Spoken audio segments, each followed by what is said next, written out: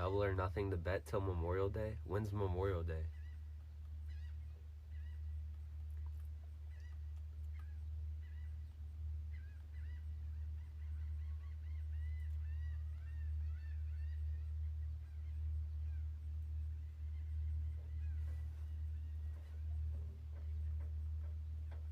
I can't find a large iced coffee on here, bro.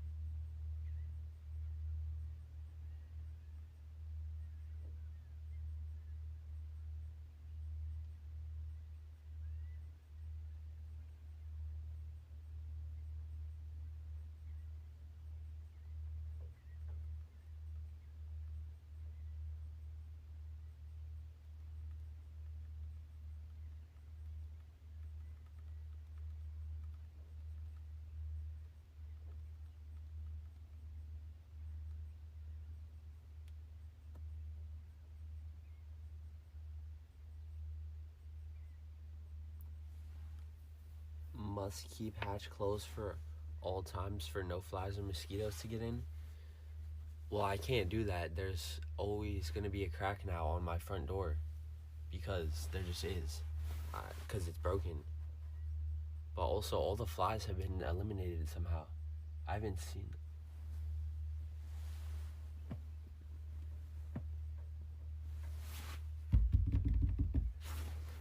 Never fucking mind, bro. God damn it.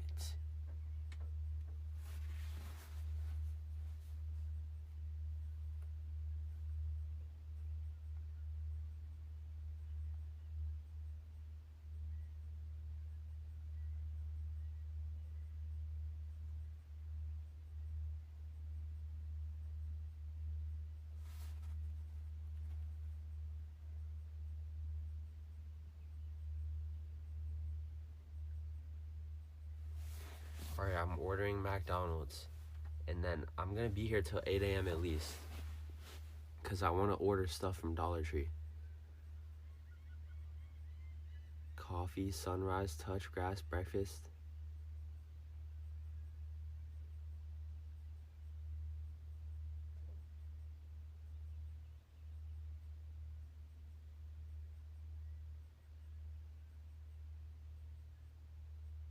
There's a bee behind you.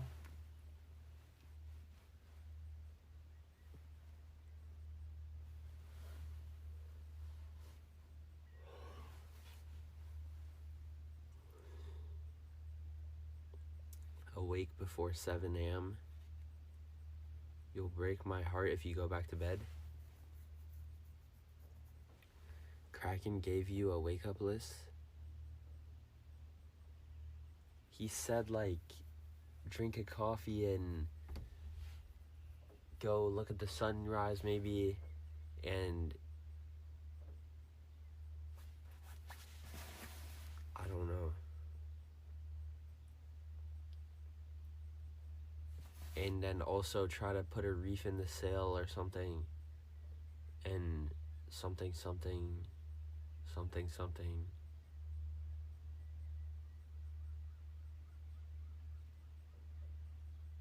You do this thing where you're so still, I think the stream froze. Bro, you ain't getting to Miami anytime soon. There is no grass to touch, bro. You didn't even listen to him. I woke up early, I'm awake, and I try to get coffee. He said don't look at chat for the first 30 minutes. Oh yeah, he did say that, but well, what else would I do? What is even the name of this boat? It's Puffin 3. Touch water. I do not really want to touch water right now. Ride the hoverboard. I'll go touch water once the food gets here. Positive chat right now. Facts.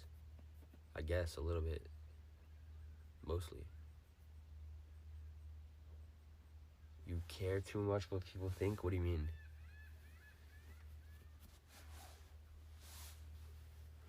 What does it say? The temperature is 53? Nah, it's like 45, bro.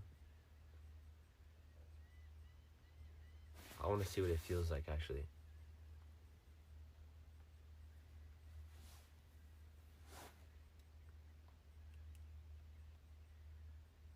says it feels like 48, so I was close. W positive chat. Nah, it's because the only people here are people that would just, I don't know, actually. Negative people would expect me to not wake up this early, so they're not even here yet.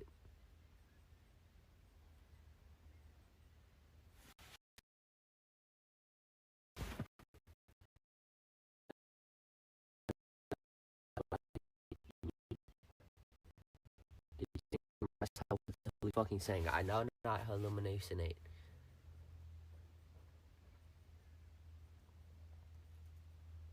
W Shoovy lows.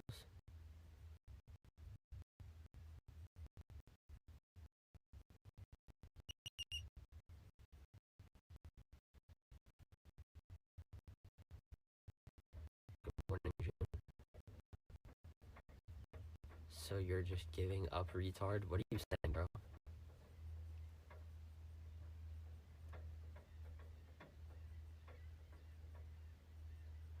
Shoovy, you're the best human in the world? No, I'm definitely not. I am absolutely not. Bro said I'm the best human in the world. Autopilot is a must. It's just not.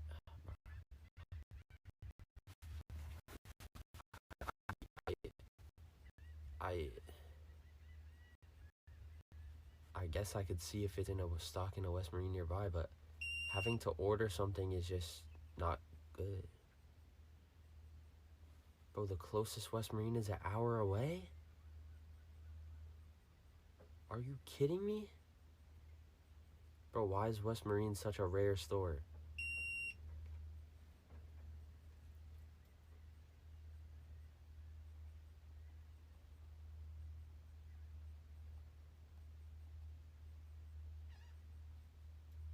I went through Maryland and Delaware fastly, though, not gonna lie.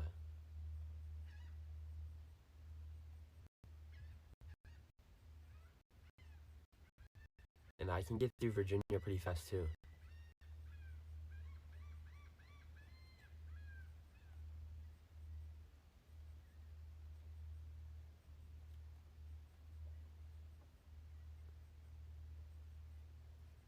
And then I don't know what to do. If I could just go in a straight line for days straight to Florida, it would be so good, bro. If I brought somebody else, I could just beeline straight for Florida for days. But we would actually have to know how to sail, that's the thing.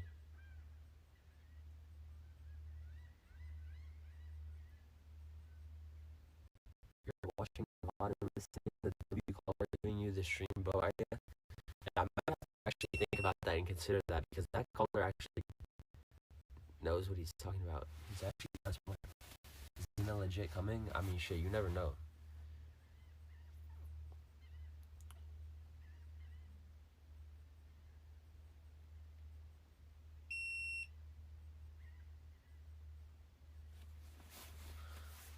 Nah, bro, Zena's not gonna be the one to sail across the ocean 24/7 taking shifts. She's not gonna do that, bro.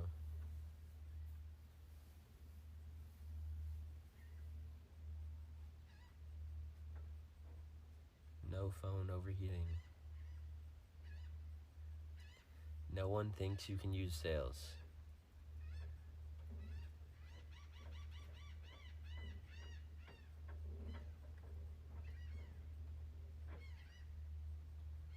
Daddy, Kraken force pressed you last night. What are you saying, and why would I read that?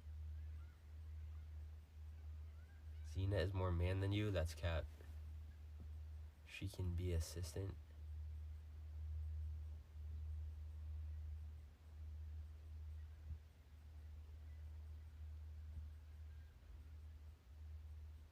You ever watch videos of people doing this trip? Shit is wild. Good luck, bro, is all I can say.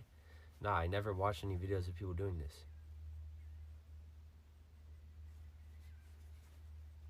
Is it actually crazy?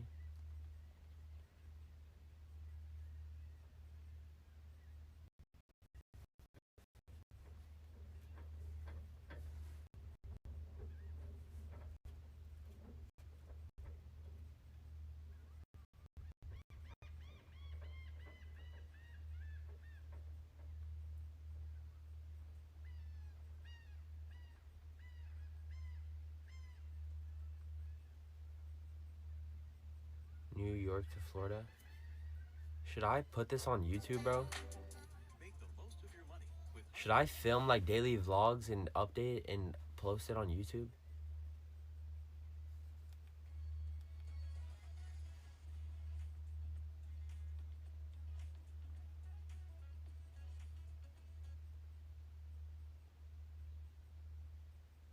Because I feel like this could be something that other people would be interested in watching, bro. Hire an editor. Just get an editor. But still, I'm saying, even if I have an editor, they're going to edit up my VODs. But should I also talk personally to the YouTube? Like, yo, what's up, YouTube? It's day 2. Right now I'm traveling to this place. Or should I just literally have them clip my whole VOD with logos on it and, you know, widgets and times and weather, and it's not gonna look, I don't know.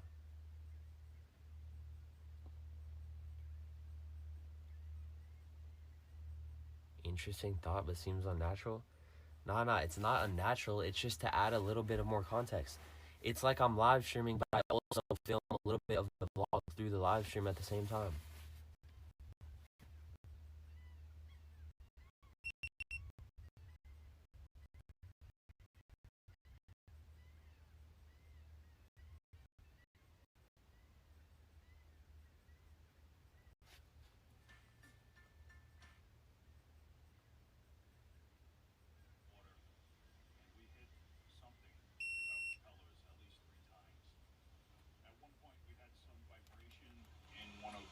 The starboard propeller, so we likely had something wrapped around it. A stick may have been stuck in there. We're only going 1200 RPM, so really slow speed, about 6 miles an hour.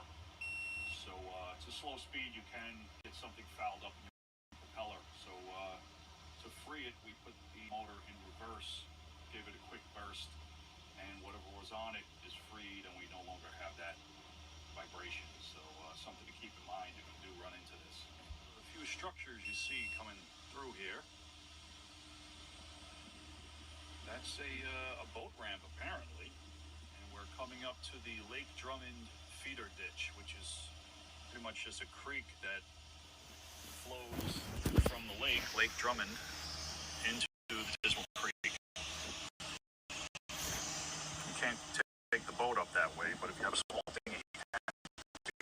This has 900K on episode 10 of New York to Florida. 900K on episode 10, bro? That means every other episode only has 1 or 2. Am I effing? Small boats under 1,000 pounds. Bro. Piece of shit here, bro. Unless I go outside. I could plug in the Starlink, but I use so much battery. My generator's at 7%.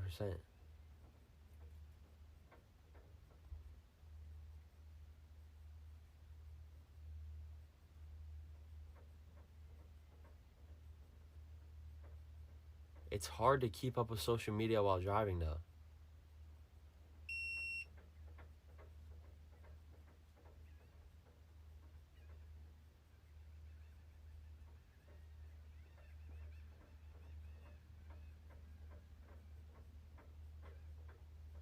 I'm pretty much doing 1/3 of the American Great Loop backwards.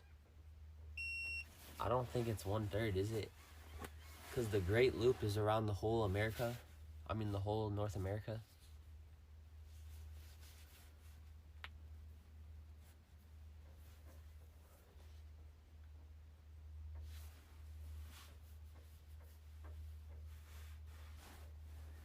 Look at this guy up at 6 a.m.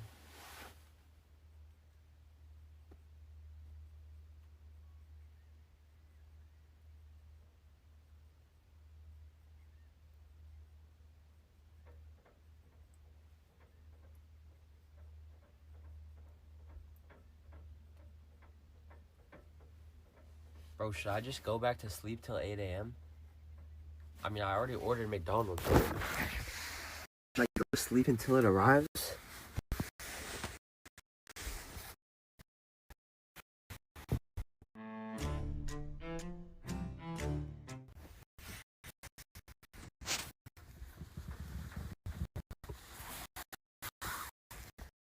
Make some.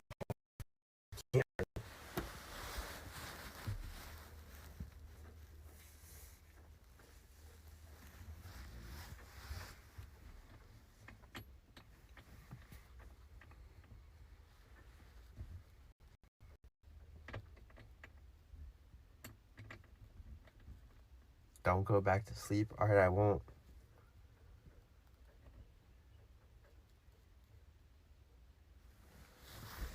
You just said you want to do videos, then said you can't do social media? No, I'm saying if I found somebody to like do it for me, I guess that would be the best case scenario. Because obviously I can't edit videos while being out here.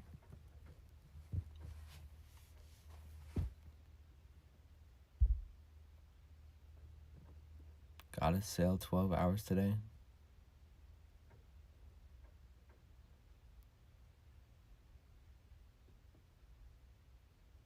Sleeping wrong way in birth? What do you mean? You're saying I'm supposed to sleep with my feet that way?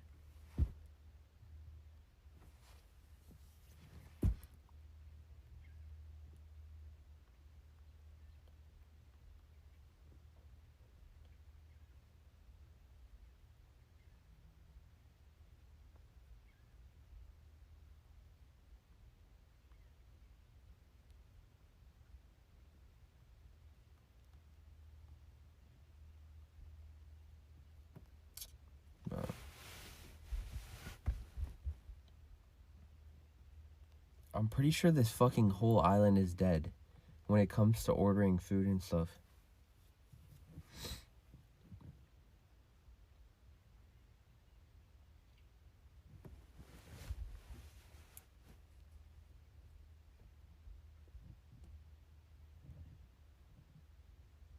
Go on Monkey app? No.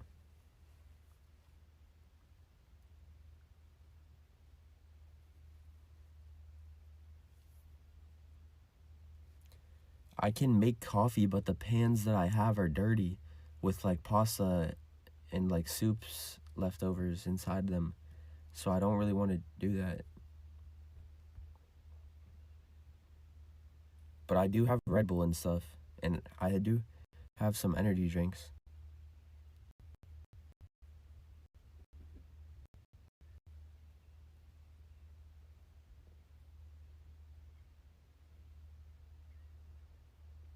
You gonna sit there or actually do something? I'm waiting for food, bro.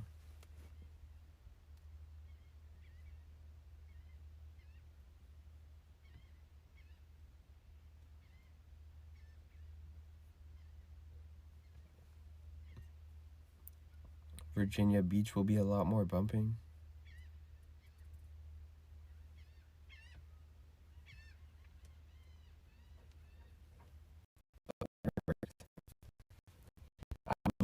Yeah, I ordered McDonald's. This is the list. I was 8:15 a.m.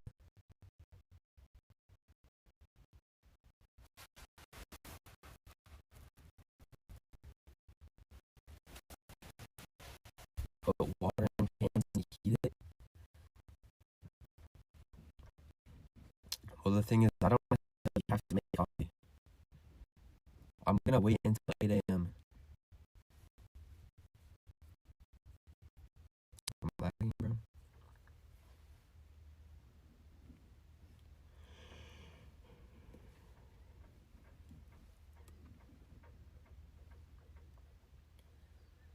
I don't need to make coffee because I'm gonna order some anyway. Well done getting up, thanks.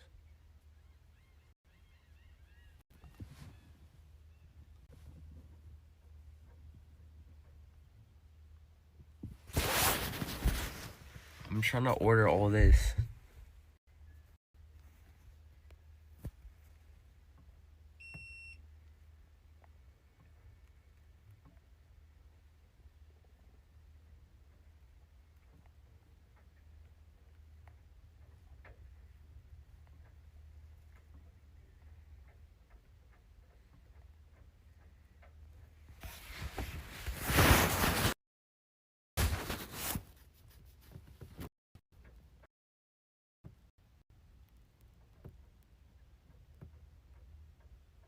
$10 can of coffee is crazy? Nah, it's not a $10 can. It's because I ordered multiple, bro. But it doesn't open until 8 a.m. Looks like Mondo order.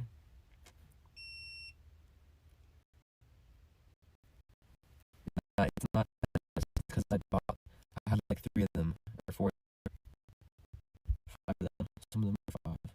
Quantity.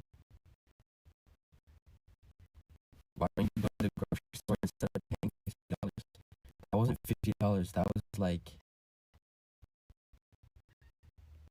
$140. So it's probably. Let me see. There's no grocery stores open. I don't know. I think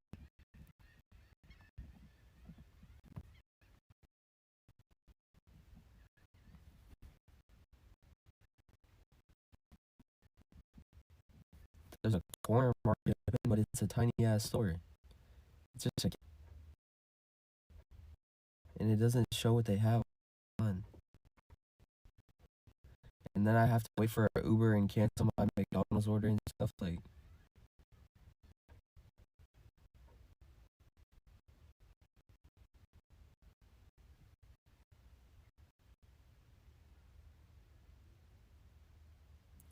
There's no grocery store open, bro.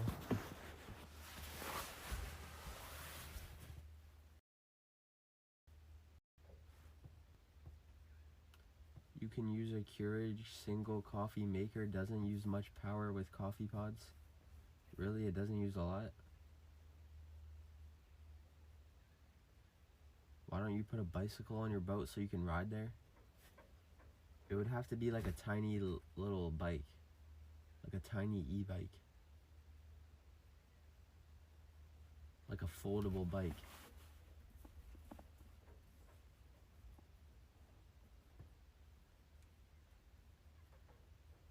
Ain't no way you set your alarm for 6 to wait 2 hours for a coffee delivery. Nah, it's not like that, bro. I mean, that's what is happening, but I didn't know it was gonna be like this, okay?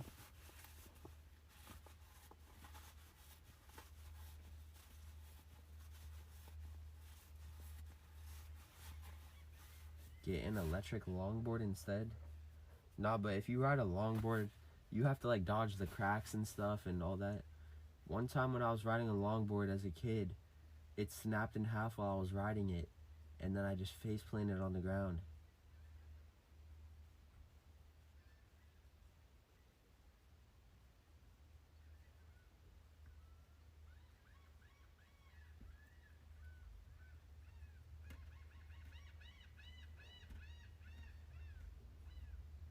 Electric scooter?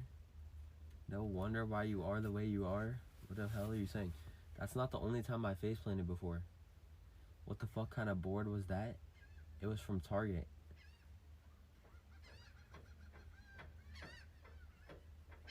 But it broke in half, snapped in completely half while riding. No one's trying to pick up my order. And I feel like Uber would do the same. If I try to order a ride to go somewhere, it's gonna be waiting for hours and hours till someone picks me up.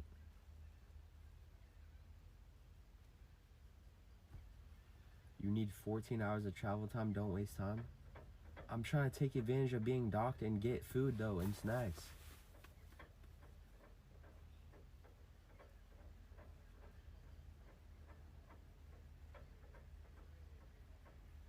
You in the middle of nowhere?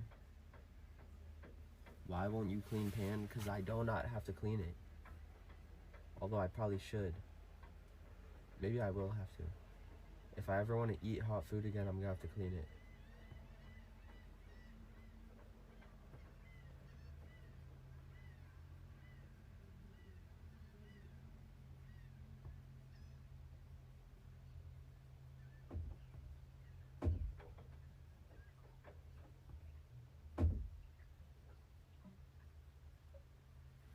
Oh, I'm not buying a scooter, bro.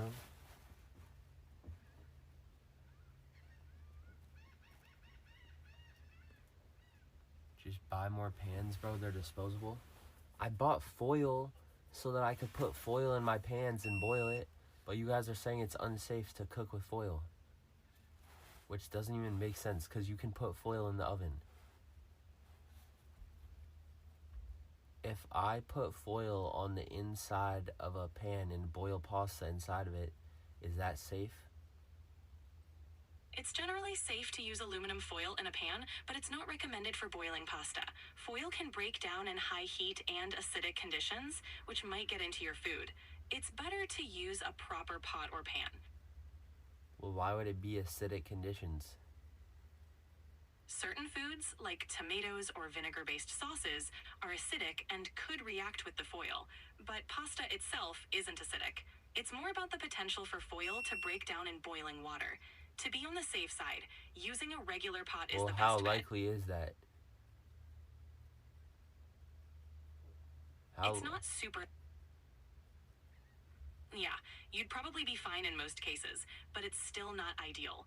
For long-term or repeated use, it's best to stick with cookware designed for boiling. Keeps everything safe and easy. But I don't want to keep cleaning the pan. I hear you. If cleaning is the issue, maybe consider a non-stick pot or using a silicone liner. Those can make cleanup a lot easier without any of the foil risks.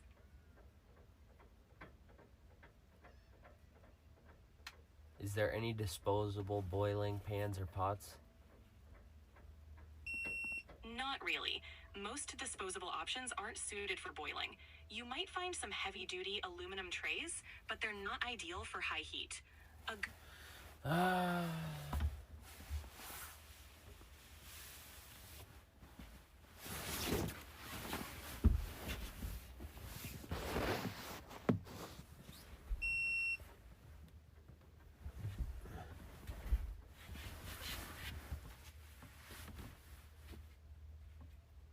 Maybe the character should be just chatting.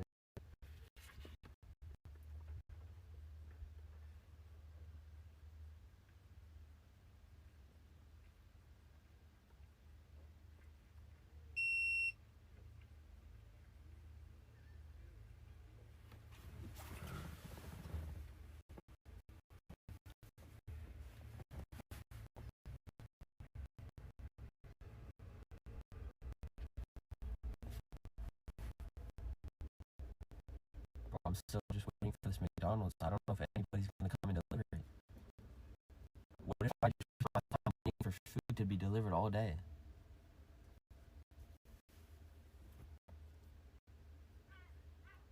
Every pot is disposable? I mean, one...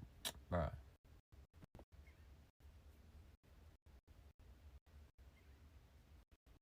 Yeah, I unplugged the Starlink. Because it was using way too much power. I need to plug in my generator and stuff, but I don't think I should do that at the marina at 7 a.m. in case people is like sleeping or something.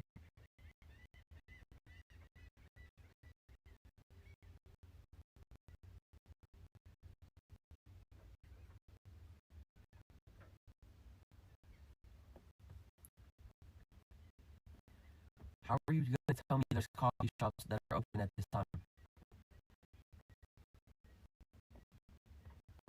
There's literally none. Oh no, maybe.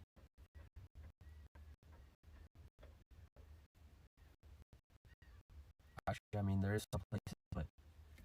Like, bro, I already ordered food to my location.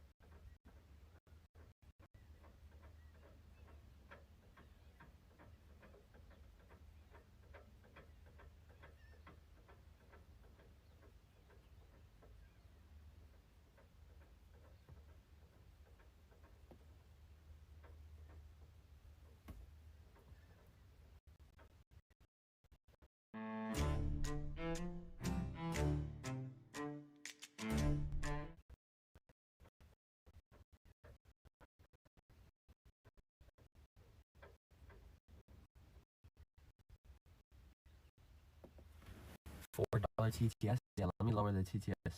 That was when I was asleep because I only wanted to be woken up for a good, valuable amount of money.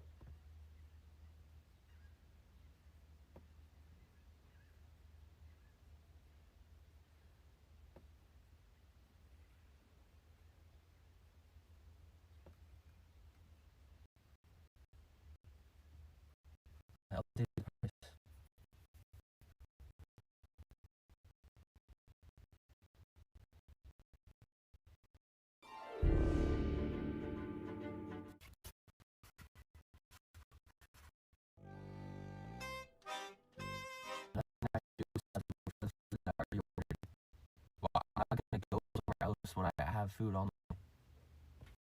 Oh my god, bro.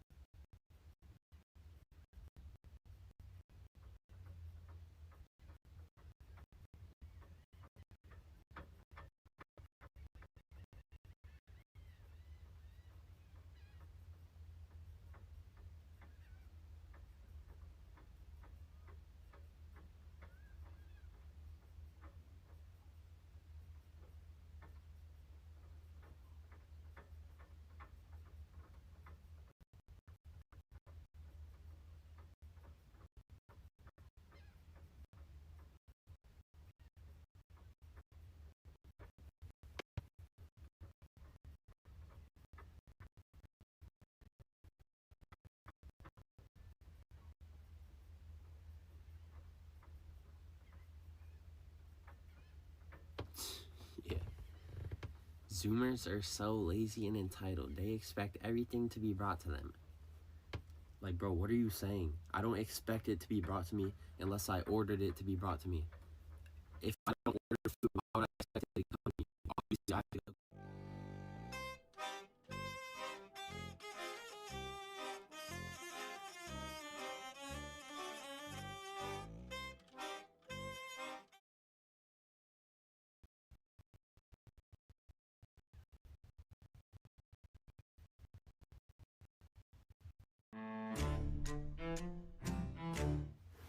Bro.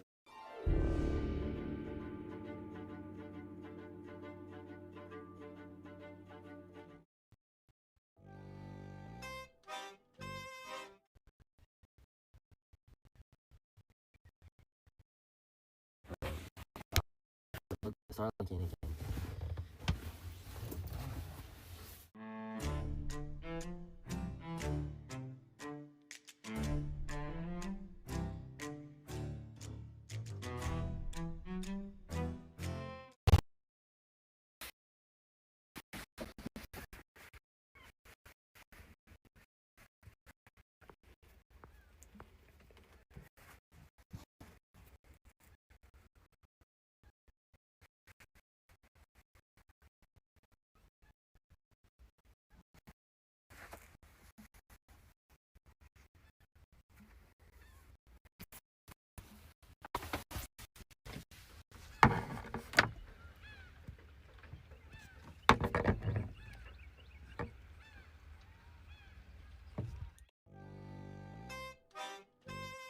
Oh shit, I'm plugging the socket back in.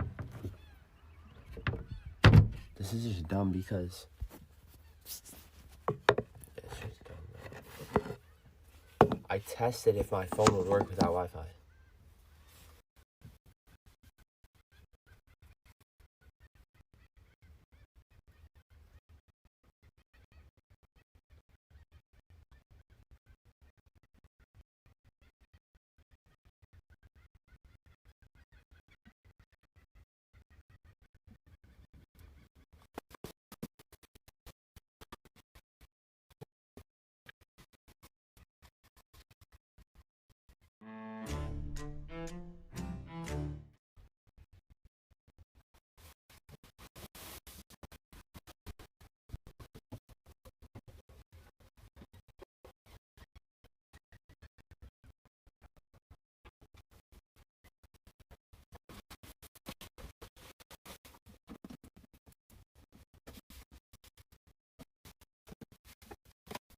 Bro, I'm about to just try to Uber there.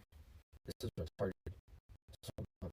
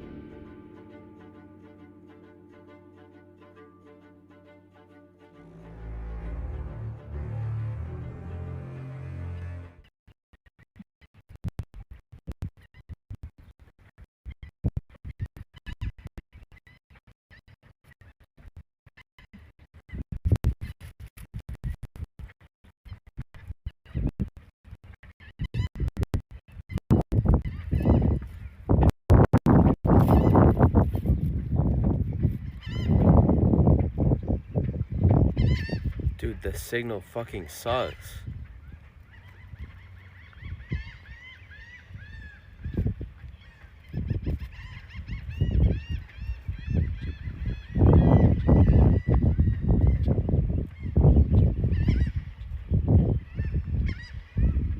I need to charge my generator, but I don't think I can turn on the gas generator while being here.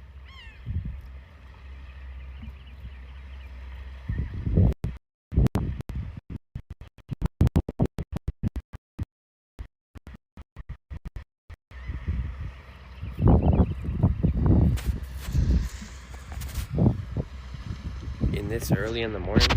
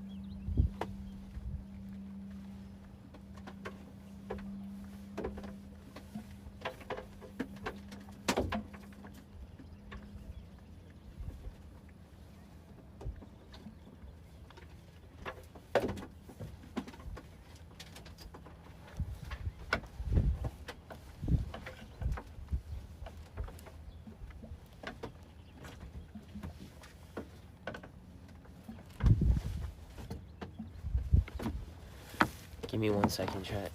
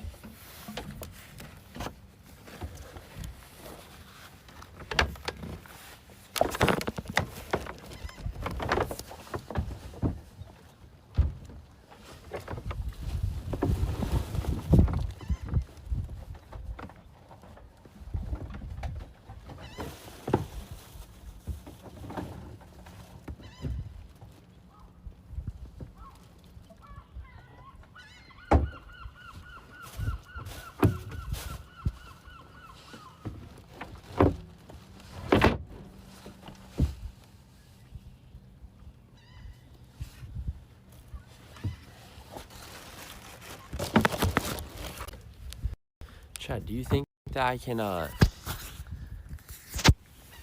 turn on my generator in the marina at this time? You think I can do that?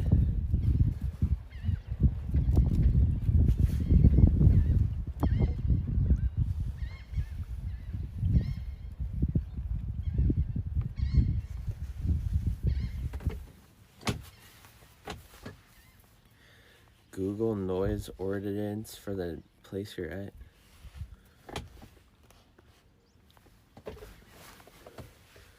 Bro, by the way, nobody is picking up. I ordered an Uber to McDonald's and I ordered food from McDonald's and nobody's picking it up.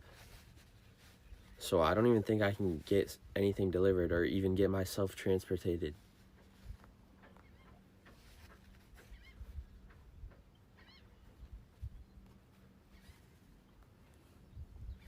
I'll try to see if there's anything in walking distance. Nope, there's nothing near me. So, the only way is if I get a ride, bro.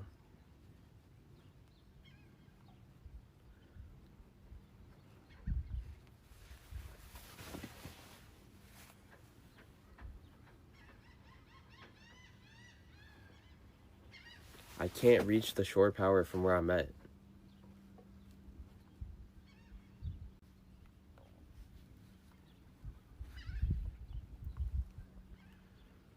What's the earliest that you can make noise in Chincoteague Island?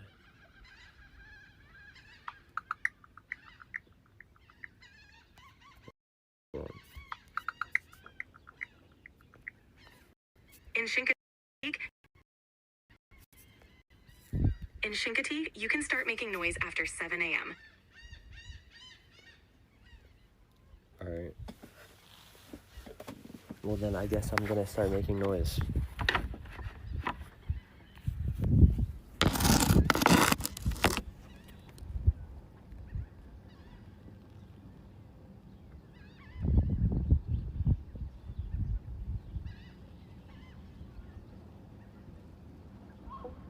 Nobody is picking. Bro, I'm screwed. I'm not gonna be able to get food while I'm here.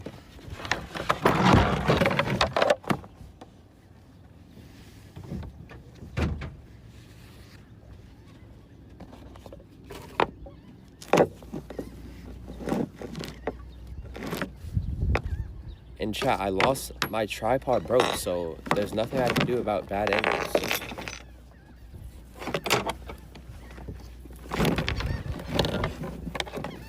Everything is just such a fucking mess, bro.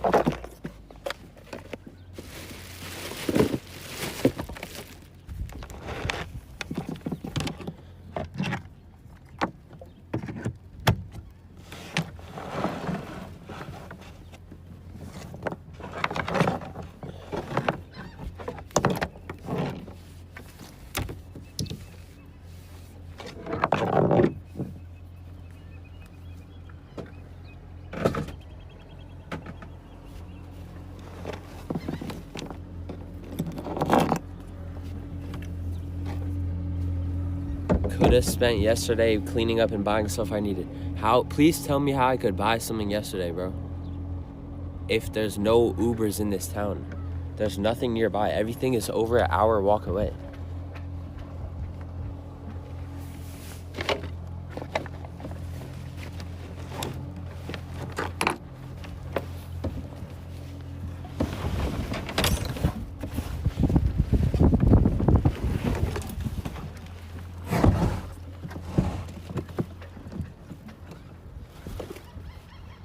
Also, it says my generator is almost out of gas.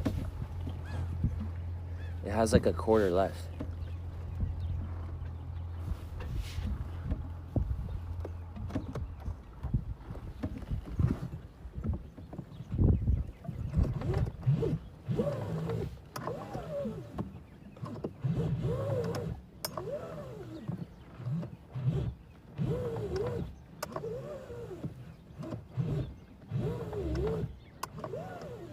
Is it fine to fill it up while it's running? I'm just gonna fill it up now.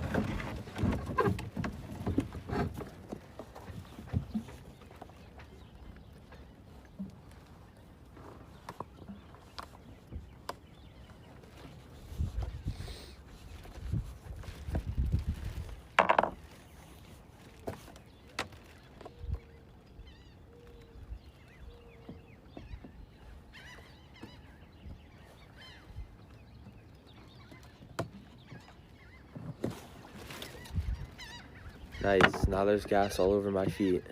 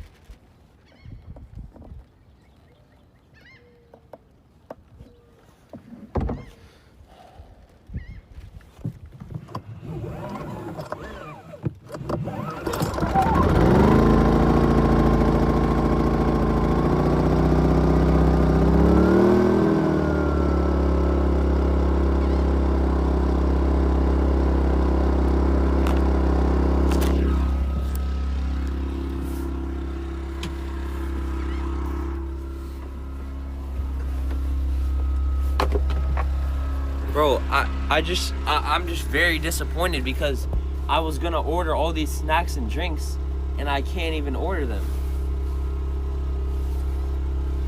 Because I'm on a dead island with nobody here. There's nobody on this fucking island, bro.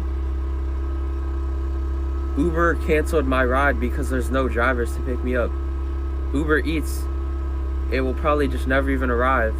And then when I try to DoorDash from the dollar store in 37 minutes, it will also probably just never arrive.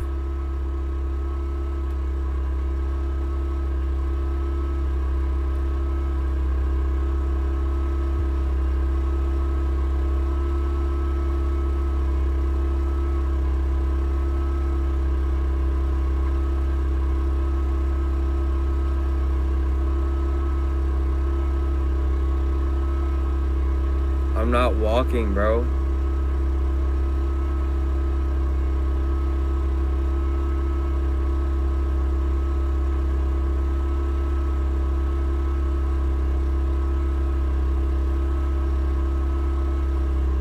How you up so early?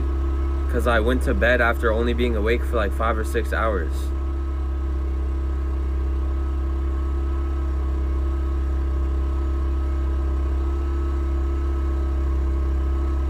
It's not a 10-minute walk. I don't know why you're assuming that.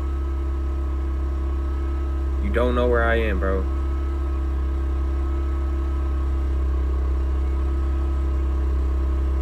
Bro, too lazy to walk 5 minutes? Yeah, keep assuming how close I am.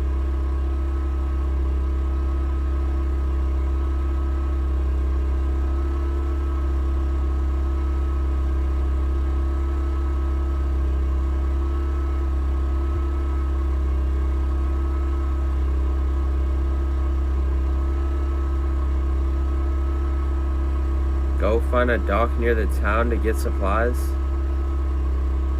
But then I'll use a lot of time driving north when I need to go south.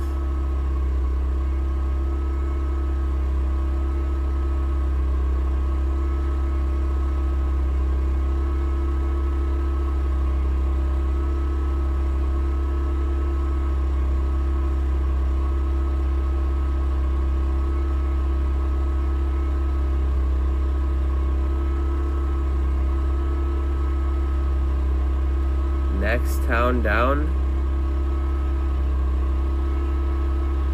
There's no big towns nearby, bro. I'm in the middle of fucking nowhere.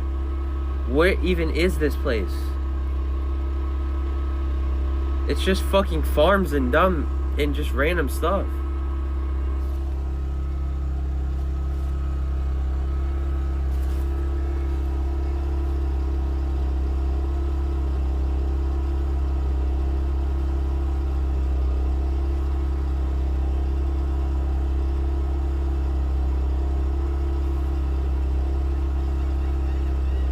Go south more. There's nowhere that I could stop today that is a good big city.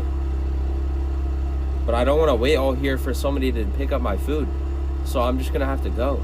But I was really, I honestly expected somebody that would deliver it. I don't know.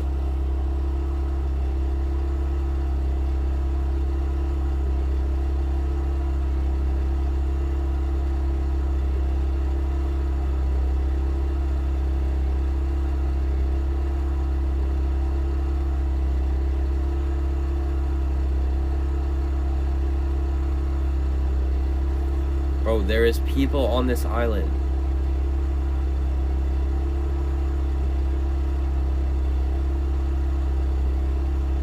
Let me see if there's a gas station nearby.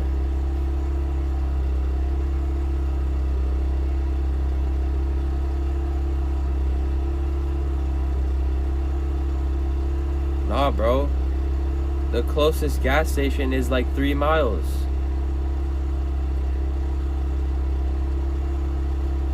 The closest gas station is an hour walk, bro.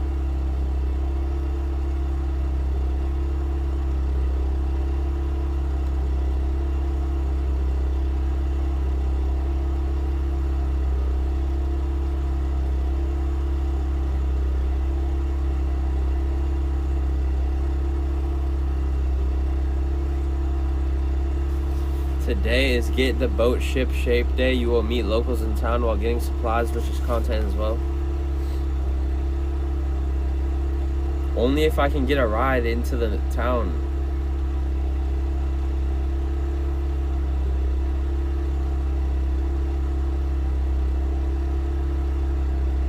Two hours of whining and doing nothing. Shut the fuck up, retard. I just woke up.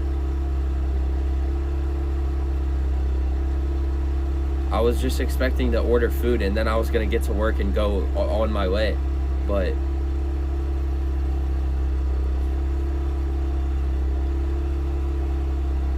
where am I at? I'm in the like most eastern, northeastern part of Virginia. Woke up early to farm KCIP. Yeah, bro.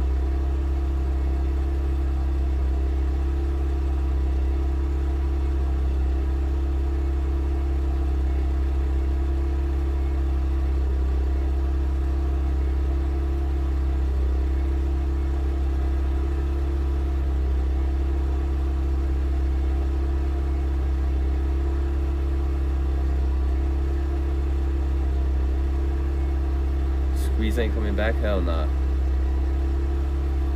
Bro tapped out for good.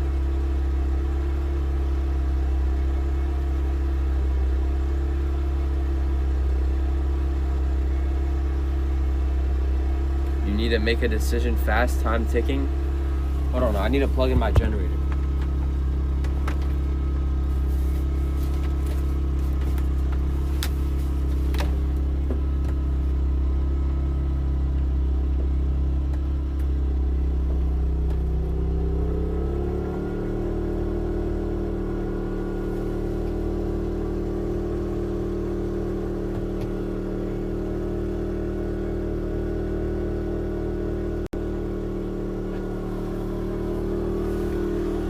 It does actually look like there is a fuel dock here, so I can restock on gas.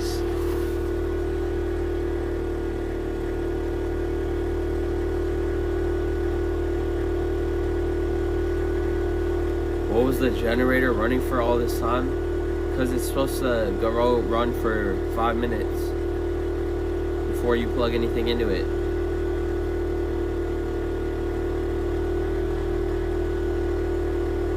Go walk around and make sure there's nothing nearby. I have a map, bro. I don't need to walk around to see there's nothing nearby. There's literally nothing nearby. Like, nothing. There's literally just houses and marinas and neighborhoods and campgrounds. And then just open land.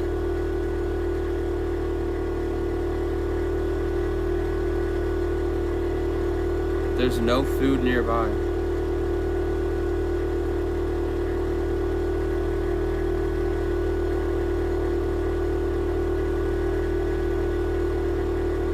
Nah, bro, the closest restaurant is 40-minute walk.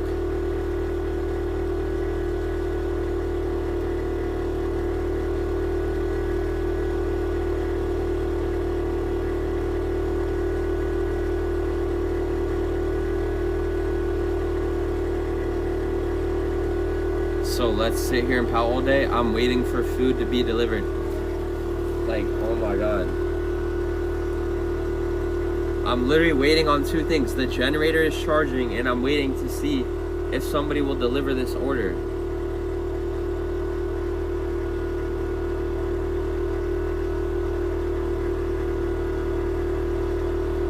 Your leg's broken? Yeah, of course I can walk there. I don't mind walking an hour, but I'll waste 2 hours of the day just trying to travel, just to buy whatever I need.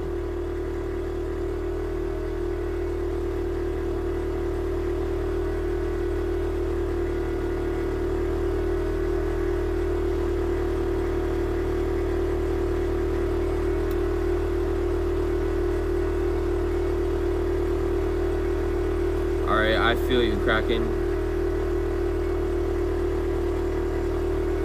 Dude, there's still a giant hole in my fucking pants, bro. Like...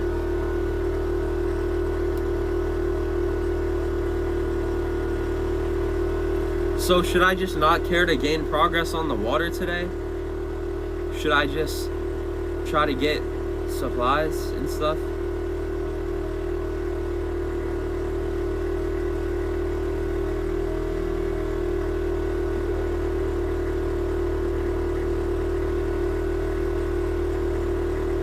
Alright, well, still, either way, I'm not gonna leave the generator running, so I'm gonna wait for it to charge first.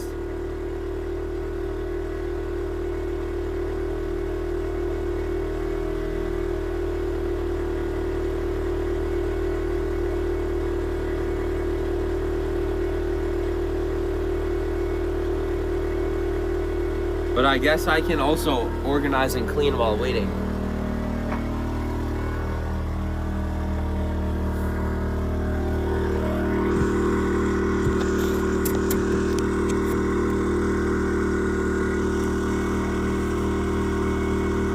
Doesn't have time for ship shape day, bro. I'm not gonna make the fucking bet, bro. The bet is over. I'm not traveling 20 hours a day, bro. I'm not doing that.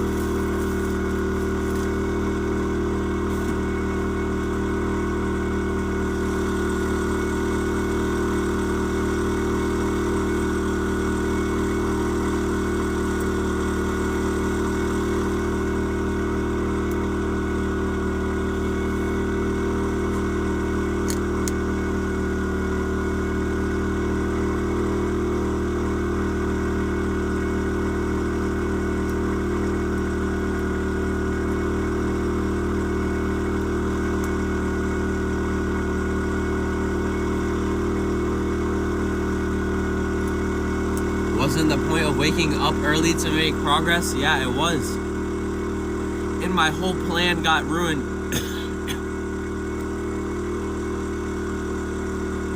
My plan got ruined because I expected that somebody would be able to deliver the food on this island, but nobody's delivering it. And delivering it is not a problem, that's fine. I'll go pick it up myself, but nobody's picking me up.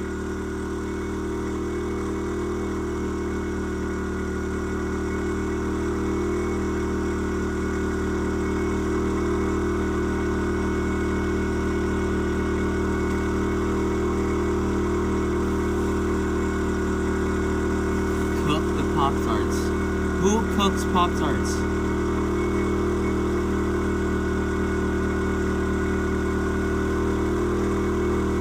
Still, nobody will deliver my food. Bro, I don't care. I'll walk to the nearest gas station. I'll walk an hour or 2 hours or however long.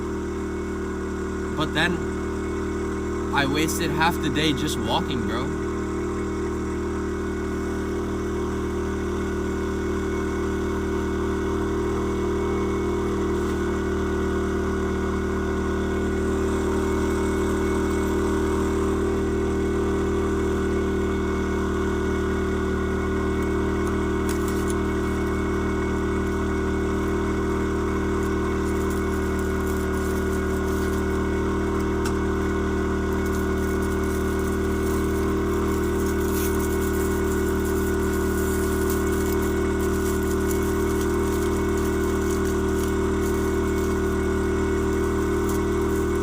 Your diet is crazy, bro. I'm on a boat.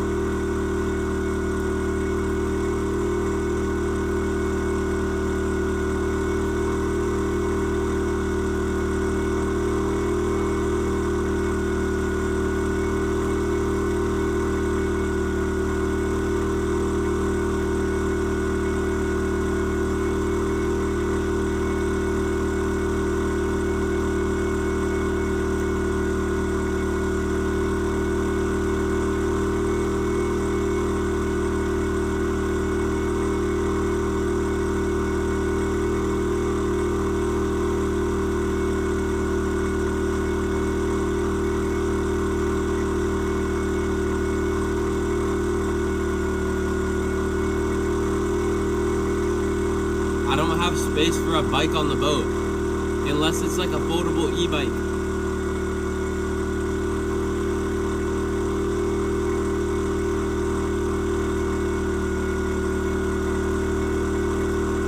You need Adderall and nicotine? I have some type of medicine that I can use.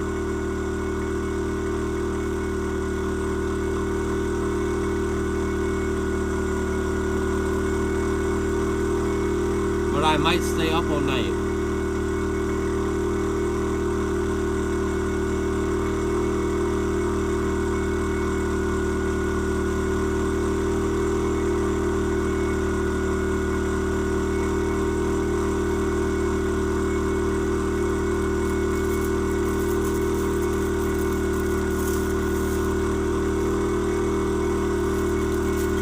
Some kind of medicine? Yeah, I made it sound sus. But I have it prescribed. I just put him on game. Nah, I had modafinil before before I knew that he had it.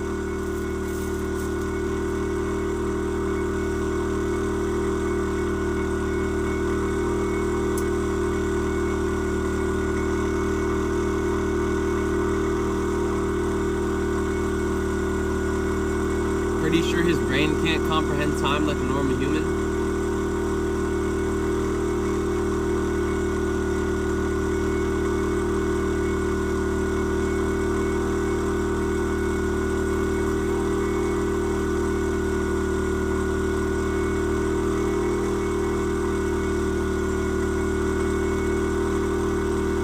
I guess you're not too retarded to go to the doctor.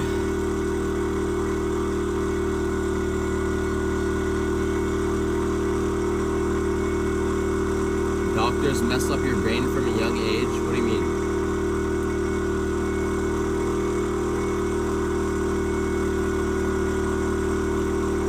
Are you anything? Are you actually this dumb, like, for real, for real? What do you mean, bro? I didn't even do anything. All I'm doing is eating a fucking Pop-Tart. What do you mean this dumb, bro?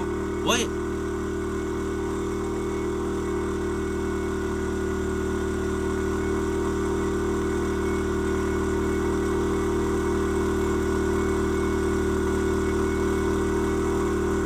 You must be rich to be fine with losing 3 grand. Bro, I don't want to lose 3 grand. Hell no, I don't. But I also do not want to travel for 20 fucking hours a day for 10 days straight and travel through the nighttime. It's like not, it's like nearly impossible. The amount of work that I would have to put in at this point is not worth the money.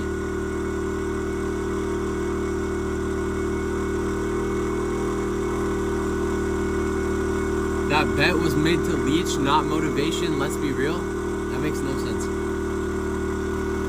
I mean, that bet is good promo, I guess, but that's not why I was thinking that. I just wanted to make money while doing this, but it turns out I'm gonna lose money while doing it.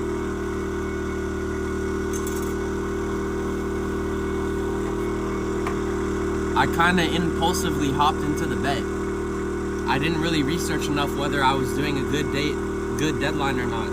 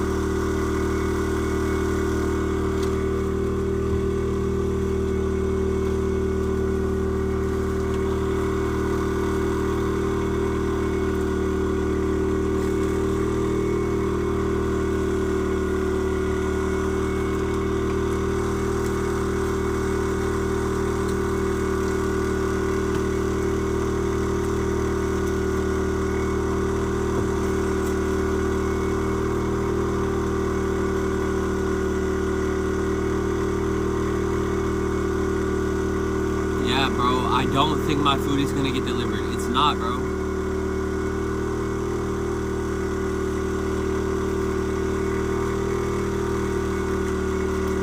That's just crazy.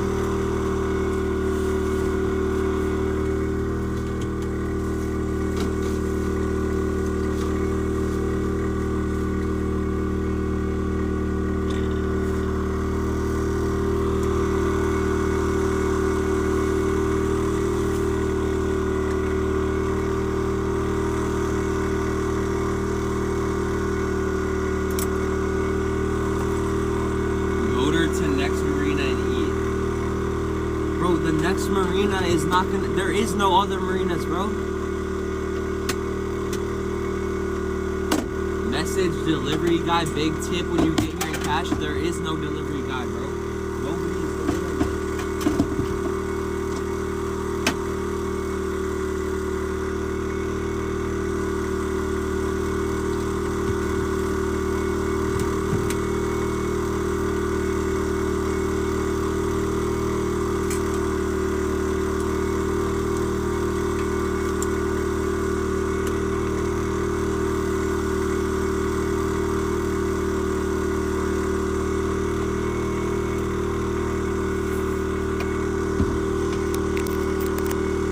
I didn't set no tip. It's like a $7 tip, bro.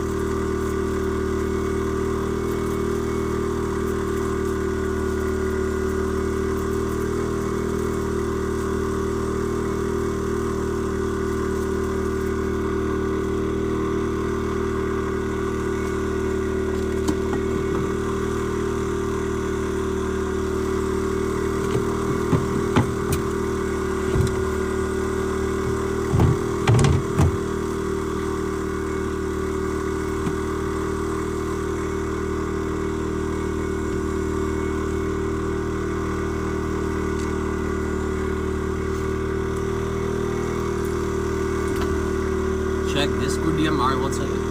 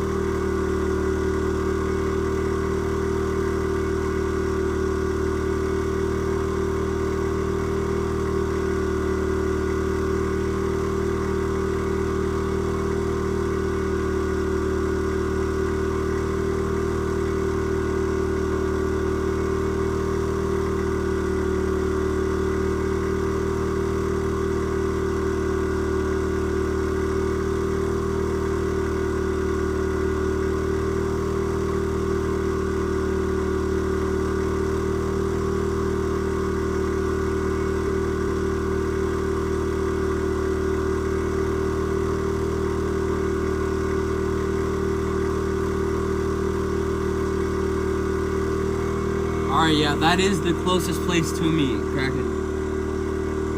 It's like 30-minute walk.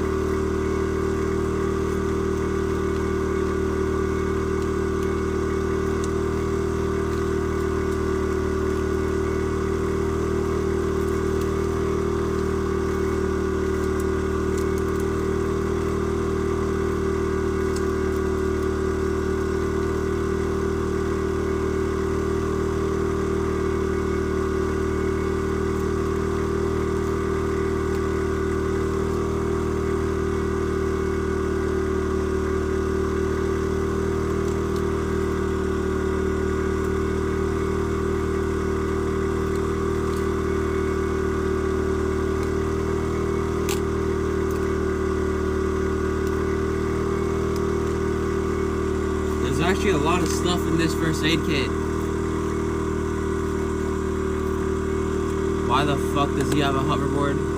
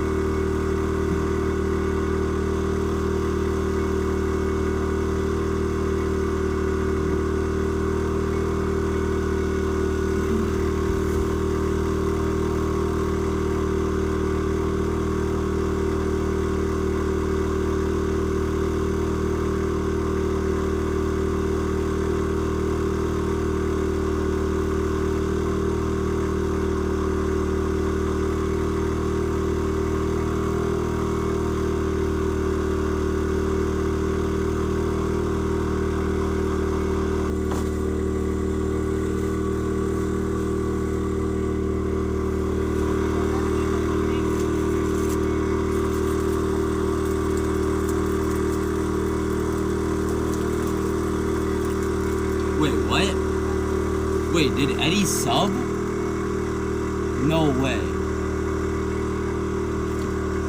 No way. Oh, nah. Yo, wait, what? Actually? Yo. Wait. Yo. Yo. Bro actually gifted. Yo.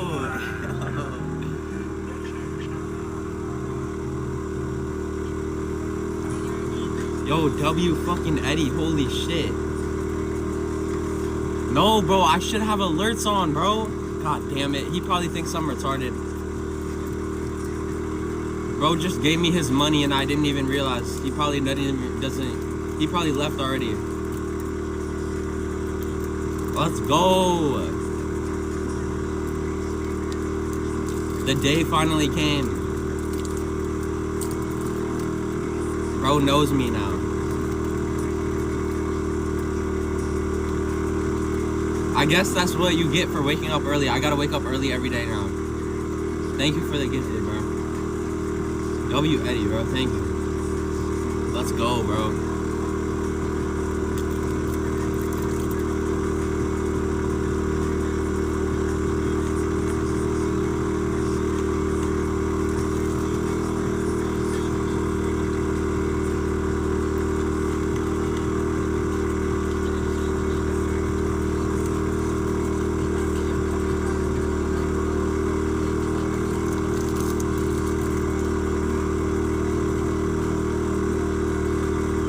W Eddie, man.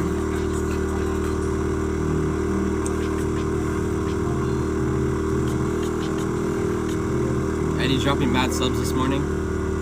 Yo, thank you, Eddie, bro. I feel like I waited too long to realize I was just locked in trying to organize my place. And then I just looked at the chat and you guys were saying Eddie's watched 35 minutes? Oh, nah, bro, really?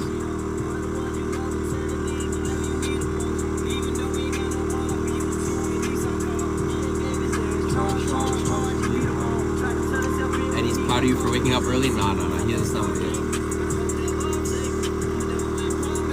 Let's go. I appreciate the recognition, bro. I don't even care about the money, but I appreciate being recognized. Now I really just gotta, put in hella work, bro. More work.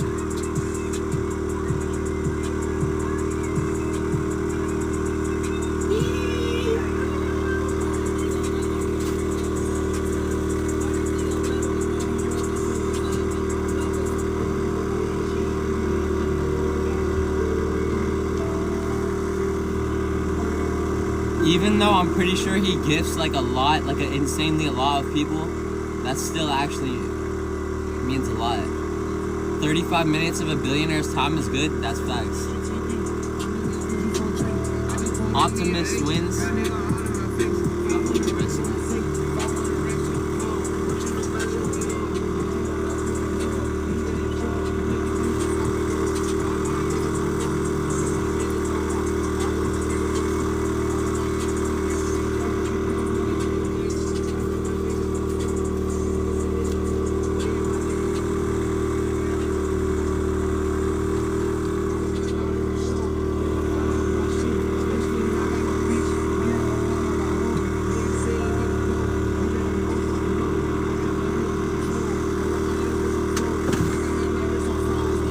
You think that's bad looks for him to gift and then I don't immediately recognize it? And also, it would be one thing if I had alerts on and I didn't see it, but the fact that I didn't have alerts on and he probably didn't see my reaction, that probably looks bad, bro, doesn't it? Chat glazing a billionaire L generation?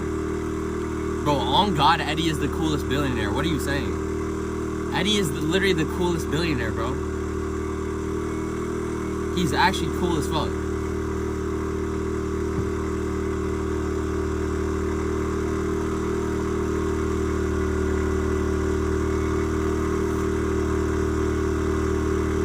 sees what a bum you are. I'm cleaning up, bro.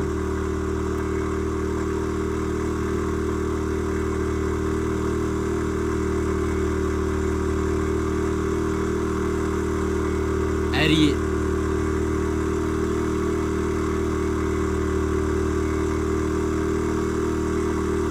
Bro said he's a soldier.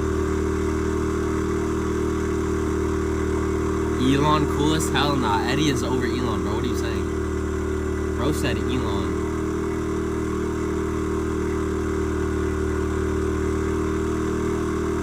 Eddie over Elon, bro.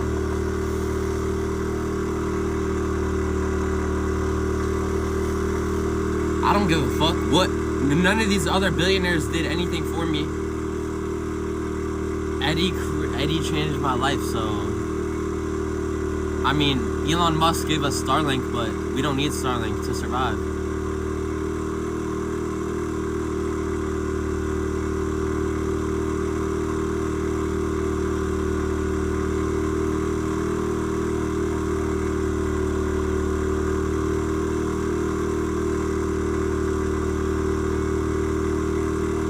Eddie checking into his poverty employee? What the fuck?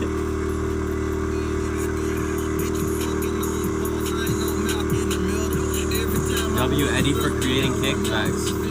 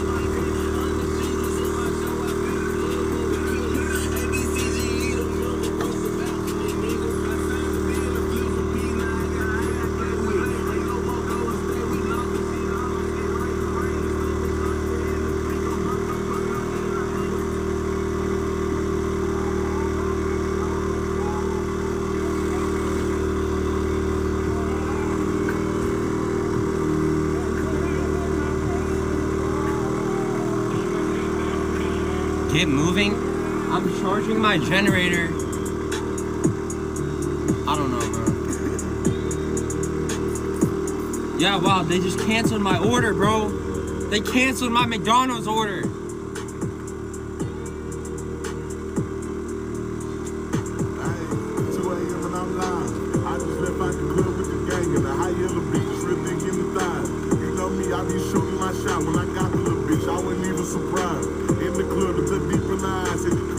Positivity, no negativity.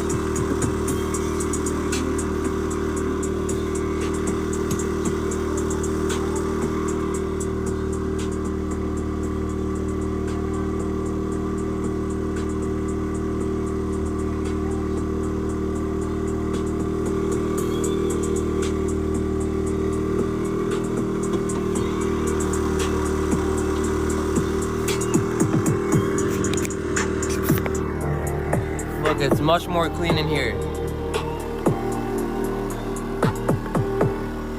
Let's go. Let's go, bitch. What do you think? All right, come on.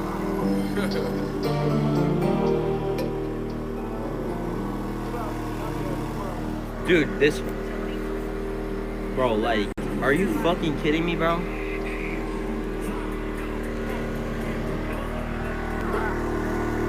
Dude.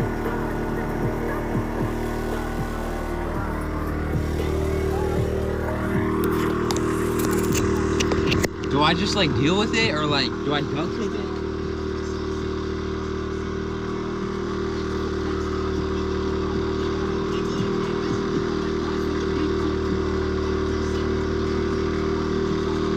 Where did I put my phone, bro?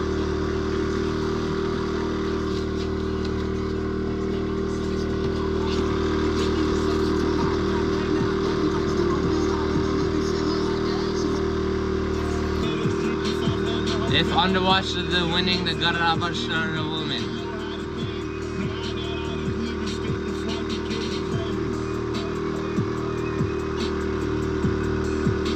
Shoovy Eddie just gifted and never typed. I thought he only gifted people on stream.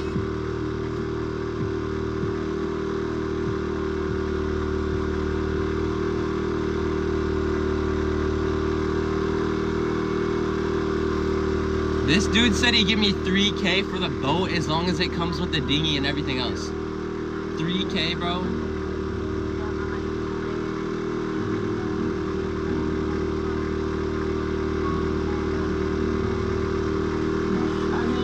Bro said then it would be like I'm giving him the boat for free because of the 3K bet. Like, that's not how that works, bro. It all say the same as my vape. Go round, round my crown. Let's go. Because he thought that he'd ruin content when people freak out he gifted. I'd give you 3K for your dinghy, really? I give you 2K. No, I don't know what I'm gonna do with the boat when I get to Miami, bro. But Eddie said True Religion. It's midnight. McDonald's is trash. Should I just leave without stocking up, bro? Fuck it, honestly, right? That boat is worth 6 to 8K with everything you have got.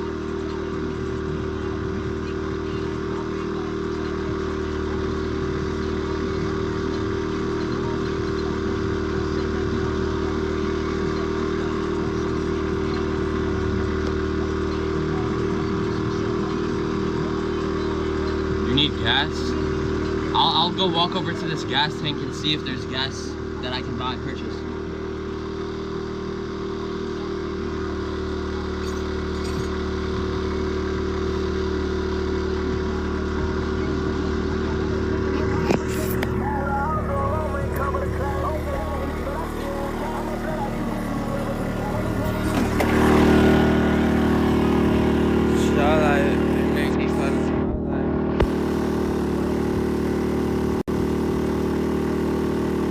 Think that's operatable?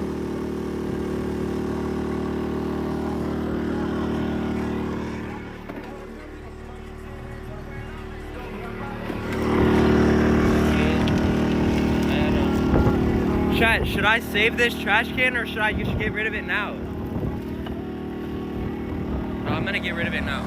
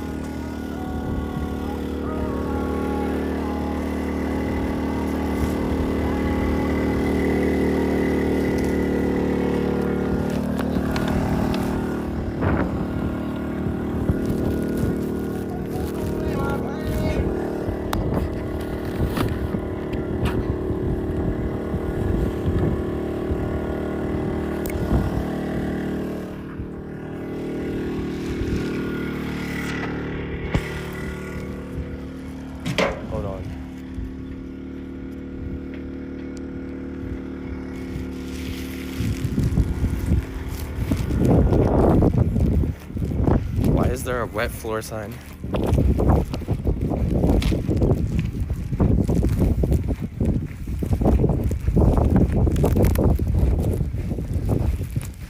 It's crazy that a boat like this can go faster than mine, bro.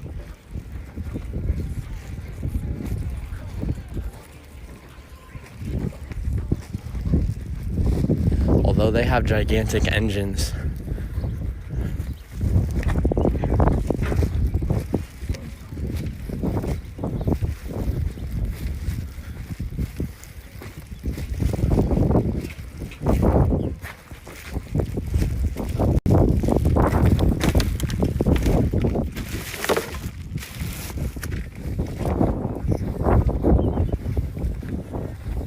I gotta walk all the way around to check the gas.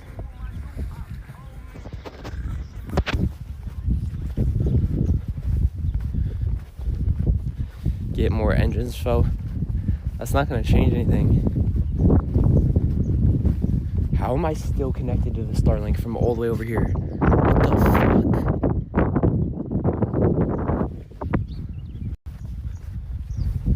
Alright, now it's losing connection.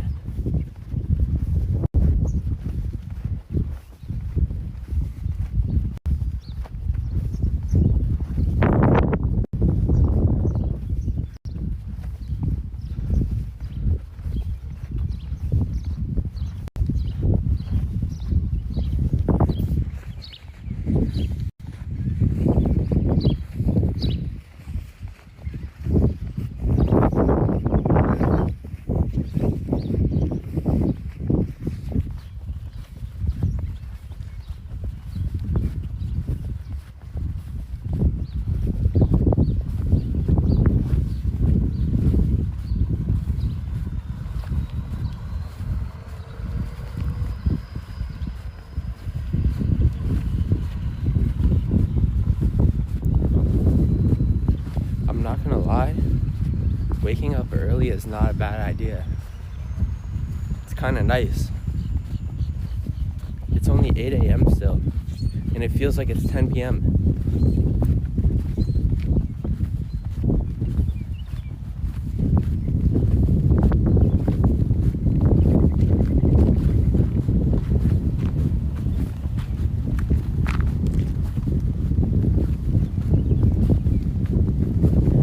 Body's meant to sleep with the sun and wake up with it.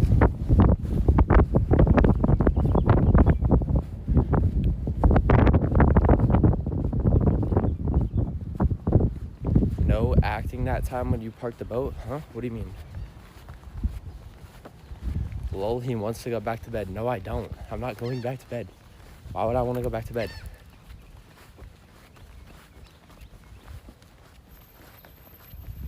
I said I'm gonna change my ways. Ice is gonna be 3,000 richer at your pace? Nah. It's 2K ice, 1K vagabond. Unfortunately. They only have one gas tank here.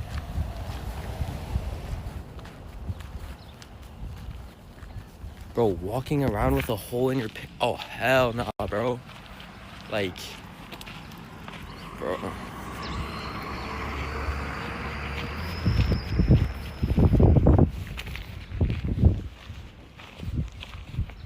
That shit is crazy.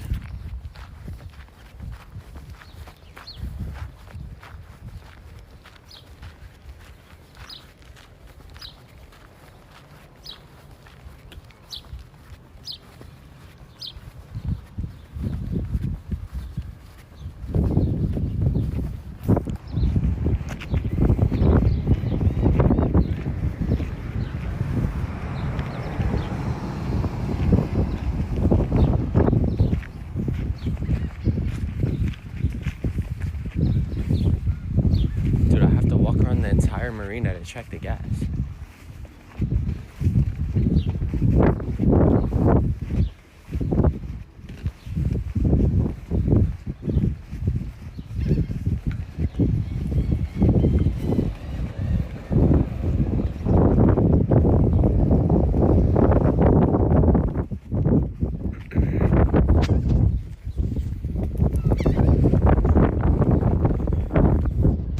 There's a lot of fishing boats Hoodie blue as the sky.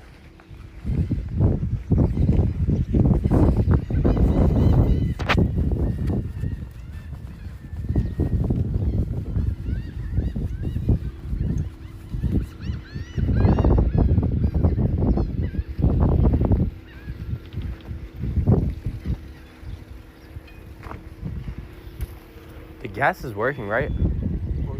Okay. I'm hoping. Yeah.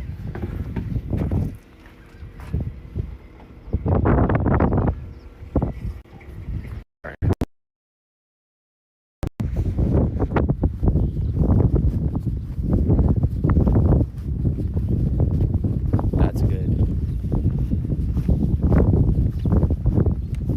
Switch to diesel, change it up a bit. I'm not doing that. Bro said keep the engine guessing. The fuck? Why would I do that? 50 gifted and I'll put diesel in my motor and my generator.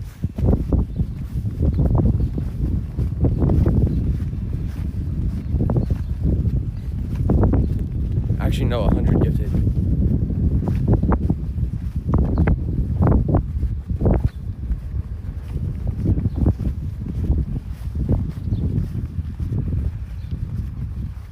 You know what will happen? I have no idea. For 500? Okay, fine, 300 gifted.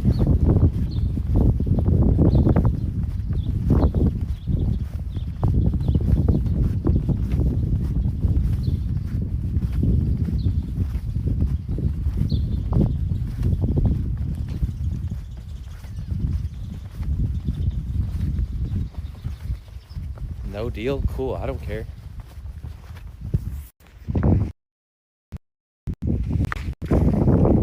Dude, I almost just died because there was a nail sticking out. I almost didn't make that.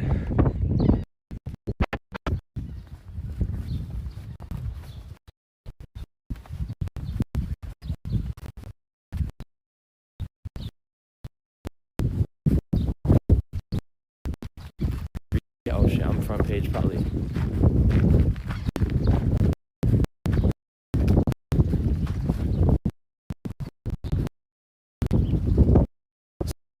And for today, well, the plan was to travel to the house, but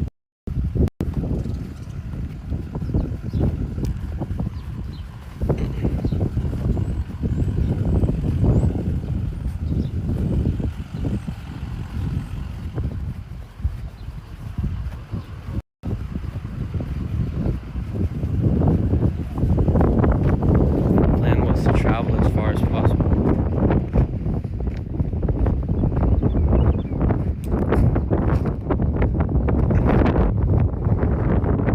But then breakfast cannot be delivered because there's no deliverers on this island.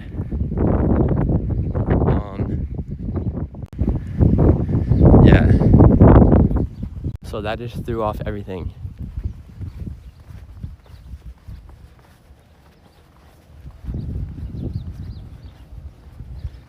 Can it? We must cure his trauma from being pressed. He feels pressed before even being pressed.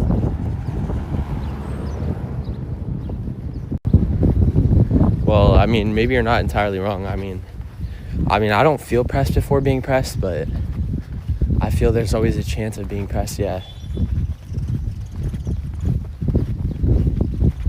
I need to prepare to move my dock to the gas dock.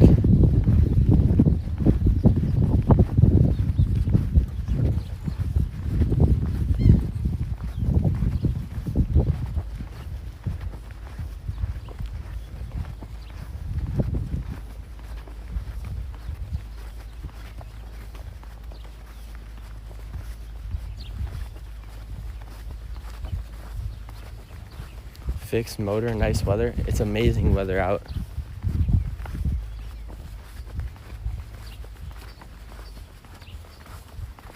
Do monkey. Why would I do monkey, bro? Some of you like monkey that bad, bro? Or that much?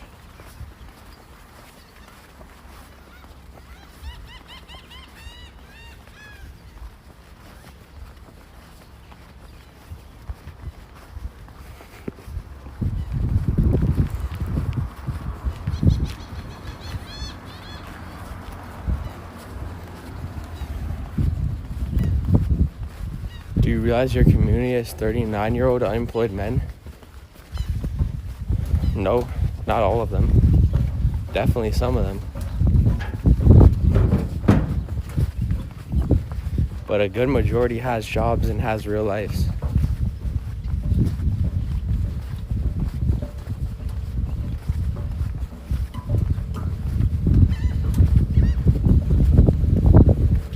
Bro, imagine I had a boat like that, bro. I could buy one like that. That's a little bit older, probably. Maybe not as nice.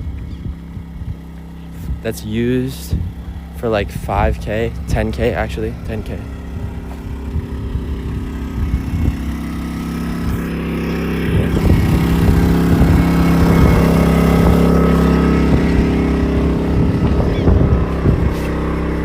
Honestly, the gas is one of the worst parts. Cause where do I put the gasoline on my boat, bro? You know?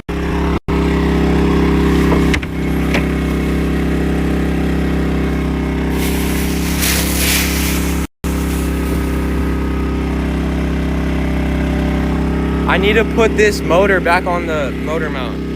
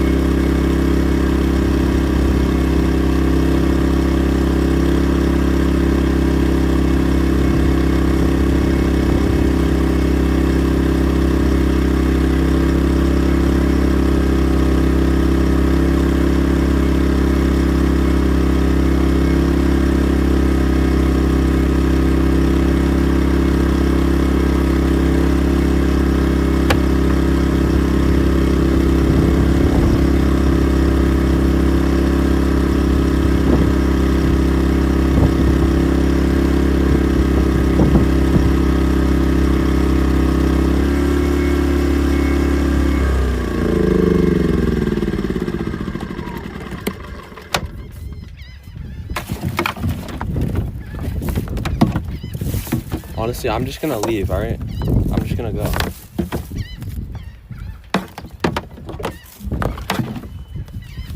I'll buy food in another time.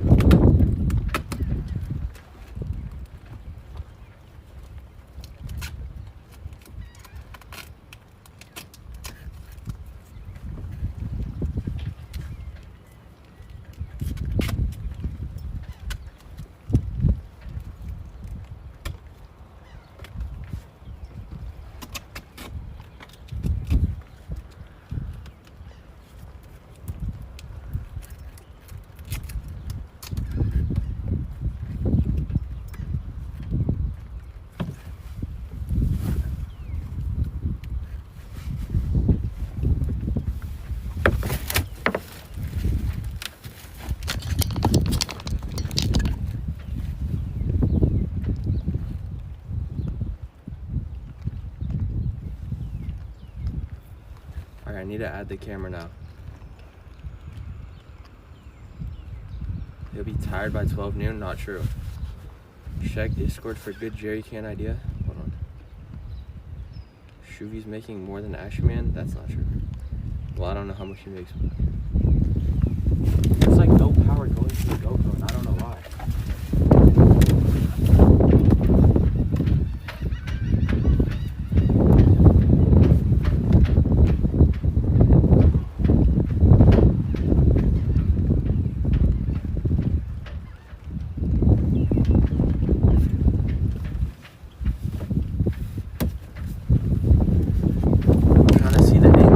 Fixate really well now.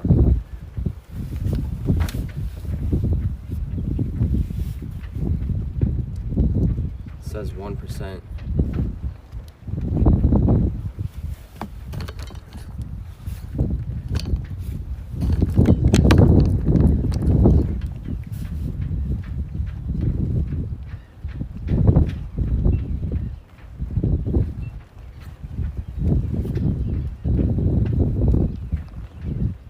I mean, it shouldn't have to charge if it's plugged in, like, I don't know.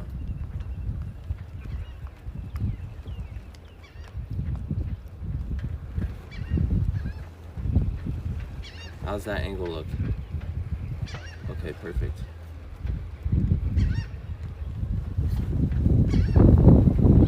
Right now, I'm gonna go gasoline dock in a second.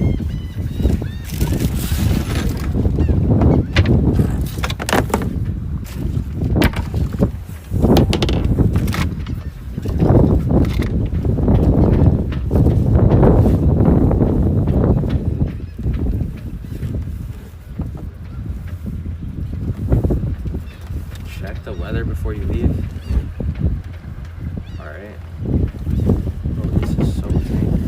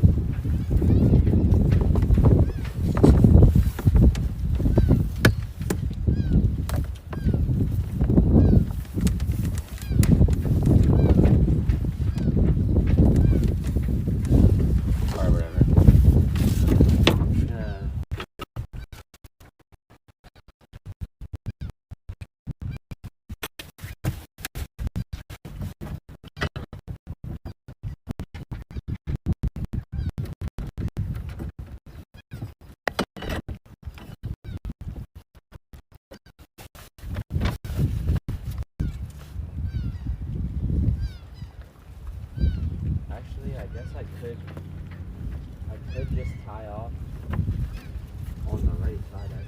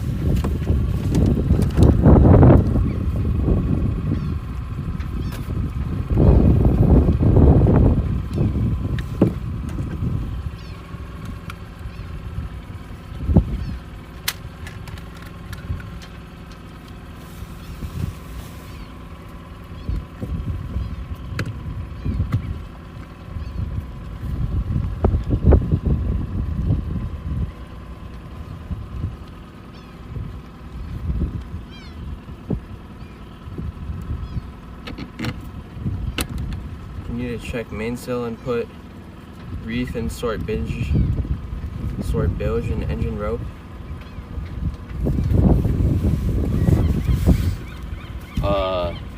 I don't think I'm gonna worry about the bilge. Well, how would I check the bilge?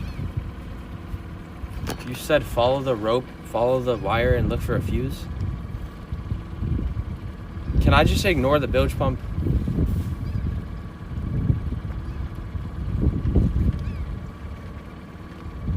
And can I just also ignore the motor and the mainsail?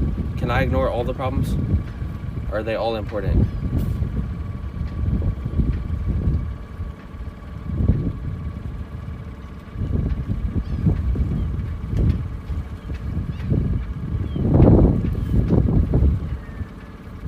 I mean, there's not necessarily a problem with the mainsail, look.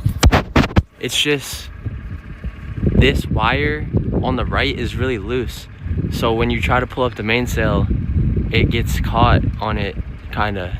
At least the last time it did. The other wire is a little more tight, but this one on the right side is loose. And you see how it's bent a little?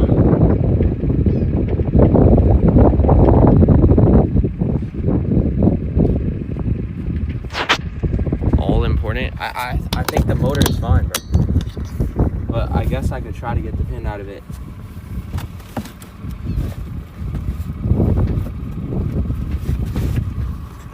Might as well look at it at least while I'm here.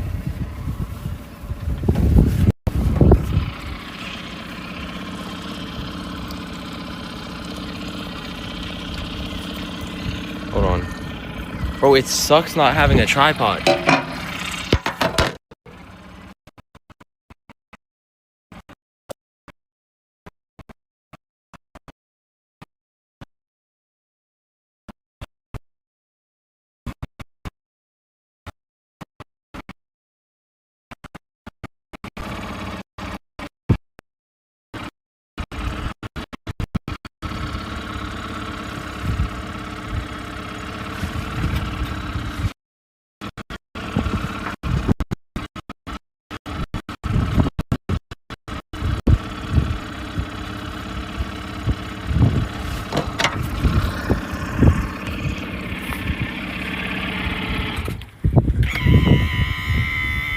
Bro, I just put the dinghy motor back on too, so I can't even really access it.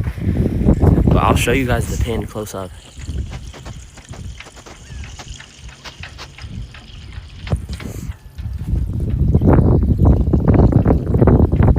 Look, that's the pin that I can't get out.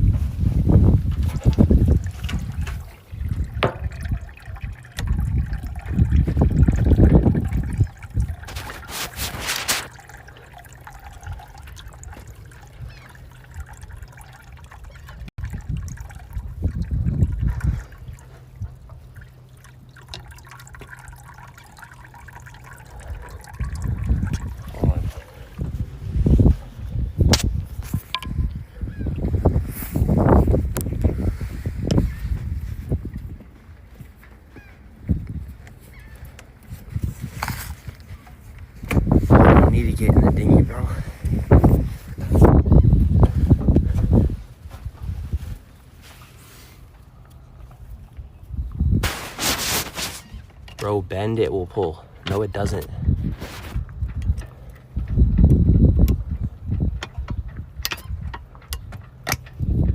I need to put something in the propeller.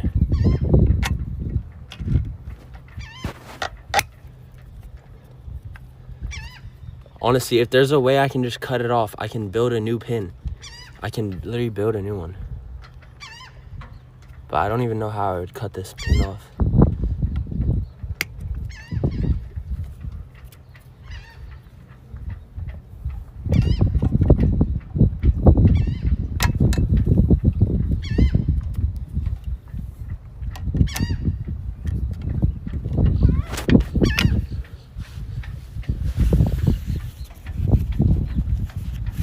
Just leave it on.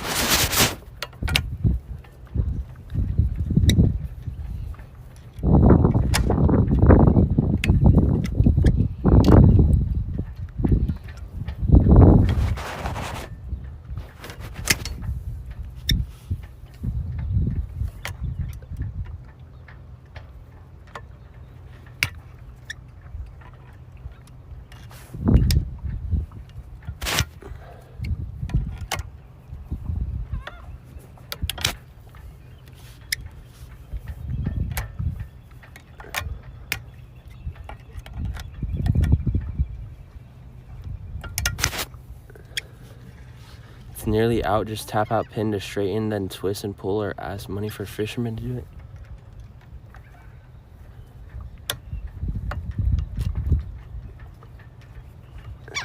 You said tap on it? Tap on this side? Or you're saying like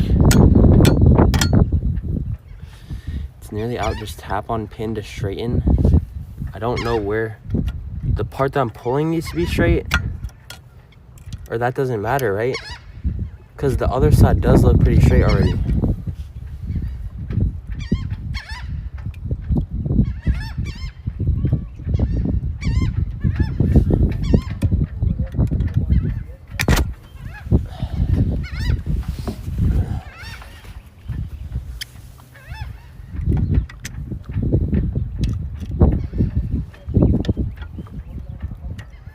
I think with all this bending, it's just gonna break off, end up breaking off.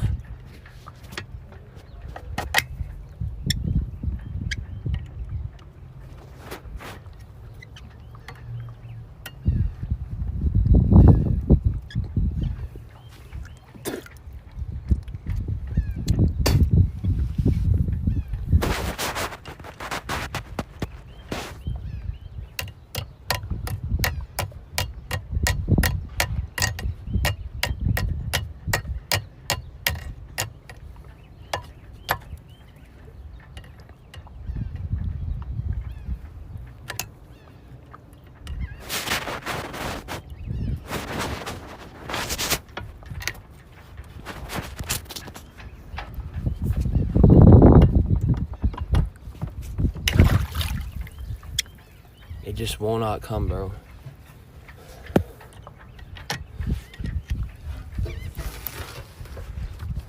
I'm literally pulling the whole boat with this.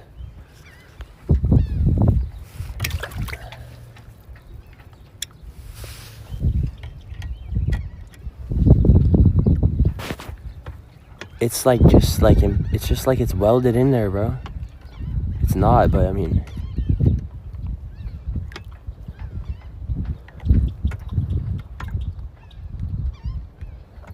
dude, I don't think it's even going through the nut. So I'm pretty sure I could take it off the nut with this pin still inside. It would just bend past through the nut maybe. Or maybe it wouldn't come off, but... if I could just break it off, even. But look, you can see the rope inside.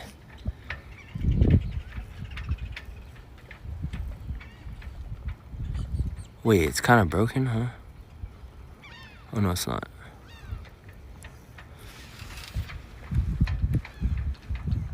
No, you can't see. Oh yeah, you see the rope in the top left? What if I try try getting the rope out like that. You have to reuse the pin. I can remake a pin, maybe.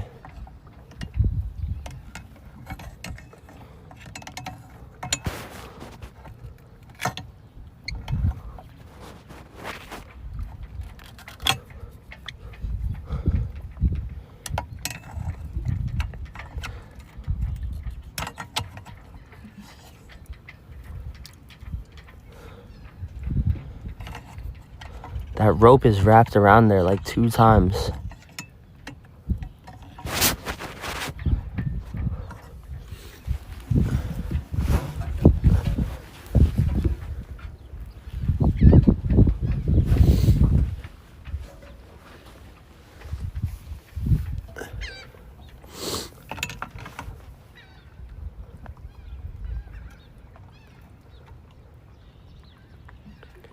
Pay a fisherman $50? I don't have cash. So unless they take like some app like Cash App, or that's literally it, or crypto, then I can't do that. And I guarantee they're not gonna have that app downloaded.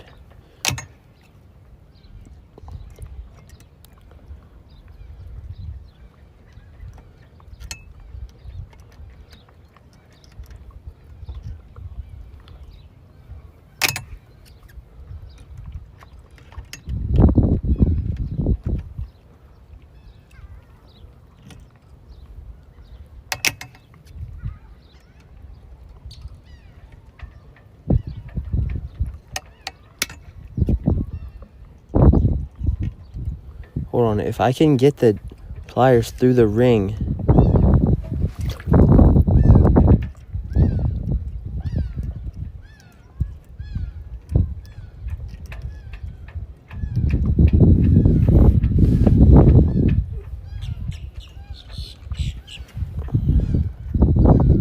Call a repair shop. Honestly, I don't even really care about getting the rope out. Like, the motor works fine. Should I try to hammer the pin down further and maybe straighten it out a little bit?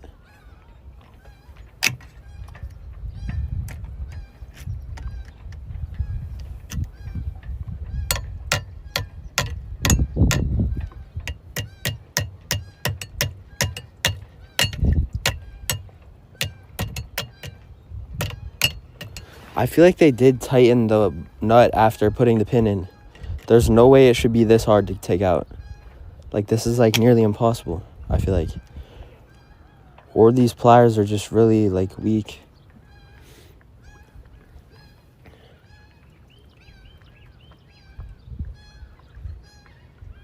Have I ever fixed something in my life? Yes, obviously.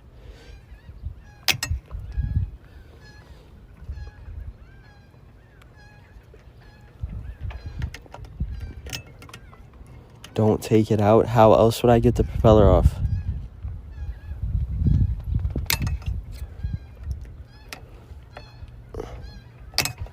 The other side just will not move at all, bro.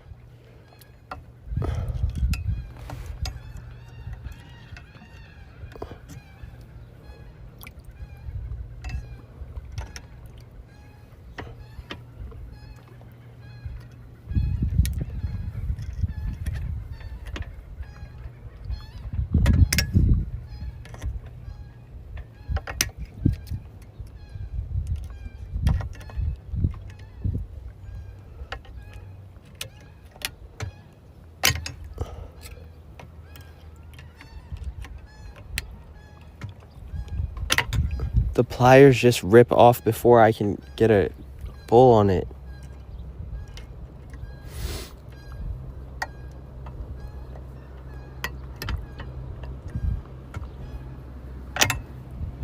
I don't see how this is even my fault. Like, how is this physically supposed to come out? I could try putting, I don't know.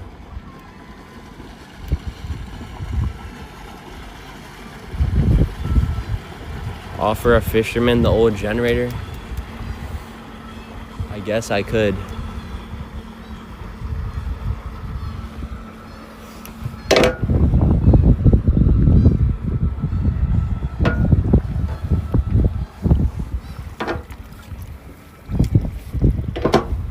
I don't. If you bend it straight, it just takes 2 minutes to pull out.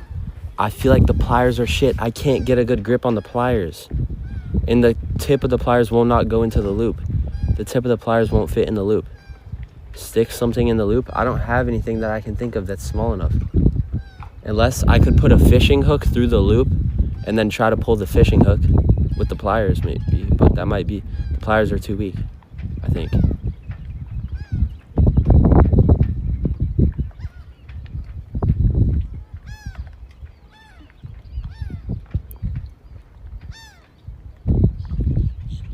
Get a small screwdriver. Actually, yeah, I do have small screwdrivers. I bought a pack of small screwdrivers when I was trying to fix the VHF handheld radio.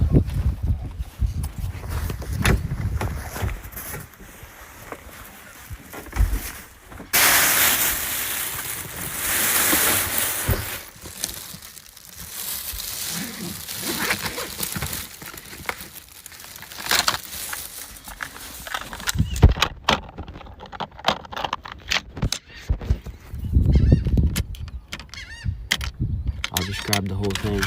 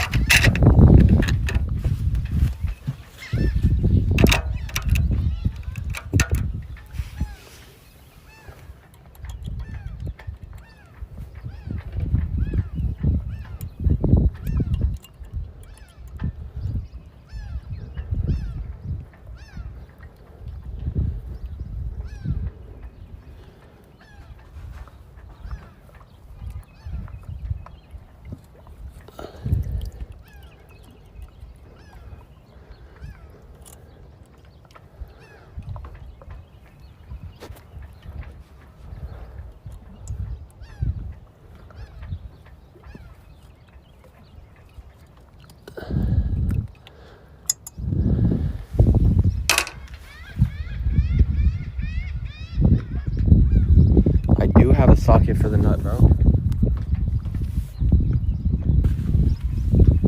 Oh my god, I'm an old woman and I know how to fix this mess. Okay, so I don't know how to fix this mess.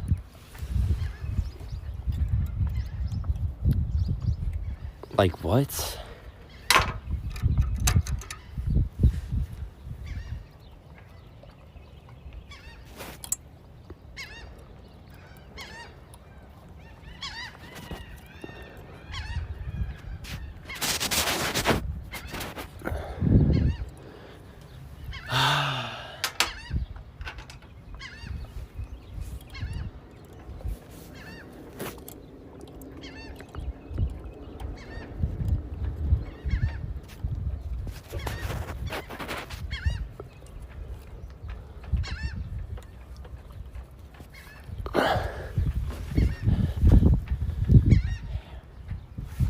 This man has a toe for a thumb. You can't expect much.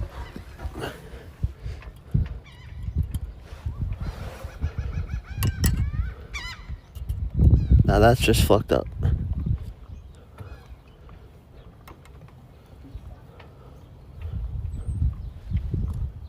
The thing is, even if I get a stick, like a screwdriver, through the pin, I can only rotate it so much. Like, before it hits the propeller. And then I cannot rotate it anymore. Because I can't get it back in on this side.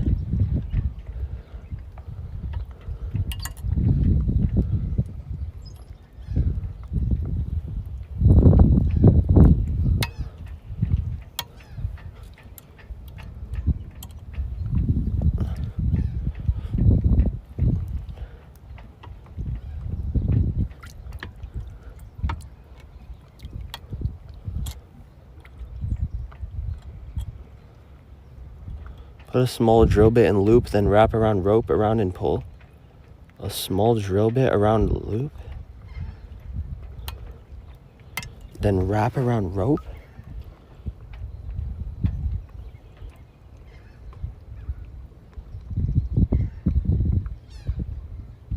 I don't fully understand that. wrap around rope? Put a small drill bit in loop, then wrap around rope? Wrap around rope to what? To the drill bit and through the loop?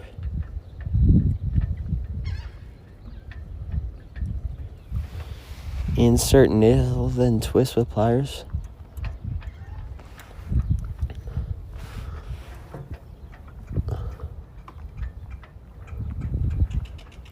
Hold on, maybe I could twist it from this angle.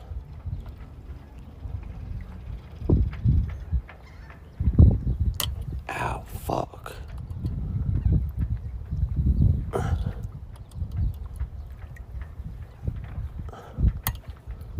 And it's broken.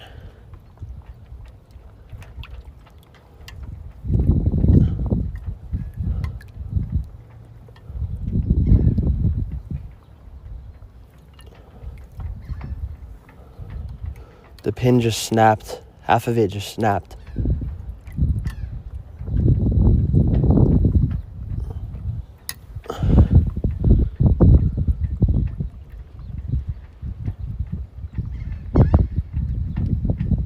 So I'm gonna have to make a new one anyway now.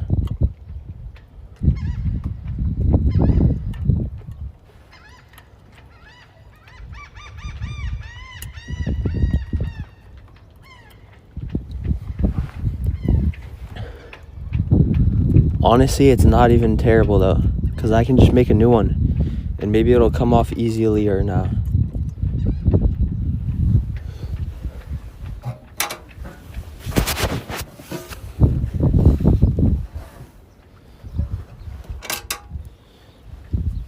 Zoom in closer, it's not that easy, bro.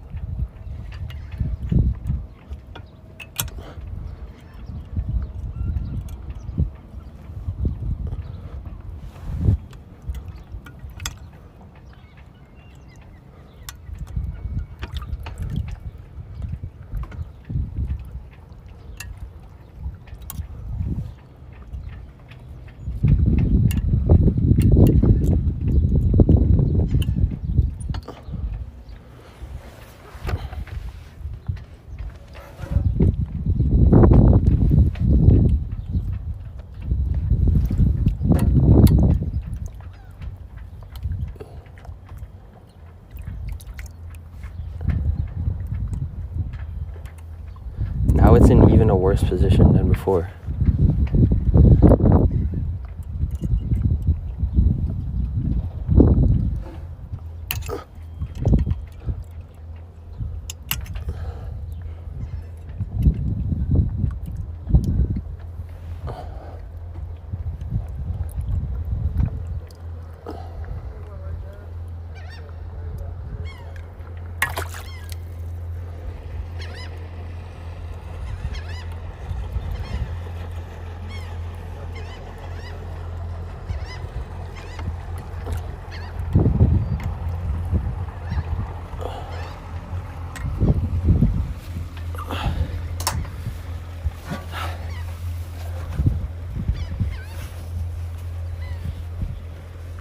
Hold on, I'm just gonna fully break the pin at this point.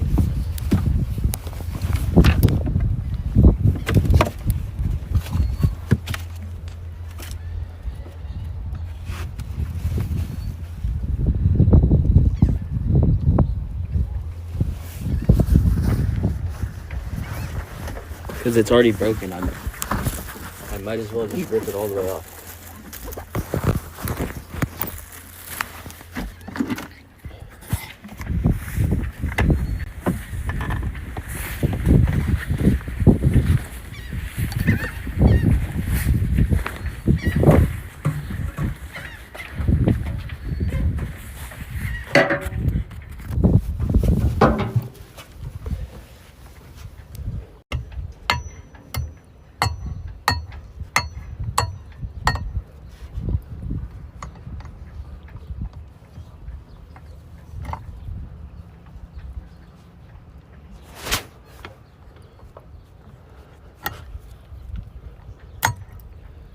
Alright, well, it just snapped off completely on one side.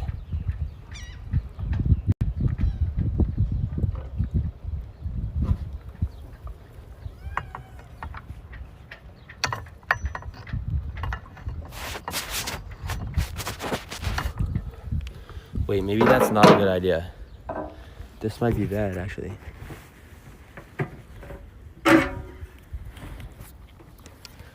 Now it might be stuck in the nut. I mean, in the whatever it's called.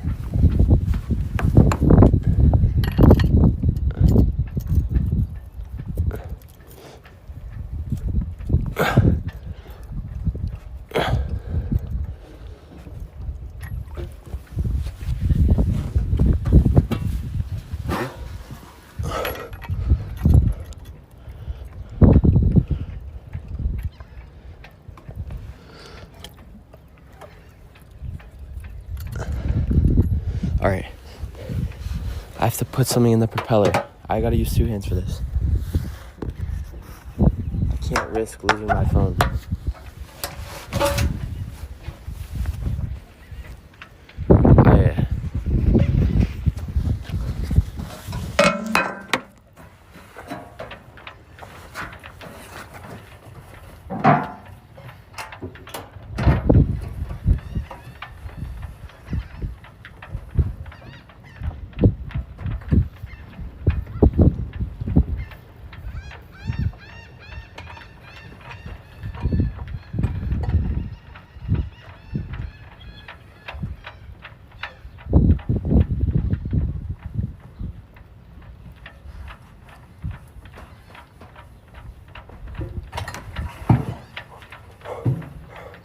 Dude, I almost just fell in.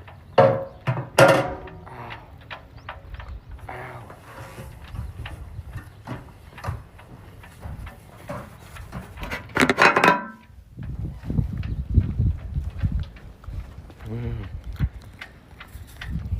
I think I cut off a lot of skin. Ow.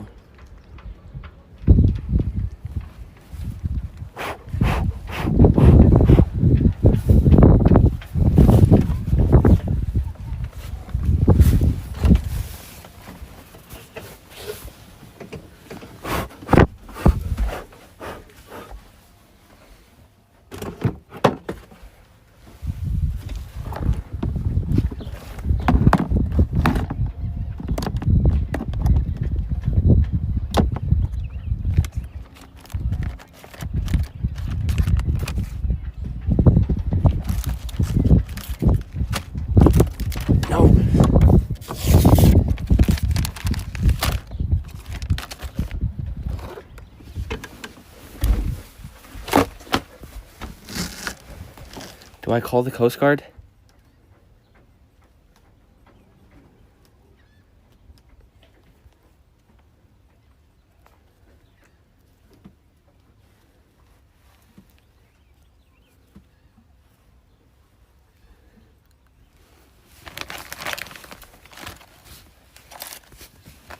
Hold on.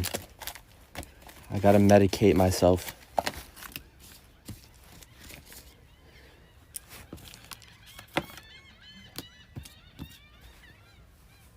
What do I do?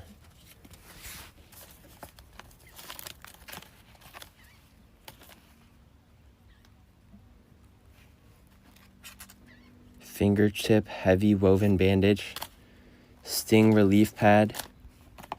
Do I put on a triangular bandage?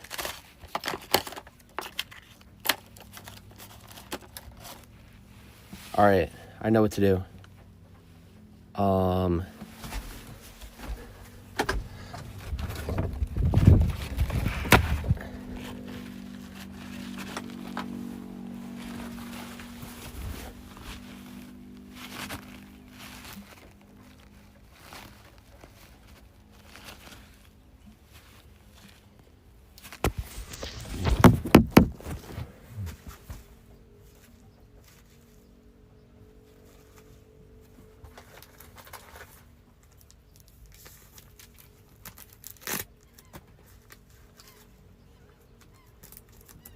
Replace it with a toe? Yeah, you're weird.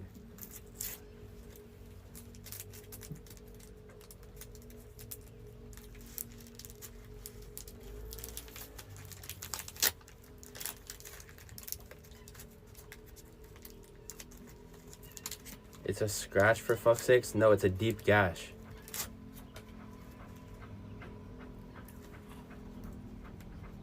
Do I put it on the finger like this? Or like this? Which way? This way, right?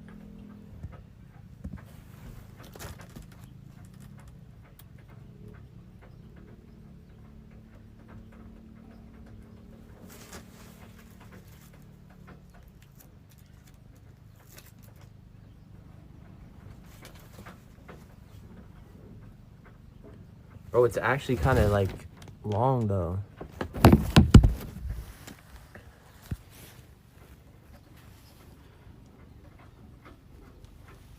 Like I'm missing all my skin, bro. My skin is gone.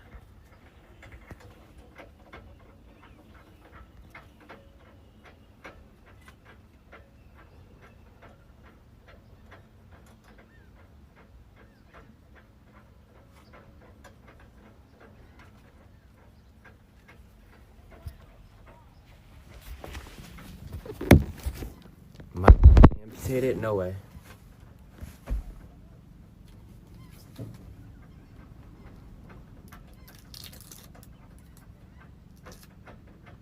I think if I do it the long way, it will cover the whole thing.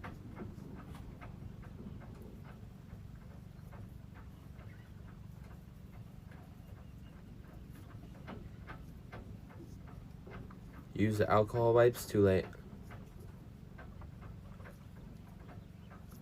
You have to clean it? It's fine, I used a paper towel.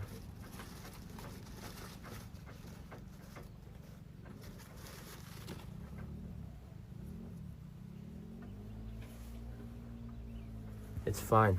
My thumb has restricted movement now, but it's covered. Hold on. I can add some duct tape for extra precaution.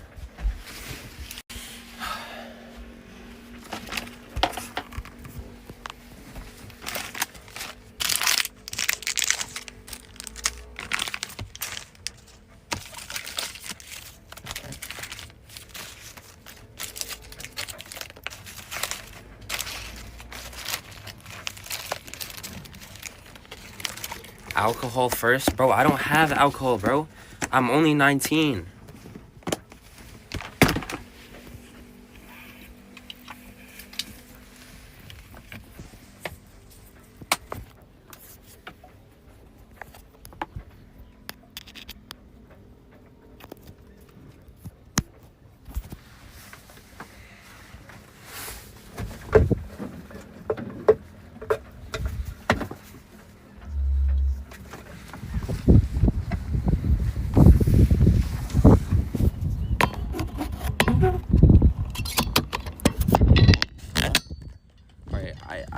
I need to try to fix this. I swear, dude, I almost fell in the fucking water.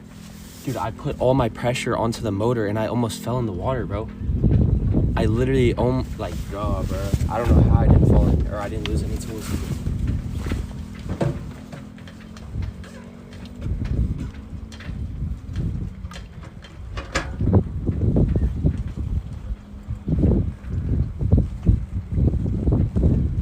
The boat won't come in any further.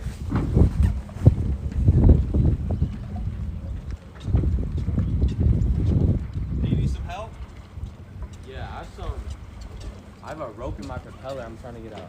We got you some tools, a couple carpets, so you can replace the one you broke. There you go. Wait, are you watching the stream? Yeah. Oh shit, what the fuck? I was about to say. Up, bro. Yo, what's up? No, that's crazy. You guys live here? Yeah. Okay. Your first aid kit, we got a first aid kit too. And I had one. I appreciate that. Alright, so what you got going on? You're trying to get the prop off? Yeah, I'm trying to get the propeller off because it's broke tight.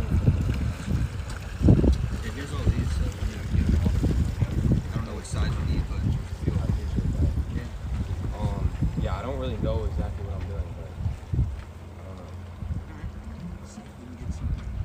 know. You guys care about being on stream? I'm guessing. Nah, that's all good. Okay. How far did you guys have to come to get here? We live on Island. Oh wow, that's crazy.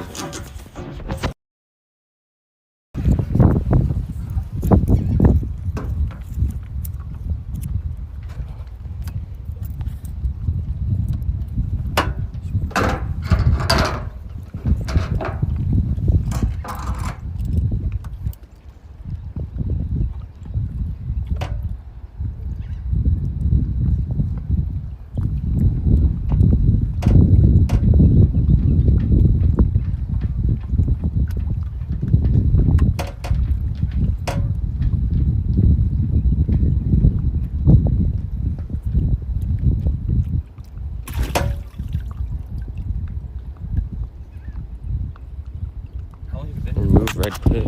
Oh, I just been here for the night. Oh, really? Yeah.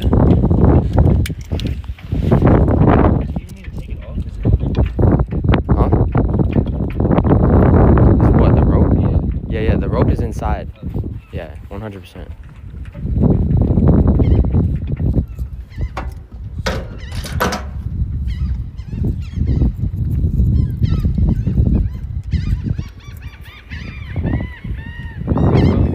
I'm from Virginia. Yeah. Like northern area, like near DC kind of. How long have you guys been watching, like since I just started the boat trip? Maybe? Like past 2 days maybe. Past 2 days? Okay. How do you hear about it? Someone who we worked with knew about it. Or Oh, something okay. about it.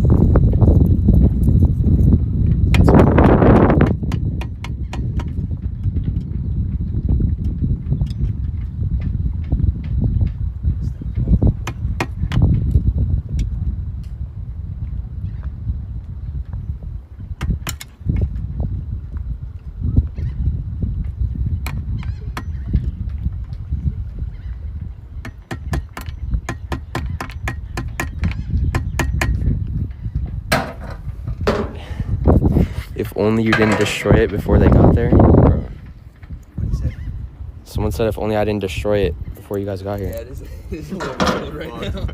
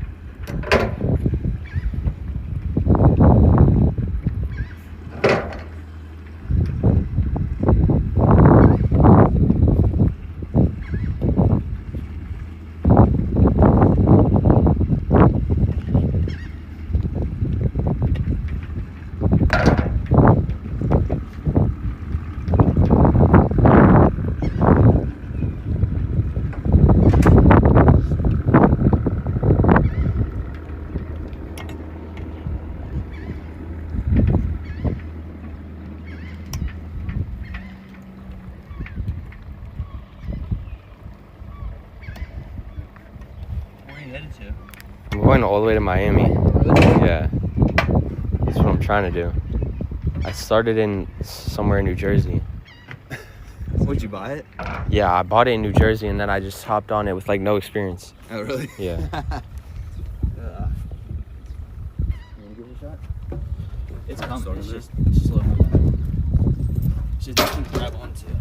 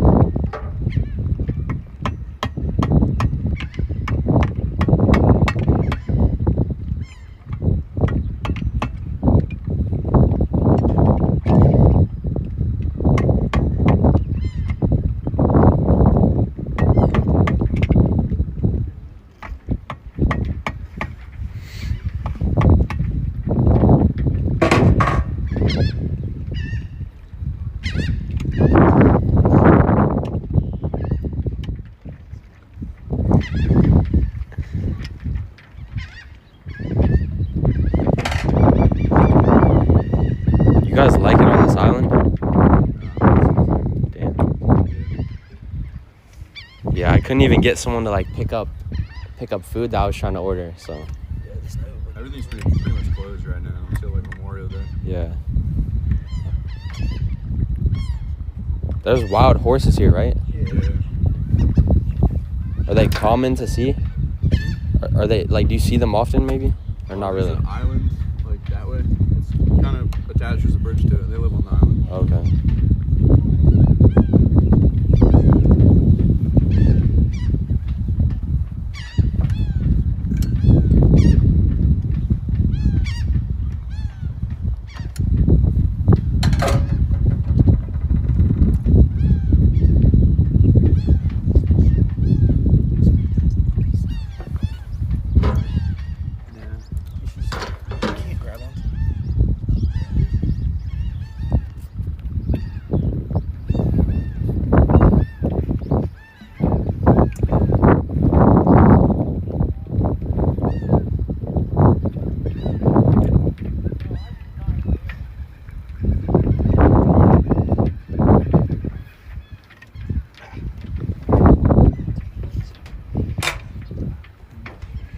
Yeah, I fucked it up. Yeah, it's a little. Did you like break a little piece off of it? Yeah. Yeah. There was like a loop, but it snapped off because I just kept trying to twist it off. Yeah, right on that one side, it's like two like little pieces. You gotta get one out. Should I push down or up? So you've been stuck on here for a couple days? I mean, the motor still works. Like, it still is able to propel me, but I'm just trying to get the rope out just to be safe. But yeah, nah.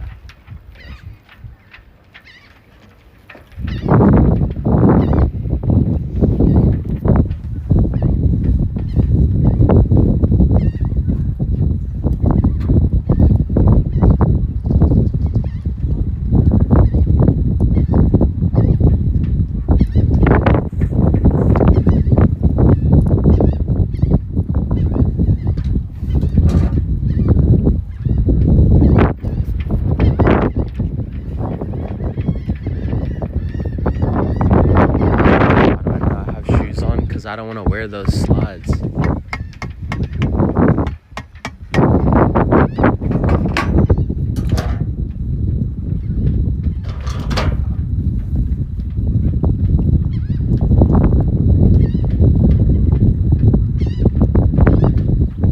Did you guys ever know about live streaming before, or you just like heard about it from like your friend or all the time? No, like, do you know about live streaming in general at all?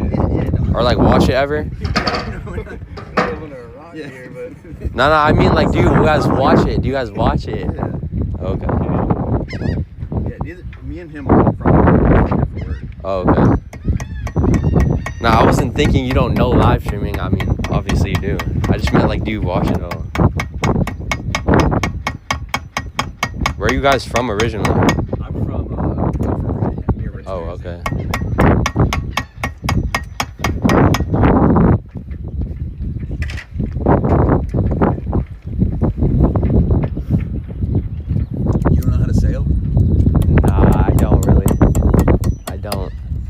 A little bit. Like, I know how to use the sails and stuff, but it's hard to make them work with the wind. You know anything about sailing? I know nothing about sailing. Yeah. Get some going?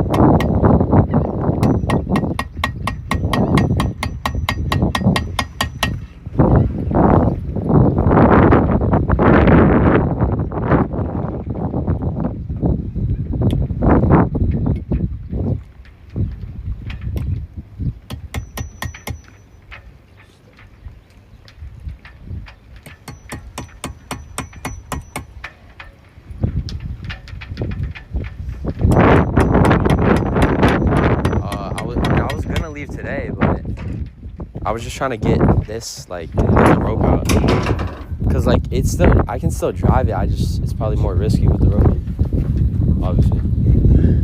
It's coming. It's just slow down. Might have to bend the 2B side.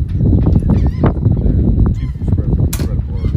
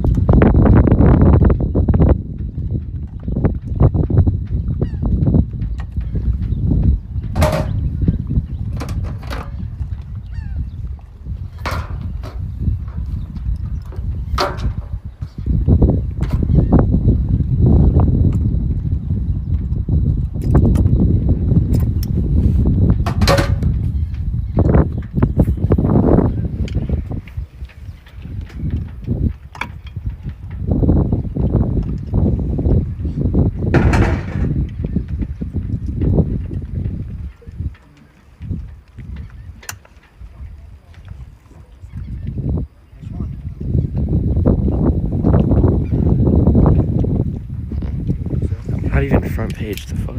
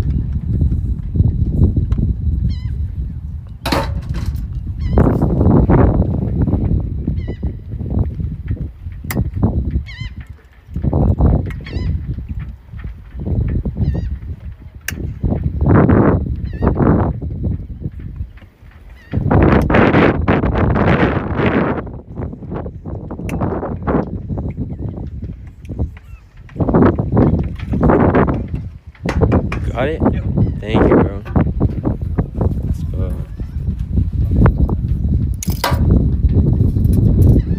Alright, nice.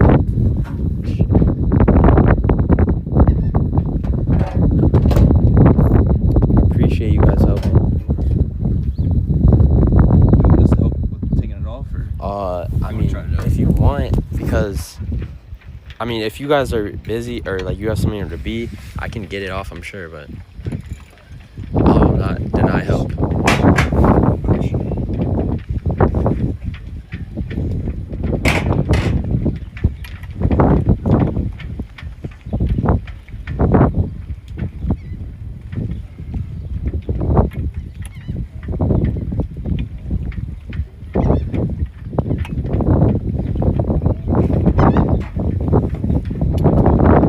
I did take the clip off.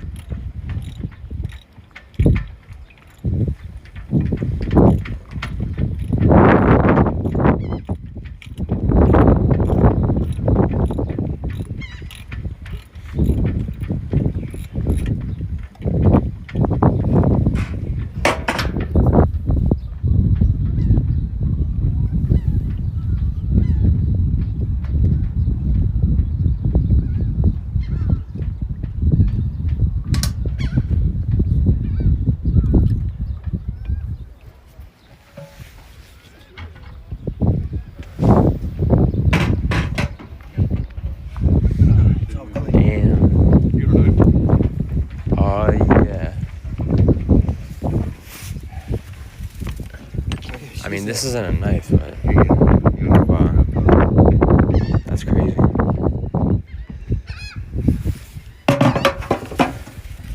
Yeah, that's so tight.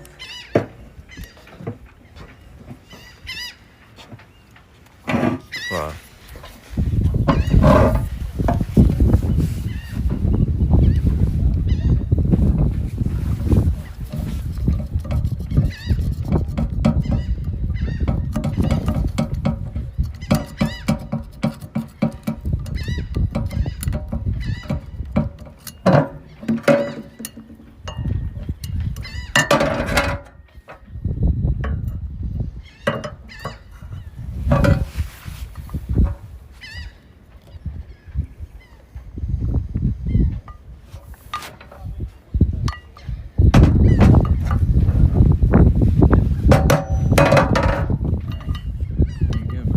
Thank you.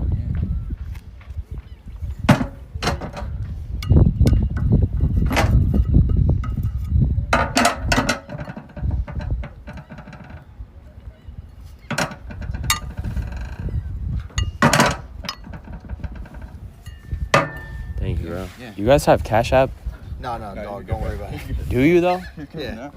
All right. Well, can I get your Cash App? Cause I want to pay y'all for your time. Cause I appreciate you for coming out. You're good, man. Don't worry about But I want to pay you for your time. Like, it. I appreciate it. You're good, man. okay. All right. Well, I appreciate you guys. I'll get this back on. Thank you. You guys saved the day. I'm not gonna lie. You came right at the right time. Are you good to get it back on, or? Yeah. I'm sure. You good? You want?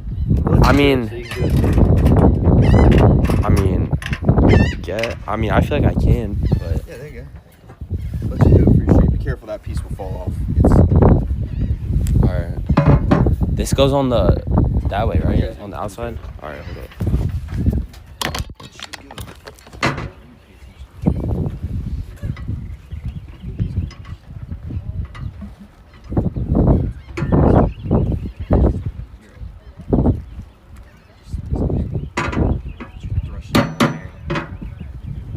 So that piece will fall off. Just stick it. I would put that one on first.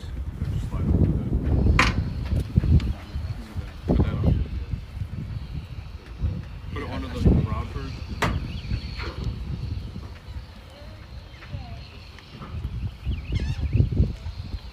Okay, I thought that one on the outside. So this part goes on.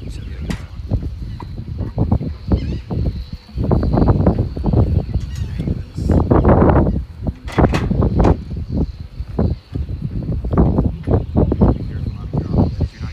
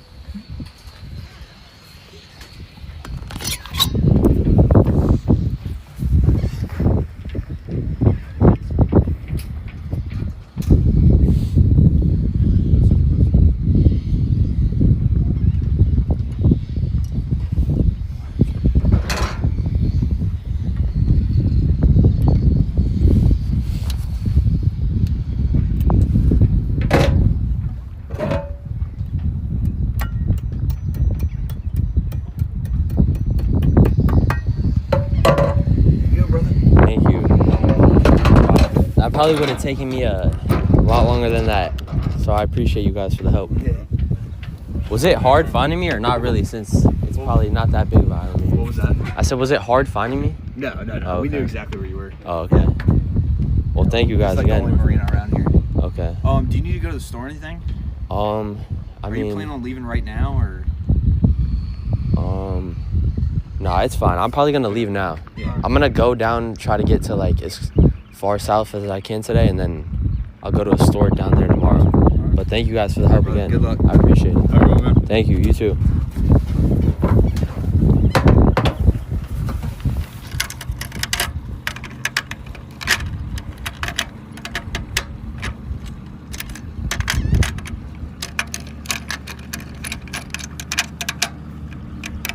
No, that's crazy. W Stream Snipers.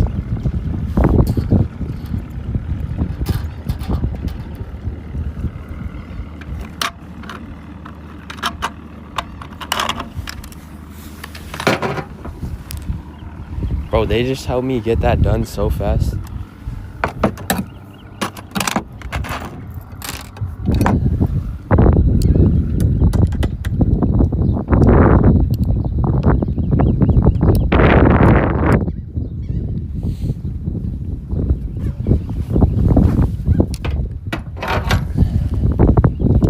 Like, what? They just knocked that shit out immediately.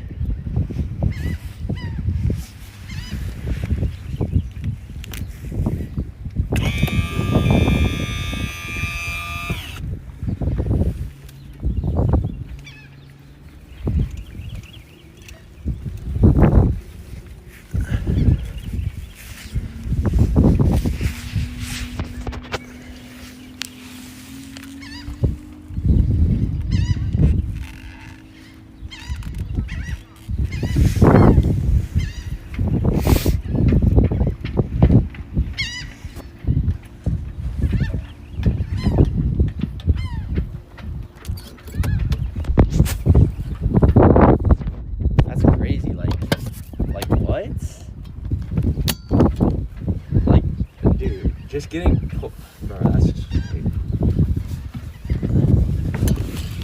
help just coming out of nowhere.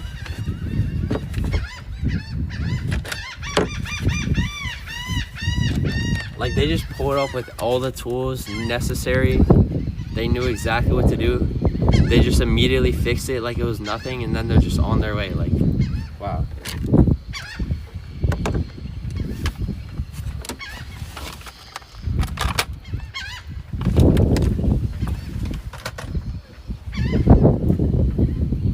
They didn't even want money.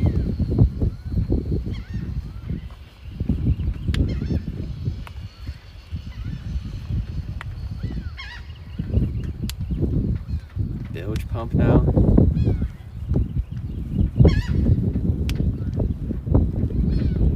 Just good dudes. High IQ versus low IQ. Because they weren't dumb. They saved the tow today? What? Alright, I'll call you, Kraken.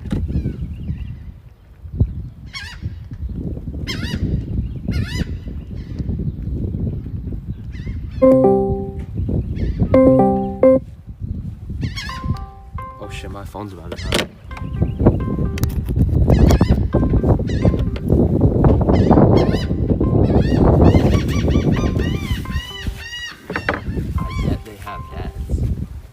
Like watching your sped venture.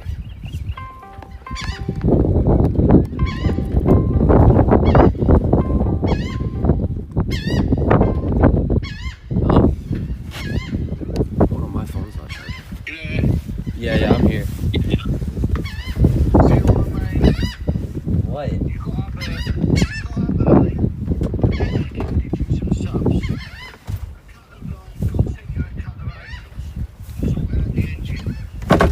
Positivity, mate. Positivity. You want to take like my number or something in case you need help? Like you don't. Sure.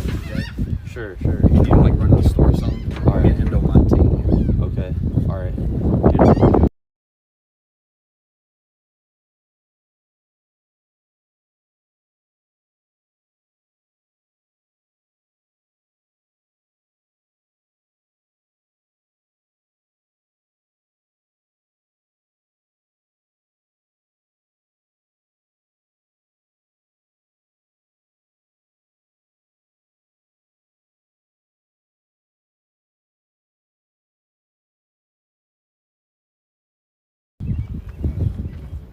Hello? Hello, Kraken? Yeah, that was good. That was nice of them. Yeah. You seem to like get a bit frozen with people sometimes. People ain't out there. You probably got 100 people or 1,000 people. You probably got 2 idiots that were going to turn up and cause you harm or nothing. So be positive with the real ones. They come up, they're nice. Do you know what I mean? I was trying to be positive. No, I'm just saying, don't get me wrong. No, don't get me wrong. I'm just saying, don't be so shy towards them, you know? I do not try to be shy. No, I know that. Do you know what I mean? You're slowly open up and it'll be sweet. But it was good seeing them turn up and get it sorted. Yeah. Because sometimes, like, you know what I mean? It does hurt. It hurts chat as well because they're watching you.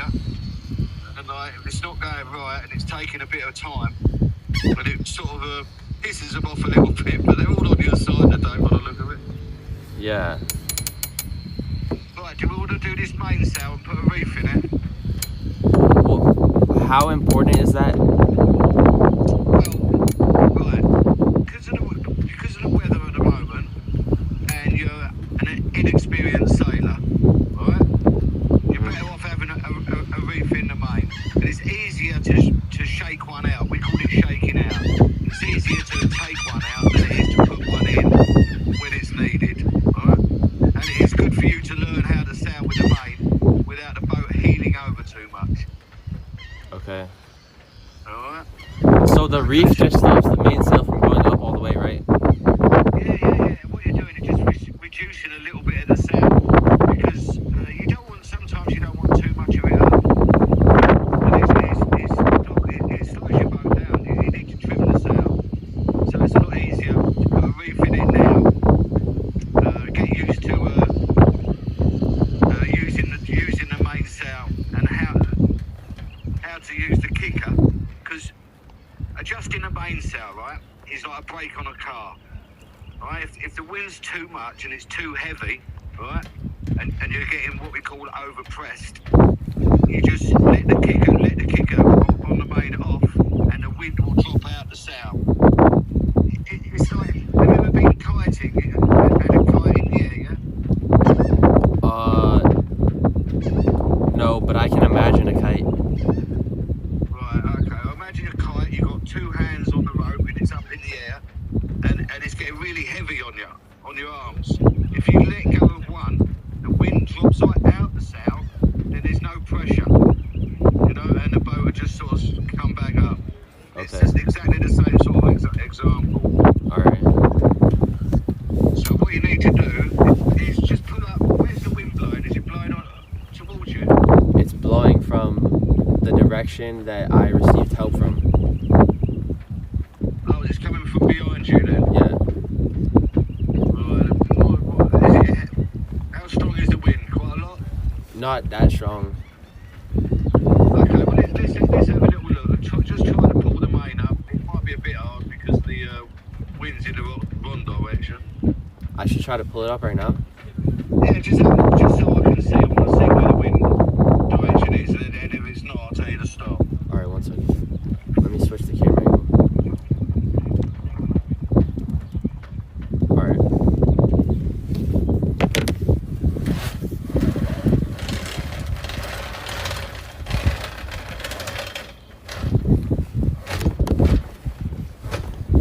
It got caught again.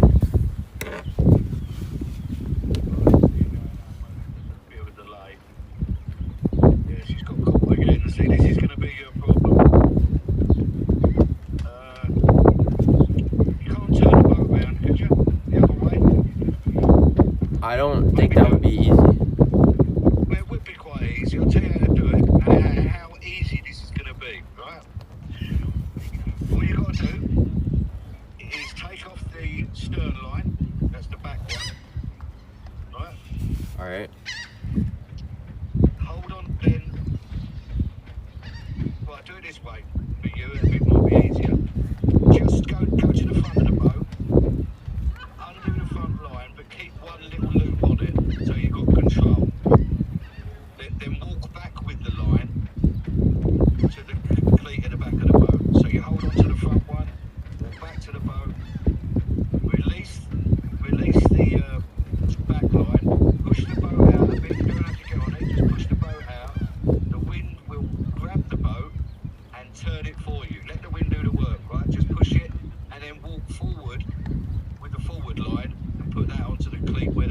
So kick out the back and pull the front where the back was originally? Yeah, what you're going to do, basically, yeah, what you're doing is releasing the back, yeah, pushing the boat out, 3 or 4 feet. The wind will get hold of it, and it will turn the boat for you. Then you just walk the front of the boat, put it onto the cleat where the back one was, reverse it. Alright, I understand. I'll do that. Brilliant, mate. You're doing it. Have a go at that now. Do you want to do that now? Or do it forward back? Sure. I mean, I can just call you back. Unless I'll just leave my phone on. You could just stay on if you want. It doesn't matter. No worries, I'll stay on for you, mate. Alright, I'll be right back. I'm gonna try this. Also, chat should be able to hear you if you want to talk to them. But Yeah, I'll have a chat with him. You alright, chat? What's going on? He's doing well today. He's got up early. Got some gifted subs from Eddie, the billionaire. 2 sort of dudes that God sent to him. Turned up and done the prop for him. Happy days.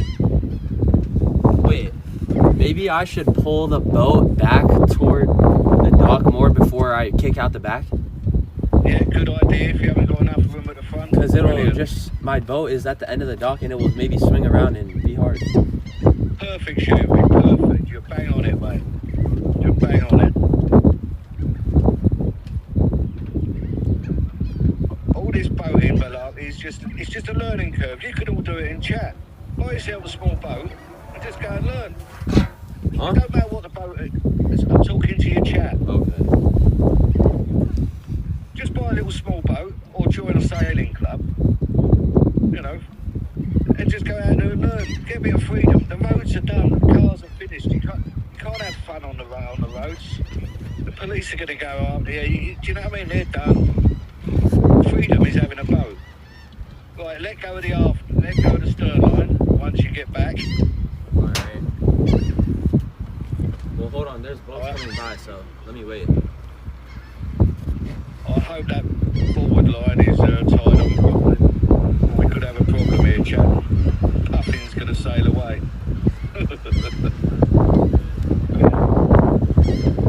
On its own.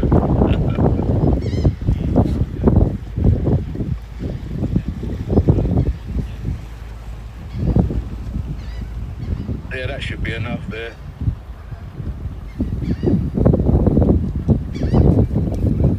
Yes, Honourable, so we'll tell him to where the life track is. You are correct.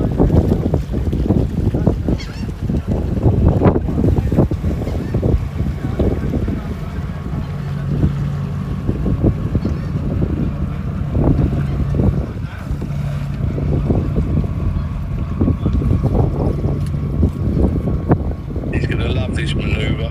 Here we go, chap. 5, 4, 3, 2, 1, go. That's it, let it go. That's it, just let it go, let the wind go with it, that's fine. He'll watch, he won't have to do nothing. A bit of luck. As long as the wind is blowing it out of that direction.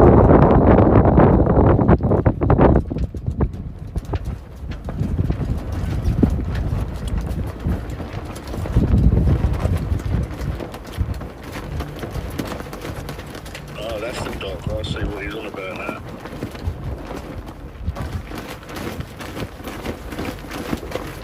Anonymous, I've read your tweet, mate. In capitals, you should cap it. Why do you use cap?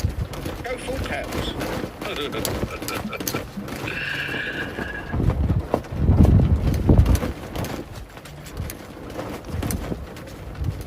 Yeah, I'm trying to get him sailing. We just got to get the right weather. We don't want to put him in danger. Like, this is the thing. He's learning, right? A lot of people in chat want him to go out there and have waves going over the bow and all that lot, and seeing Shoovy hold on for dear life. Well, that ain't the game, is it? I'll tell you what, you lot in here that really want him to do that, I'll take you out. And if you're not religious, right, I'll take you into some weather where you will be crying. You will try and find a religion. You will look everywhere on the boat for a fucking religion. I've seen people there, I've seen grown men, like 20 stone, full of muscles, crying. crying, mate. Asking for their maker, please, please, go take me to shore, take me to shore.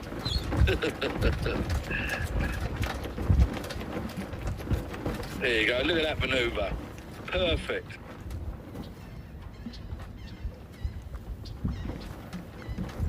Yes, ECM, I have told him to let check bilge and have a look at the pump. He's done well today, look, he's tied it up.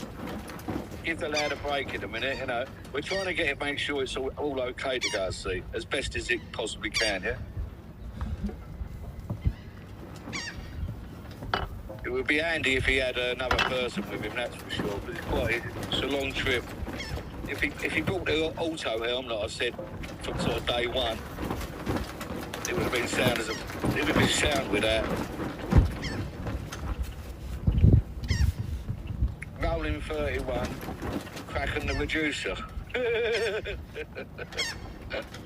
Yeah, dude, mate. That was well typing, that, weren't it? Eh? Alright, I did it. I know, perfect, perfect. Look at that. For a second, it was really bad, and the boat was just sitting in the middle of the channel. Yeah, what you got to realise is just give it with boats like that. Just give it a bit of time. People can see what you're doing, and the wind will slowly get hold of it and pull it around. Let the wind do all the energy, right? And what you've done there is the same when you go into dock in a marina. Before you go in, just look to see where the wind is coming from, right? And use that to your advantage. Yeah. And another tip, right? If you're going into a marina, don't go with the wind. If you're trying to moor up on a dock, try not to moor or dock with the wind pushing the boat, right? Because it's harder to stop. The best thing to do is turn around, point into the wind, and you can use the engine as a brake.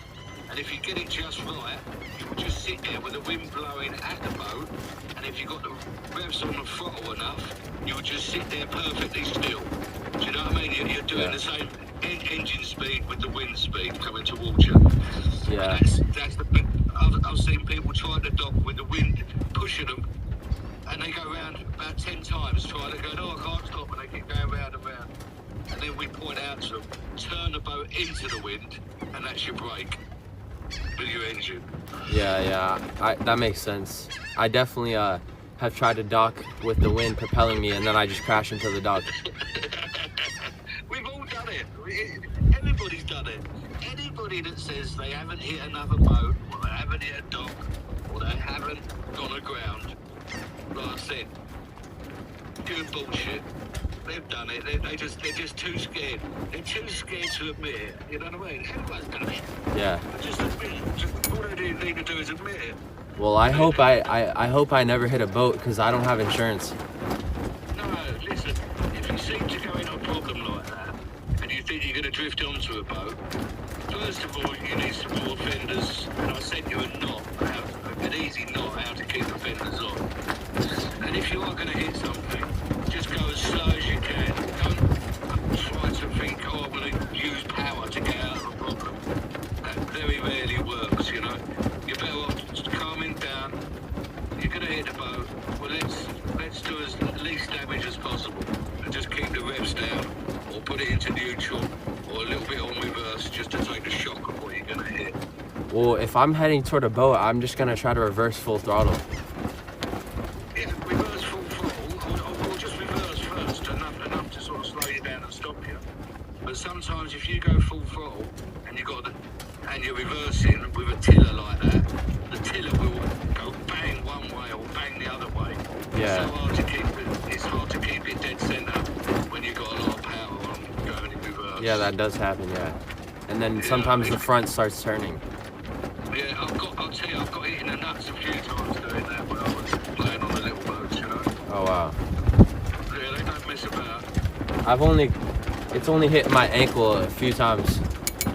Alright, well, what do I do with this mainsail? Just try to pull it up all the way? Yeah, but it looks like what you told me was, or the wind's changed. It looks like the winds are coming from on your right side. Yeah, the wind is coming from the same direction.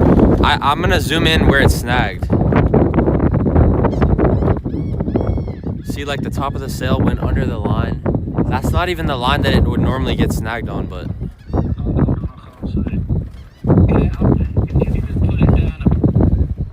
It's a bit too windy today, really, for that. But if you pull it down a bit, what you need to do is, you need to pull it down just a touch. About 6 inches, then pull it up. Alright, 1 second. But it looks a bit too windy to do this today, to be quite honest with you.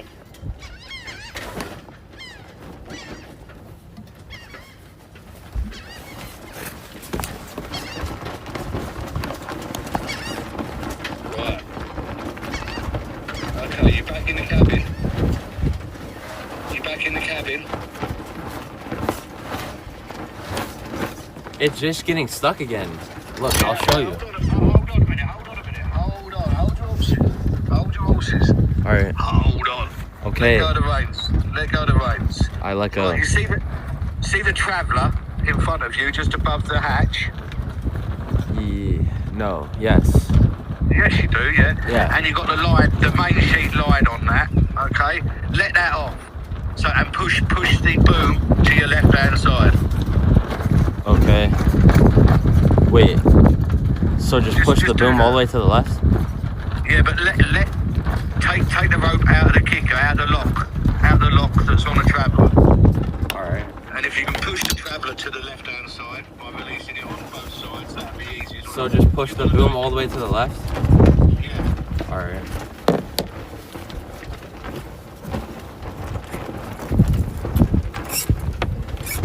That'd be nice.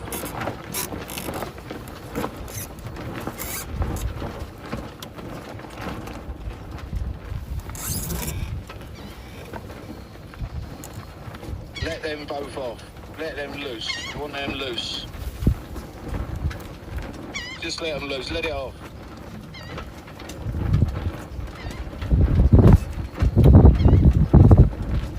This is what happens. You've probably got a knot in the line there. If you're watching, chat, make sure all your lines are clear. You've got no knots in.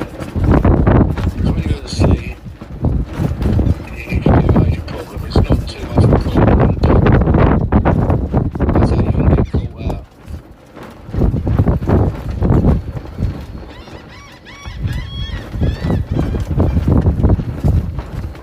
If you're saying stuff in chat, I can't read it, so carry on.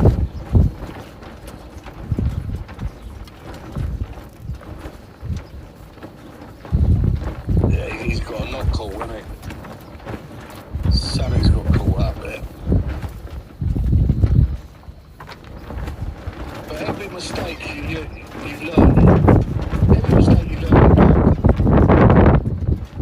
prepares you for when you go to sea. Because you've been in that position, he's going to learn now to make sure the lines are clear. See, Alright. that one off, pull that Alright, one it's off. all the way to the left. Right, wait, Huh? main sheet, right, the rope from your boom to the traveller, you can see that, it goes down vertical. No, the rope right in front of you, near the hatch. Yeah. Right, let that out the grip. The one that goes vertical? Yes, see at the bottom with the traveller? Yeah, I see it. You got a block, you got a block there, yeah? Yeah, I released it. You released it, right, push the boom over now to the left with your hand. I want to see if you released it properly. There's a delay on here, so Wait a sec. go on, keep going. Go on, I'm trying to get the boom in the angle for the wind. Let out more of that rope. That's it, go on. It's not in that tight in the kicker, is it? No. Right, maybe you got old lines on there. Right, so just if you can just help the blocks, sort of loosen the lines between the blocks. Do you know what I mean? You want me to just keep pushing it to the left more? Yeah, you keep pushing it to the left. You want it loose. But be careful, right? Because if the wind changes, that boom could hit you on the head, right?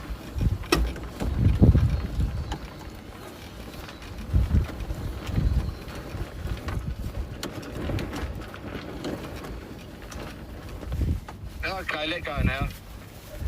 Whoa.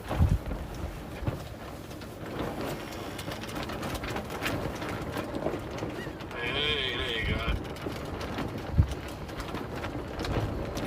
go. Right, so imagine you're at sea, yeah? Yeah. And you've got the main line that you just released for the boom to go backwards and forwards. That's called your trim. That's your main trim. So if you ever have a problem and there's too much wind, you quickly, I think you have to flick it up. I think Vagabond said to you, he said he was in a good position, didn't he? Remember that? No, I don't remember. Okay, I remember him saying, and I told him to try and teach you about that. But you can see now the wind's flapping, the sail's flapping, but there's no force, right? Yeah. Because the boom and the sail it's finding the wind coming on. It wants the easiest way, the easiest option with the wind. Okay. Right, okay. Now, go up to the mast. Take the camera with you. Can you go onto the, when you get to the mast, can you put it onto the other camera? The main So I camera? can see. The phone? Yeah, because I need to see what you're doing. Alright. Otherwise I've just got a little picture in the corner. Yeah.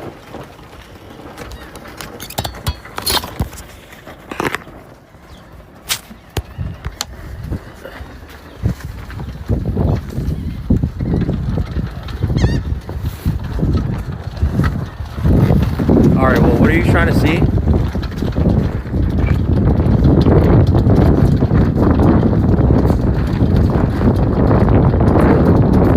Hello? Yeah, what are you trying to see? That's what I'm just refreshing. That's it. Right. Okay, now go to the corner where the mast is. Keep going forward. Alright. And you see some metal rings in the sail. Yeah. You see one there, right? Let's show me it, yeah? Yeah, can you lift that up? A bit of a delay here. Right, yeah.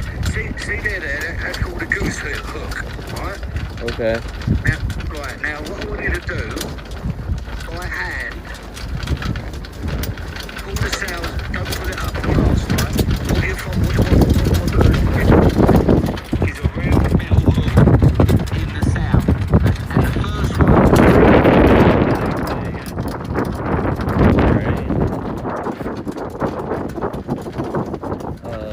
Like this? no, not all the way up there, no, down. Start on the bottom, find the bottom part of the sail and have a look. The first reef will be down there somewhere, not that one. Yeah, that's one of them. But what I want you to do is find the one that's closer to the boom. I think that's number 2. Right? Look for the other one. I think that's number 1. No, I don't think so. It looks a bit too far up the sail.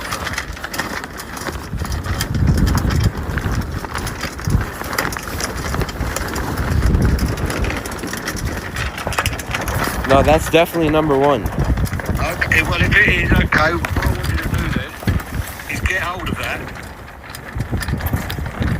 Alright. Does the sail need to be up right now? Yeah, for a minute. It doesn't need to be, no. Alright. You can let it down if you want. But don't forget, watch that boom, yeah? Yeah. Alright. Now what? Right, the ring that you found, hook that onto that gooseneck, it's called. Okay. It's alright, there's a delay, so it's hard for me to figure out what's going on. Let me have a look. Alright, it's around it. Yeah, show me. Okay, so that's going to stop the main going all the way up. Alright. Now just work your way back, walking slowly, and show me the boom.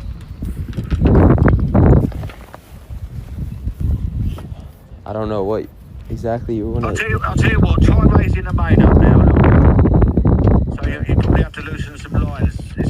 Is it tightened up? Right, one of those on the cleats you're going to need in a minute, okay? Alright.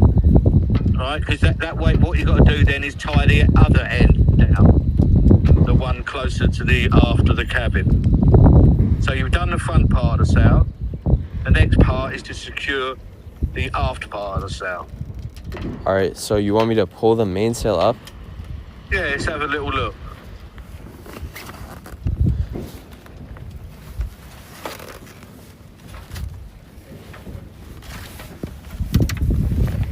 Alright. I'm delayed a bit, so I'll just refresh on your page.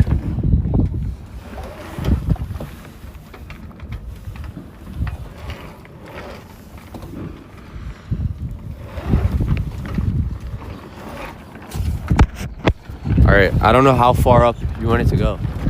Yeah, I want to see where it locks off at. Don't worry, the boat won't go anywhere because the wind's... You've killed the wind in the sail by releasing it on the kicker. I think it's gonna get snagged again. No, go on. You'll be alright. Yeah, it's got snagged. Okay, let's have a look. Right, can you show me the bottom of the boat? The bottom of the boom? See how high it goes. That's it. Okay, that's fine. Yep. Okay, that's reef 1 then, or 2. It's hard for me to see at the moment. That's good. You can pull that down. Huh? You can pull it down there if you want. Oh, the mainsail? Alright, Yeah, but I well, just you want to can show leave it you. I'm gonna zoom in now.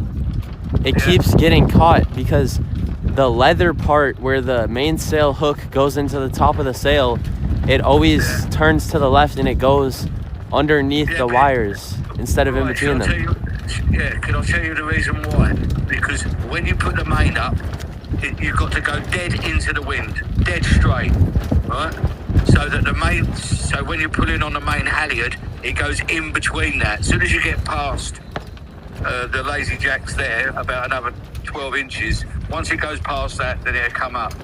But this is why you've always got to head into wind, either to put down the main or to raise the main. You can't do it half-heartedly. You can't have it sort of 15 degrees off or each way. Alright. Alright? So he's got to find a channel, do you know what I mean? Yeah. If you miss that channel, then you get a problem. This is why you really needed an auto helm or somebody with you. Because you can't just, as soon as you try doing it, or if you put the tiller between your legs where your knees are, keep the engine going and keep it dead straight into the wind, you can do it single-handed. Yeah. Well, the issue is all my gasoline is like kind of usually blocking the floor.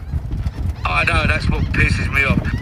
I'll tell you what, make sure, if you want, some of those, when you're sailing, make sure these are completely tight and sealed, right? And just put them in the toilet locker or something. But obviously don't use any, don't light any flames on a thing while it's inside the boat. But to get them out of the way, because you need that deck clear. And put the generator down below as well. You don't need that up there. Yeah, yeah. You need that about twice a week, you know what I mean? For a few hours. Yeah. Why sit there? It's in your way.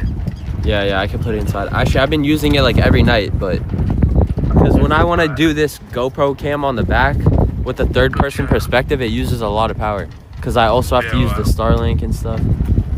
Yeah, I understand. But yeah, I can still put it inside. I can just put all the gas cans in the generator on the floor. You just want that clear, and you want all your lines tidy, right? Yeah, you put the gas cans down there out of the way, but don't forget if you're sailing, they're going to go left and right, and up and down, so. Yeah. If you put them in the toilet, yeah, probably just secure them in one place without them going anywhere. Alright, I mean, I don't think they're going to go anywhere on the floor. Okay, that's fine. Fine. Right, well now what you want to do, at the end of the boom where you are now, Yeah.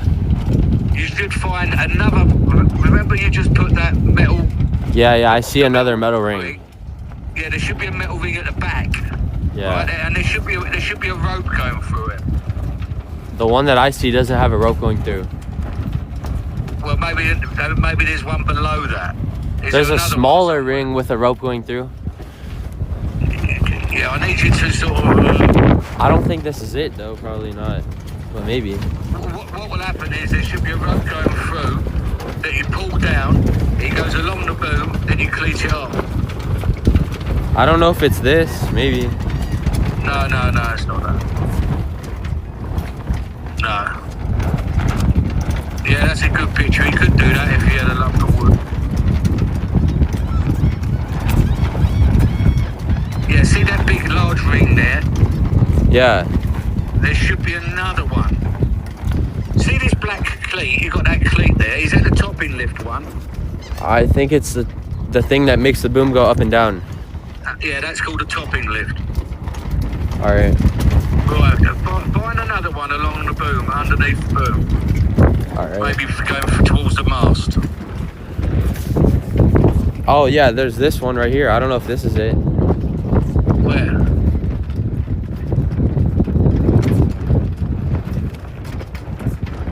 Yeah, just take that road. Yeah, no, that's your main one, right? All right. I mean,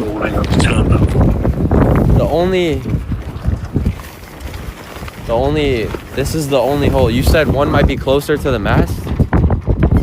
Yeah. All right. You should have two reefs. You should have two reefs in this.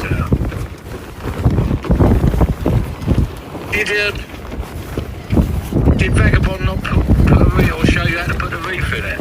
No. He said that I wouldn't need to do that. Oh, that's crazy. You always have to put a reef in.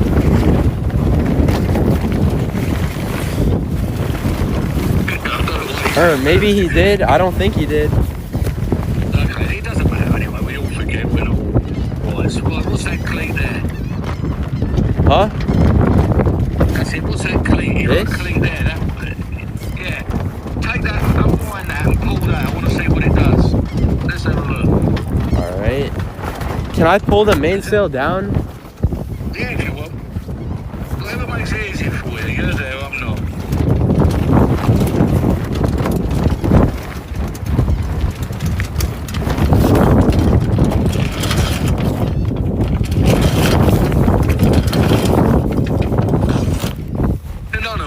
Shut up, you muppet. He's in the dock, and of course I would have tell him to wear a life jacket. I told him enough times. You got a problem, mate. Go and buy some sweets or something. Do my brain in. Alright. Maybe, is this line too loose? This line? On the other side, it's more tighter. Maybe that's what allows it to blow left. Yeah, oh, that's for the lazy jacks, yeah. Yeah, okay, that's for the lazy jacks. Well, no, I don't know if it is. This line goes inside the sail. This line with the cleat goes inside. Yeah. Okay. What I'm trying to find is on the back of the boom. You see that metal ring? And you're telling me there's only one metal ring like that? Only one that I can see. Oh, what's that? That might be it. That might be. What does that do? Pull on that. I can't see how it's rigged. I don't know. That might be for the topping lift, for the reefing line.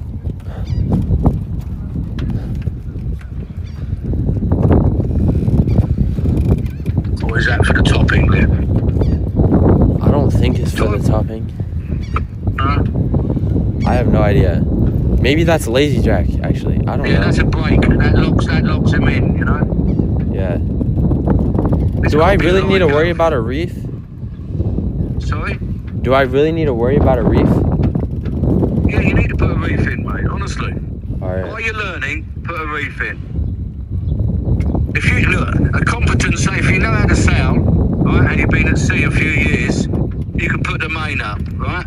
But trust me, in a boat like that, if the wind's blowing 15 knots, you want to put a reef in. You want to take the power out the main. That boat will only go as fast as the hull speed, right? Which is about 5.5, 6 knots tops, unless you're using a spinnaker. Which that boat's not. It's not a racing boat. It's basically a week boat, inshore boat, really. Okay. And the keel's only 2.5 feet, so yeah. Right, so I'll tell you what we'll do. Put that away on the main, and I'll resend you that video showing you how to clean off the back of the reef. You've done the front part, right? Put what away on the main? You can put the sail away, but at least you understand now. On that kicker, the Traveller, right? You can keep it in the centre normally, that's fine. But when you're doing something like this and it's a bit windy, it's easier to put the sail out. You can, do you know what I mean? You can do stuff. It's easier to do what? That's your main sheet Traveller. There, that's it. Perfect. You can pull that in now. Pull it in and cleat it off.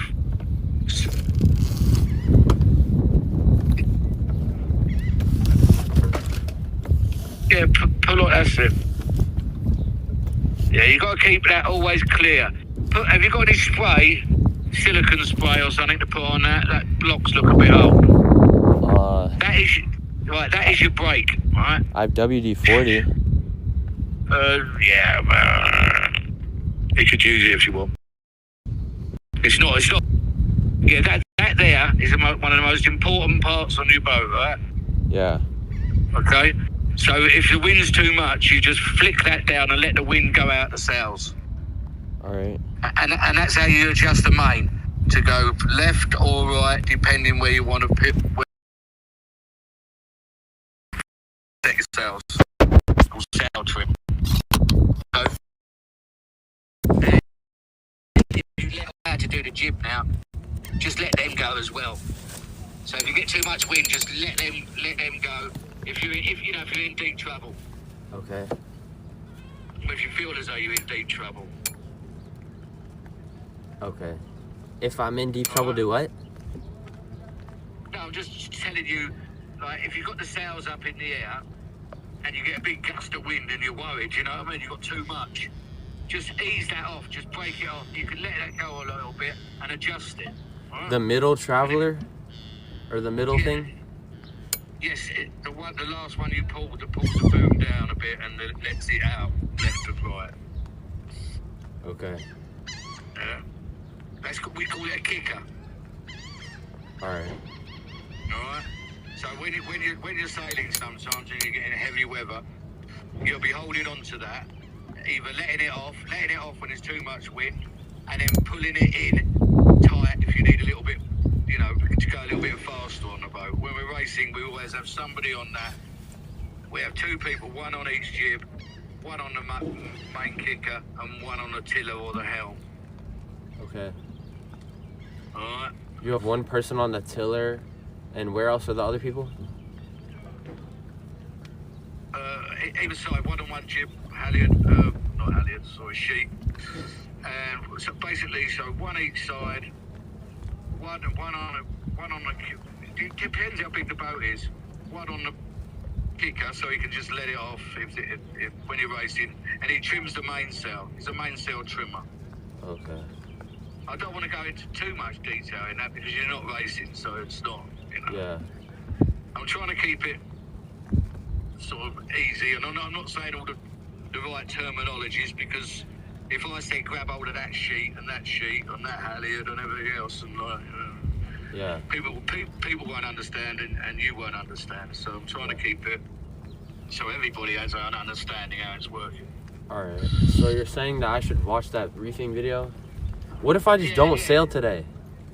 Yeah, don't sail today. Yeah, I was going to not recommend it anyway today, to be quite honest. I think the next day, what's chat is going to go mad now, isn't it? Why not today, though? Well, I don't know. I'm talking to you now. I just need to have a little check on the weather. Okay. And you need to put that reef in anyway. So, I mean, the video is only self-explanatory. It's only about 3 or 4 minutes long. It's not a long one. I actually sent it into your Discord somewhere, if you look back. Alright. It says like right now up to 30-mile-an-hour wind gusts, and it says like up to 30-mile-an-hour the rest of the day. Well, you ain't going nowhere today then, are you? That boat's not made for it. What? And a lot of boats, even 32-footers, unless you've got a good crew on there, nobody single-handed would want to go out in that. But I've been out in the boat when it said that there was supposed to be 30-mile-an-hour wind gusts, like the other night, like not last night, the night before last night. Yeah. It was supposed to be 5 feet swell and 30-mile wind gusts. It didn't happen, did it? Right. No. I'll tell you what, it's like a boxer. A boxer would keep one hand up near his head. The other boxer's not always going to hit him. But sometimes, if he drops his guard, he's going to get hit. Do you know what I mean? Yeah. That's what sailing's like. You know, you've got to protect yourself. Because it's a waste of time. You're going to get out here, you've got 6 hours of hanging on. Because you'll be hanging on in that weather for dear life, mate. Trust me. I've been there, I've seen it, I've done it. Alright. Got the t-shirts. I've got 40 t-shirts. Like, it looks calm though. That's the thing. Yeah, well, what time are they saying that wind's going to hit? Well, it says like it's starting now, but I don't feel any like big wind gusts. Yeah, but it's starting now. They're not going to be perfect. They're just letting you know it could be in the next hour, it could be in the next 2 hours. But in those 2 hours, you're going to be 2 or 3 hours away from land. And then you've got 3 hours and you're stuck in the middle of it. And I'm never going to suggest to put your life at risk, you know what I mean? That's up to you. I would always tell you, and if you want to do it for chat, that's entirely up to you. But I would always advise you not to. And I'm not trying to reduce anything, I'm just giving the proper procedure. You don't let somebody inexperienced go to sailing in every weather. You want him to learn in sort of lightish winds if possible. You know, 10 knots, gusting 12. That's fine, and you can learn if you've got that reefing. As soon as you get to know what the boat can do, it's like a motorbike, right? You can get on it for the first day, and if you thrash it about and think you're clever, you're going to come off and you're going to damage yourself. The best way to do it is have a day on a motorbike, 2 or 3 days, understand what the bike can handle, what you could handle, and the pair of you get together, then you have an understanding. Once you get that understanding of what you're capable of and what the boat's capable of, then you can go ahead. Do you know what I mean? Well, yeah, but if I motor, do you think it's still dangerous? Right, if you motor, I think the swells are 3 foot swells. Yeah.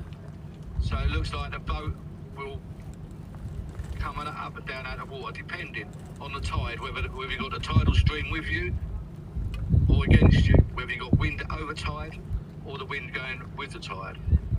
There's loads. People look at the sea and think, oh, that's easy. A lot of people look at the sea, right? And they stand at the beach and they think the tide is coming straight towards them. Because they see it getting larger and larger. And they think the tide and the water is just coming dead ahead of them. No. If you look at tidal streams, it could be coming from 90 degrees. But they don't see that. They can't see the speed of the water, right? It's very rarely that a tide will come directly towards the shore. It fills up, but the tidal stream could be going left or right, 90 degrees. It could go to like 220, anything. Okay. It's like when we're racing, you look at the tidal streams, try to beat the other boats, right? Even if you've got exactly the same boats, if you can go 100, 200 yards and you find that bit of water that's going a bit faster, and the reason it's going faster is because underneath the sea there could be channels, obstructions, anything, and it makes the water rush through it quicker. Do you know what I mean? That's when you're racing. Okay. Right, so what you probably need to do, if you've got a minute, just have a look at that little reefing video. Like, you might as well show chat it as well, why not? They're probably interested. It's only 4 minutes, 5 minutes of their time. Alright. I don't know. I was probably just gonna blindly go out into the ocean today. But I guess I won't do that. Yeah, I mean, not for 30 knots. If that 30 knots is coming, you've got 6 hours. You know? And all you'll be doing, and if the wind's not in the perfect, if the wind's on the nose, then you're not going to get to where you want to go anyway, unless you're going to tack, you know? Yeah. And then you'll be going, then that sort of 60 miles will become sort of 80 miles or 90 miles. Okay. So it's not advisable. But I'm always going to be not trying to put you in danger at all. What you want to do is really get you to learn. But fishmonger, I'm not a reducer. I'm saving someone's life. Fishmonger, shut up. Honest to God, mate. So you don't want to, what you can do, if the bay's not too bad today, and there's enough depth, I don't know what the depth in that bay around there, what is it? I don't know, let me see. 10 feet or something? Maybe you can have a play, put the reef in and have a little play. Get to know how to use the main as well as the jib. I'd have to go all the way up, back under the bridge, into the bay. Yeah, well. Okay. Well, you've got things to do anyway. Put that reef in, have a look at the bilge pump, find where the fuse is coming from. That might be an idea. It would take an hour to get back to the bay. Okay. Well, if you want to do that this afternoon, have something to eat and go and have a little play. Clear the decks there and have a little play with the main and the jib. But if you put a reef in, you're not going to tip all the boat over, all right? Alright. It might feel a bit bad.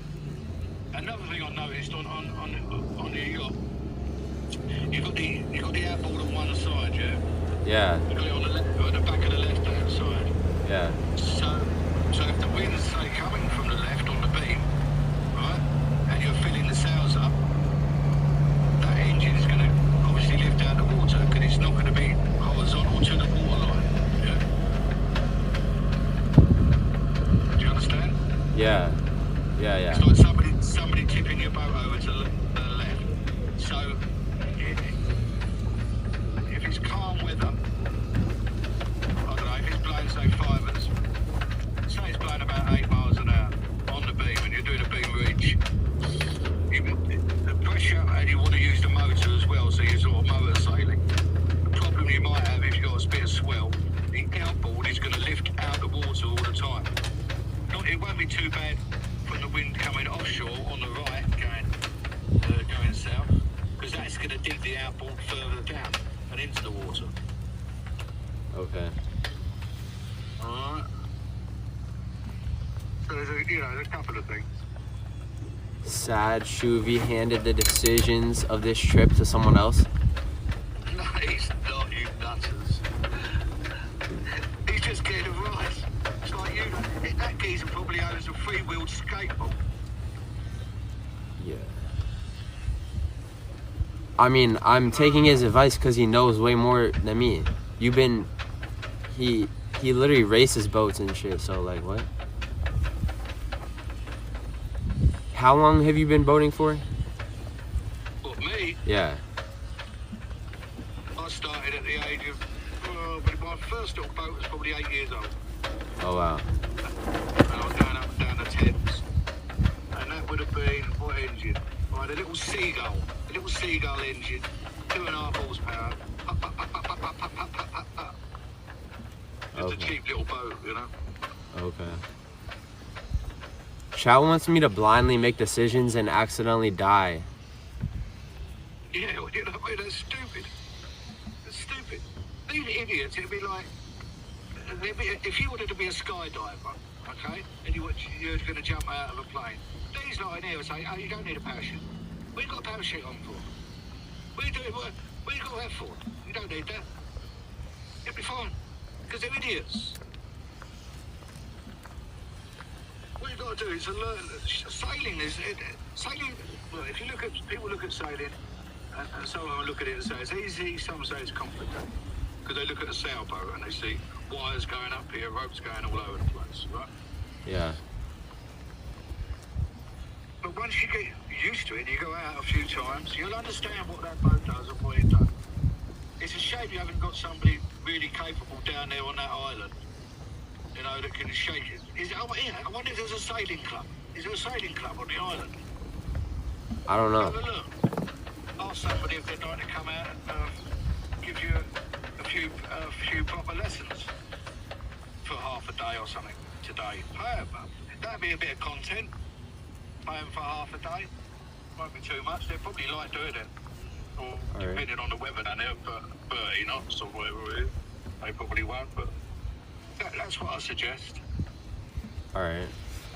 So, like, the worst case scenario if I go out in the ocean is, like, just if it's pushing against me and I go slow?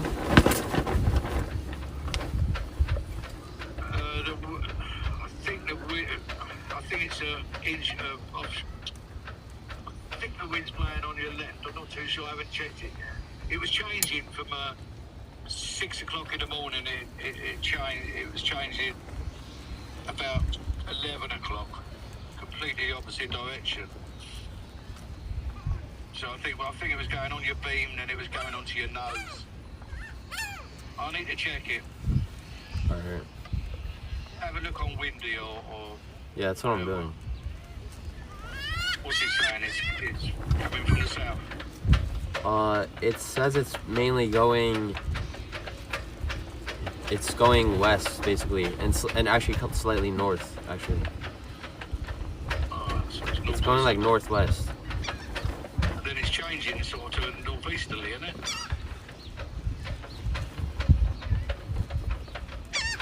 But they're updated every sort of 5-6 hours, I think, or 4 hours, depending on what you're paying for.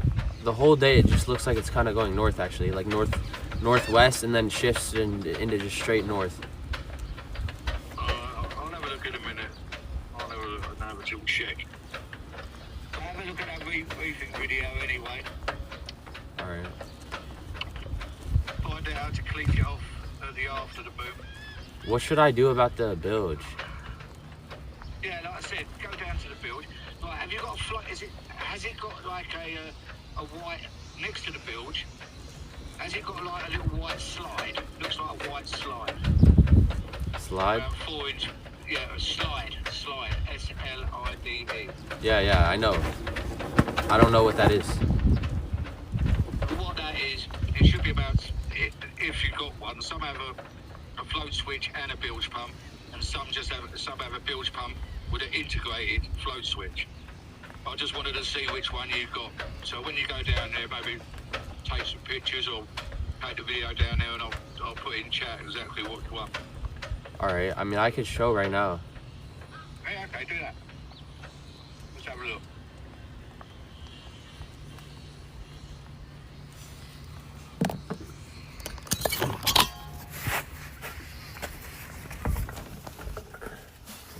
This is all that it is. It's just one button and then switches. Hold on a minute, slow down. Show me that again. What's that? Right, I think that's the fuse holder, right? We're underneath the sea flow.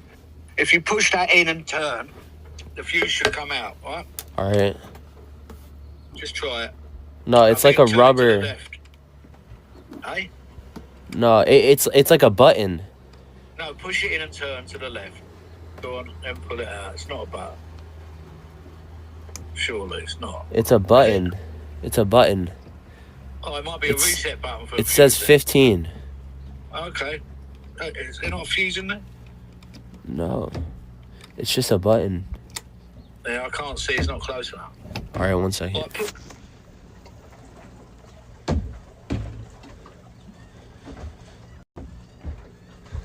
Hello? yeah, I'm there. I'm looking. Just concentrating. That's weird, man. 15. Just try slowly pulling it out. It might be a reset. I'm not too sure. It won't come out. I'm pretty... Oh, I leave it. Don't. Okay, it looks like a reset. That's a reset then. Okay. That's like a breaker switch on that. Alright. It's telling you it's 15 amp. Okay. Have you played about with any wires?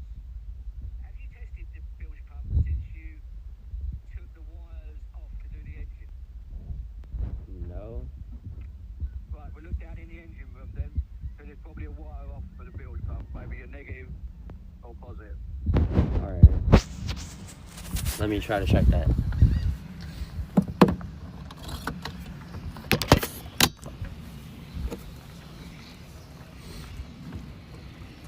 Had 5K down to 1K now. Bro, that 5K was from front page, bro. That's like AFK viewers, whatever. Bro thinks I actually had 5K.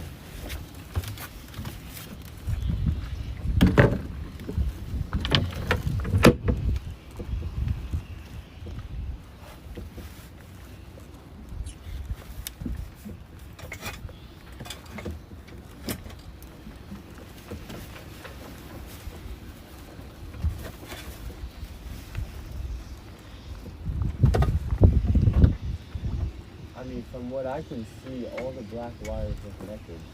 I don't know. Well, have a look at the live wires. There must be one down there.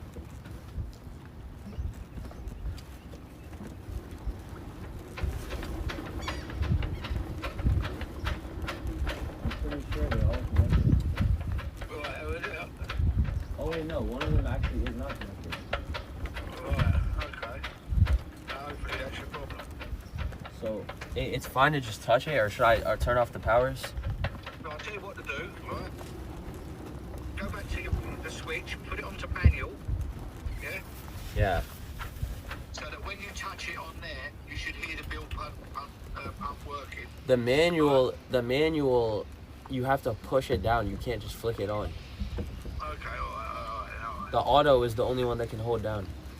I can Yeah, put it on auto and see if it'll automatically turn on. Yeah, but you need water in the bilge for that to go on. Yeah. Right? Well, That won't go on automatically. I'll tell you what, just go down there and connect that wire up. whoa. It was like sparking when I touched it. Yeah, okay, that's red to red. You can't get an electric shock. That's red to red. It's black though. What is? I put the black cable that is not attached to the screw on the battery. I touched it to the bolt and it was sparking.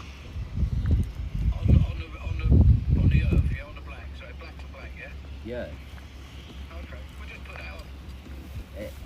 But it's gonna spark possibly. The spark won't hurt you.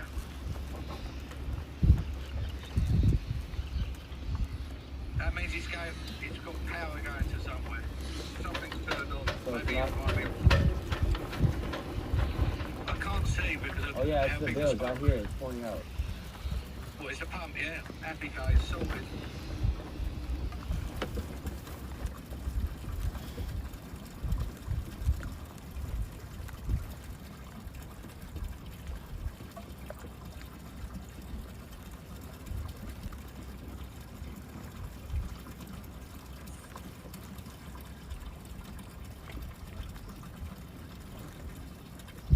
Yeah, water's pumping out the back. If you look, Jack, look at the bottom of the boat, bottom right-hand corner. You can see water pumping out. It's stopped now. Yeah, it's working now. Alright, well that was There you easy. Thankfully that was an easy fix. Right, so you've got your engine fixed, you've got your bilge pump fixed, you've got half of the reefing line in. Happy days. And you've tidied up the boat. And you've got subscriptions from Eddie, right? Yeah. And it's not even 11 a.m. It's not even 11. You're winning, mate. You're winning. Yeah. Oh, But- happy days. But now I don't know what to do the rest of the day.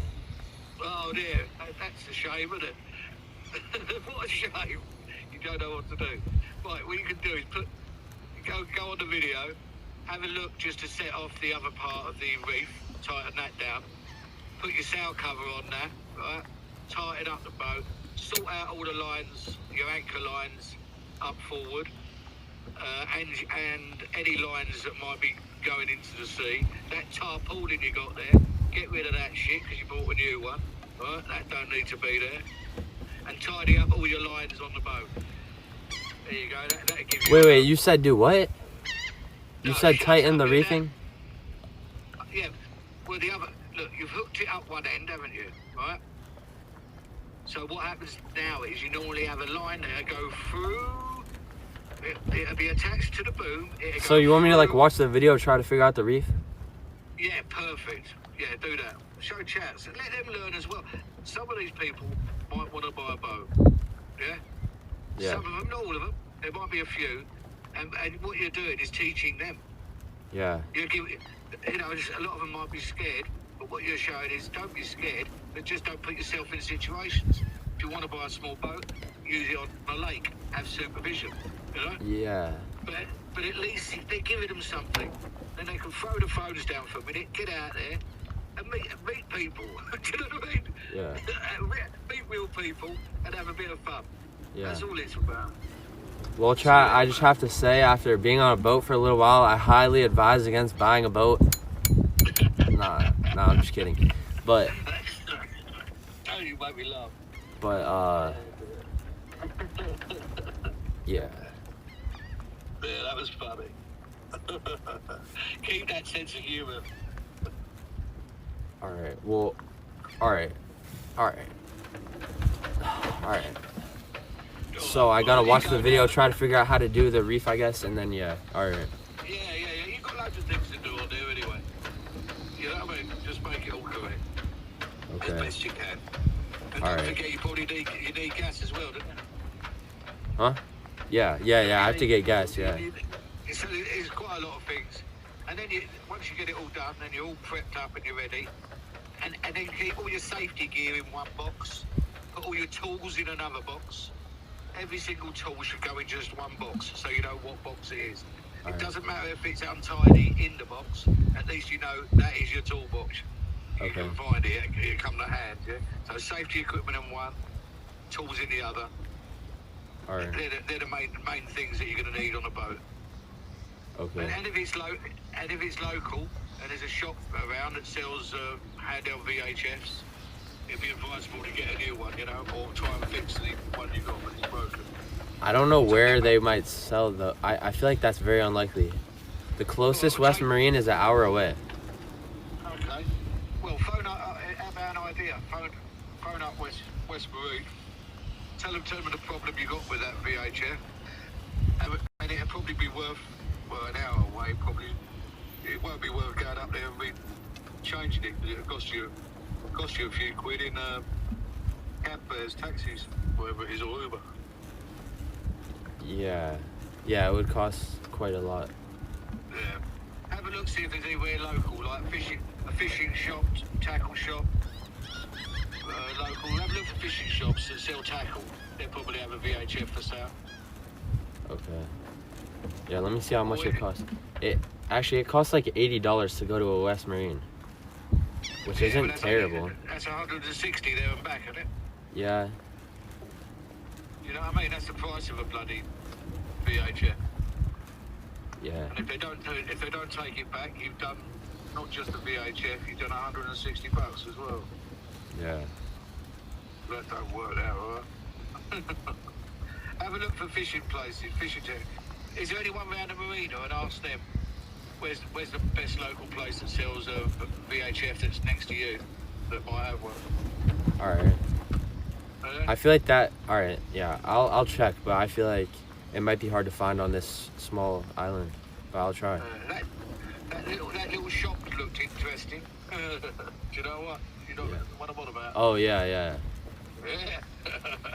And they got tomatoes. See the tomatoes? Oh, really? They have tomatoes? Oh yeah, have a look. Shit. That's their prime stuff down there. The best tomatoes, I reckon, in the US. Oh, really? Yeah.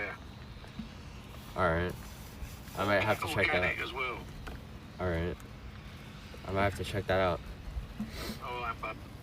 Rio All right, Cellar. call me if you need me. If you want to have a chat on here anytime, there's no worries. Alright, sounds good. Thank you. All right, get on with it now. You know what to do. Alright. Yeah. Alright, thanks. All right, I'll All right. speak to you in a bit. Alright, talk to you soon. Bye.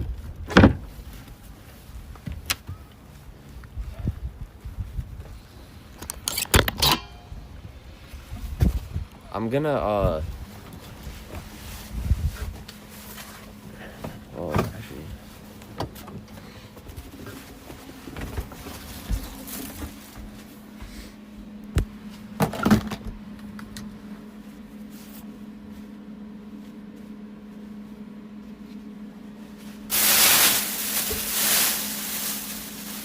Where did I put that phone holder?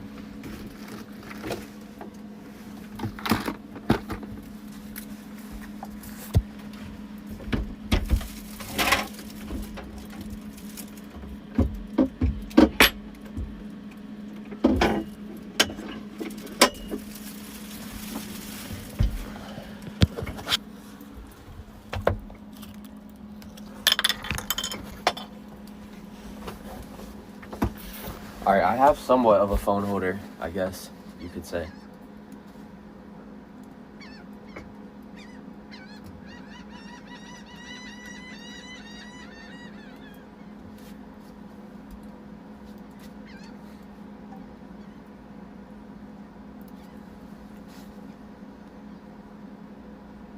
Bro, there's still flies here, bro.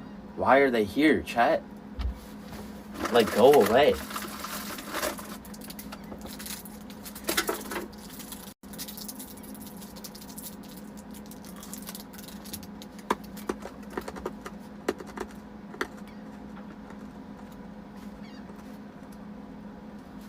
I just hate looking at them.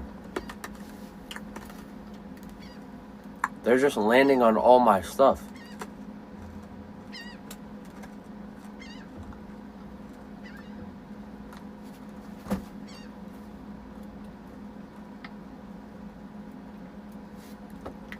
Bro said someone needs to steal these ideas from him and actually do it. Huh.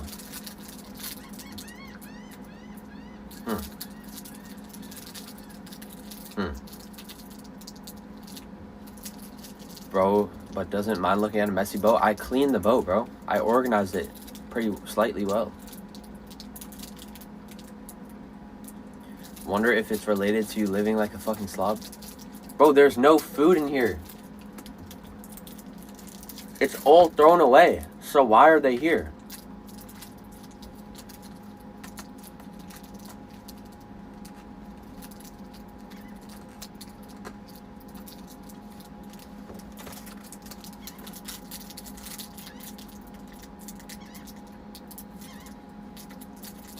The toilet? They were never attacking the toilet before.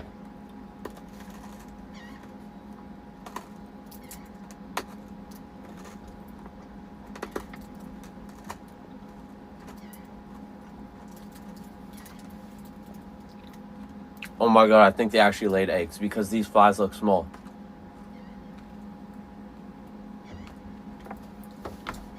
Wait, how small does a baby fly look?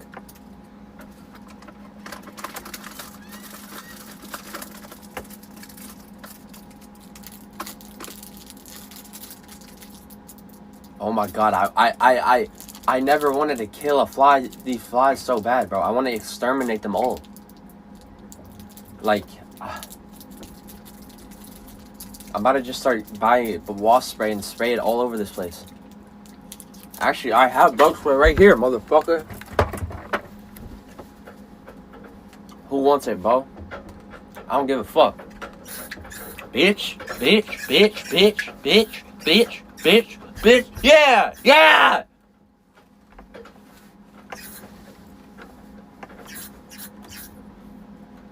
Motherfucker.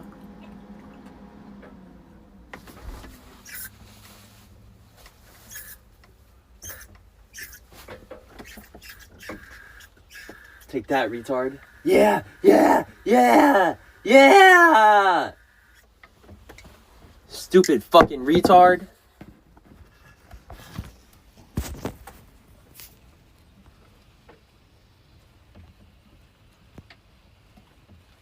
Bitch ass.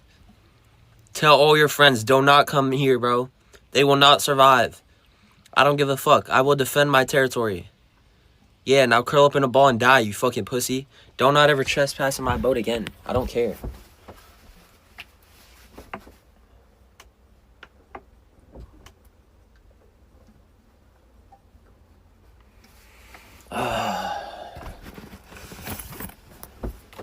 The only issue is now it smells like bug spray.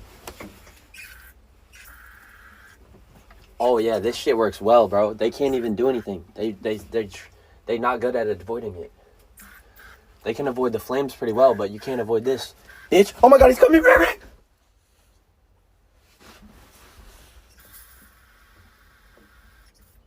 Yeah, you just got rained on. The fuck out of here, retard. Stupid fucking fly. Sit the fuck down, pussy.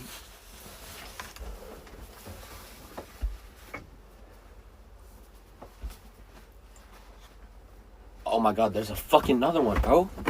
I already got 2, but I just gotta get this. Get out of here, you fucking bitch. Go. Be gone.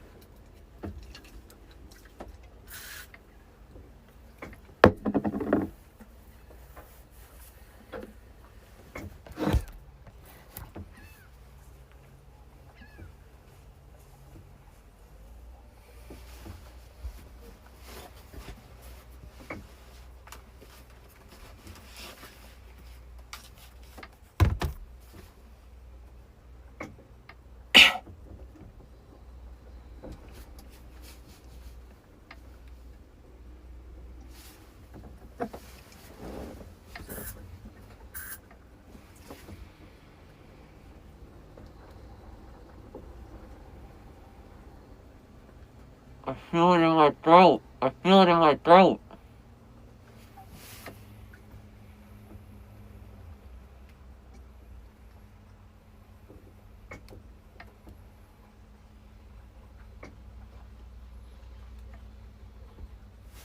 I don't think I should have. I think I sprayed too much, bro. It tastes like bug spray in my mouth.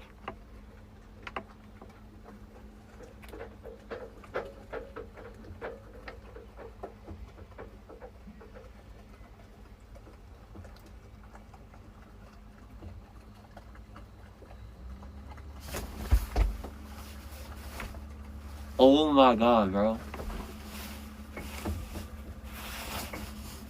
Bro, like, what the fuck? There's a gigantic hole in my pants.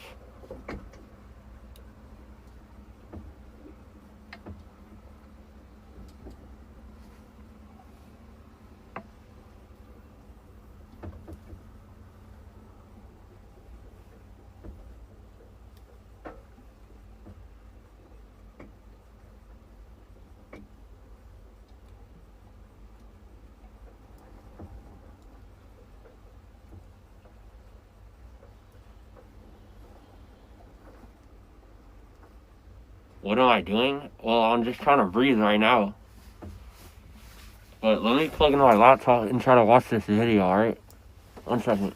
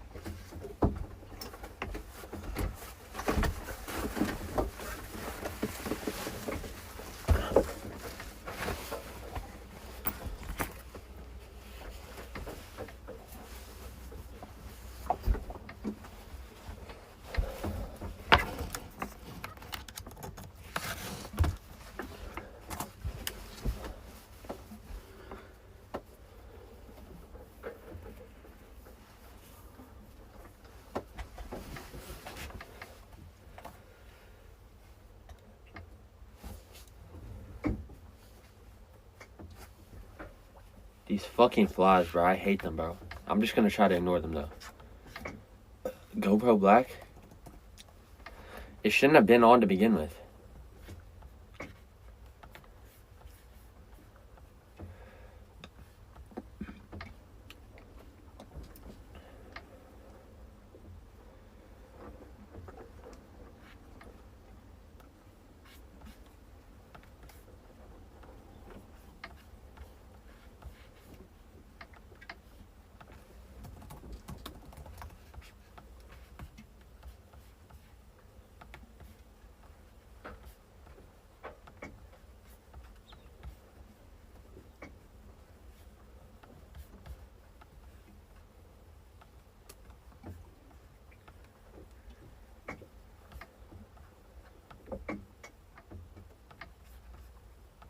One second, chat.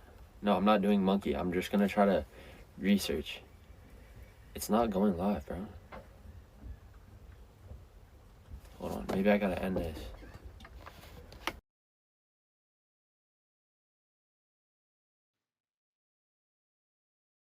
Hold on. Maybe I gotta end this.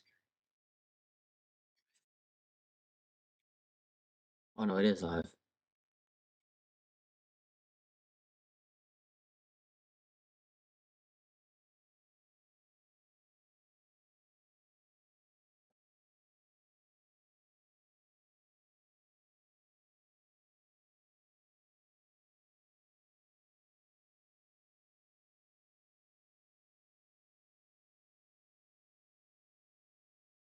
You know, chat, you know you can multi-stream now for 50% less KCIP?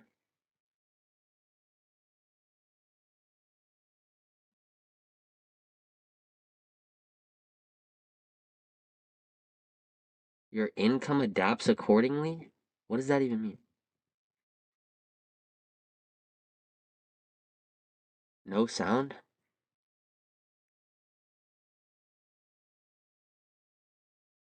No. TTS shouldn't be $1 anymore.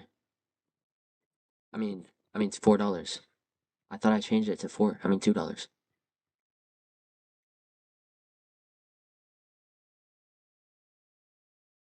Bruh, really? No point if you don't have following on other platform?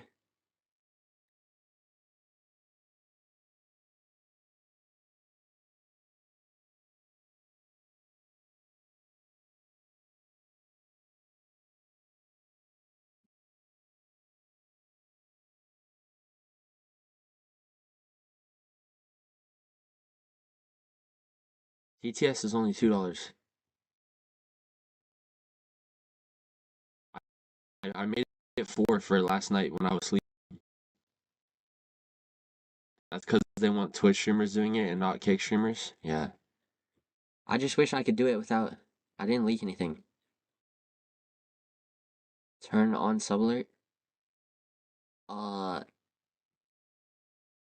Turn on sub alert? I mean, if I turn it on here, it's...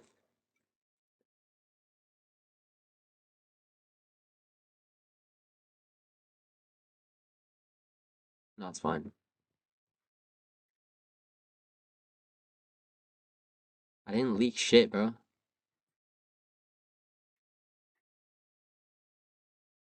Hold on, no.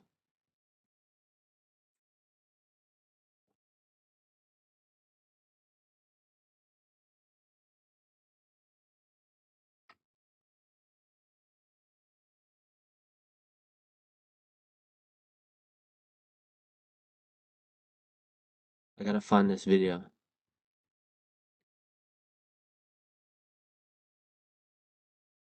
I have no idea when he sent it.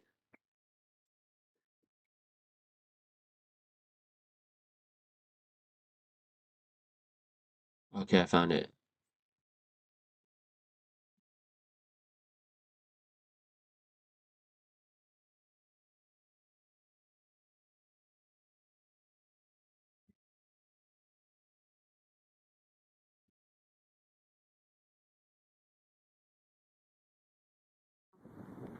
So we're on a Blanchard on Lake Union and we're going to look at how to reef the mainsail on the water.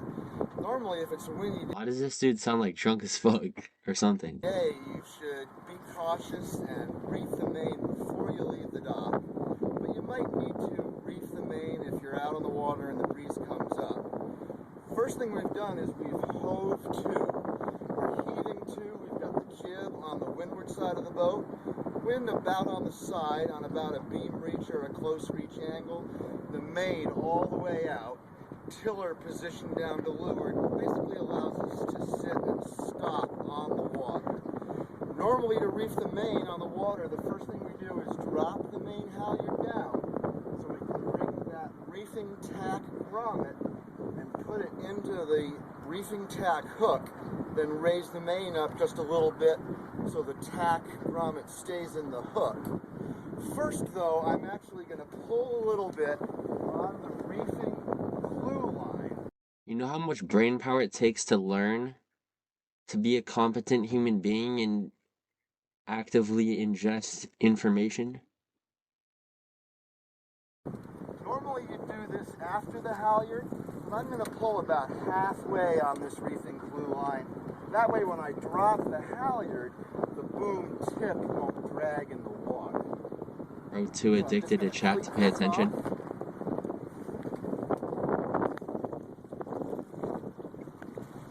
Great. About halfway down on the reefing clue line.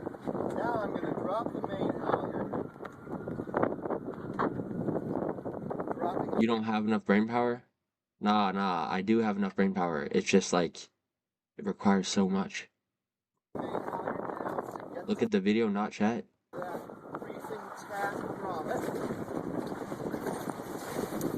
Putting the reefing tack grommet into the tack hook, making sure not to twist the sail. And then I'm going to pull the halyard up a little bit so the reefing tack grommet stays in the hook. I'm recleating the main halyard. Now I'm going to go back to the reefing clue line and pull it all the way in to set up the new reefing clue or back bottom corner of the main. Pulling that as tight as I can, leading it off securely.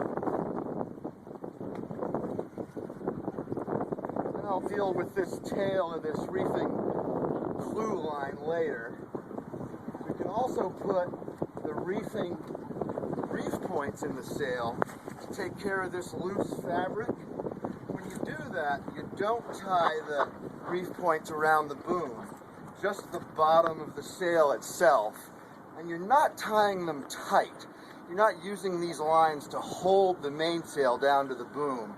You're just using them to gather up that extra fabric that's hanging down. And I'm doing a square knot or a slippery square knot. So, is that the end? Just keep going. So there's our reefed main. Reefing tack down to the hook. Reefing clue out tight to the end of the boom. We're still hove to. To get sailing again, I'm going to let the windward jib sheet off. Trim the jib north.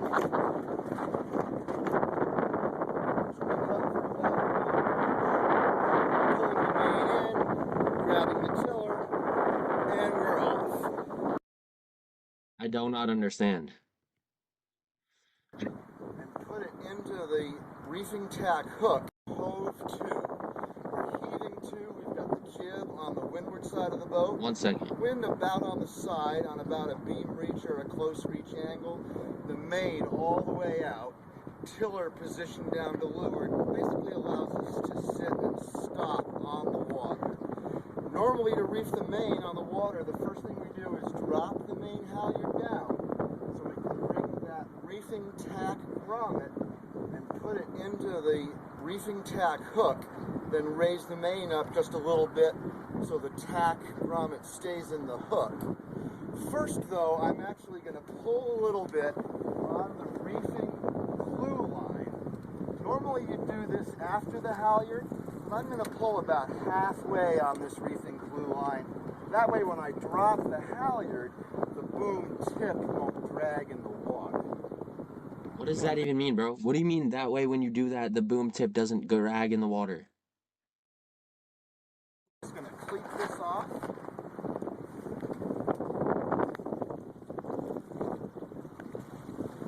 about halfway down on the reefing clue line. Now I'm going to drop the main halyard. Dropping the main halyard down to get to that. So literally all you do is just put the hook in the mainsail, I think.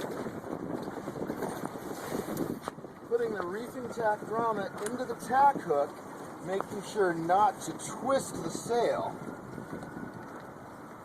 And then I'm going to pull the halyard up a little bit so the reefing tack grommet stays in the hook. I'm recleating the main halyard. So I already did it then, I'm pretty sure. I already finished it. I literally already finished it. I already put the hook in the hole. So I think I'm good.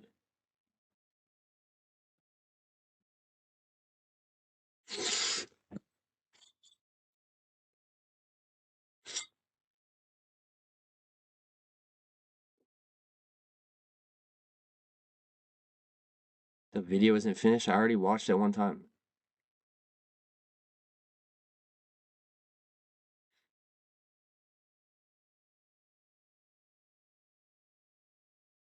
Then why did you watch this? Because I thought that I wasn't done. I don't know.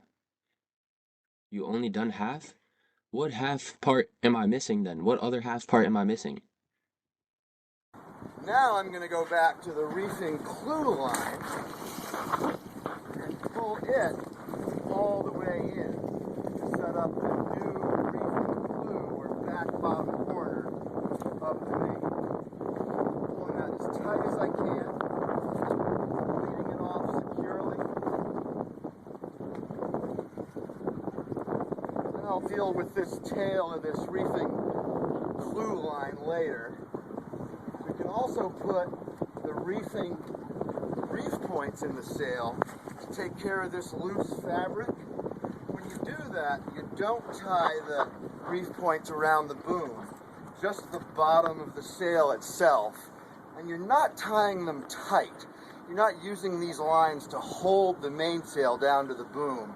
You're just using them to gather up that extra fabric that's hanging down.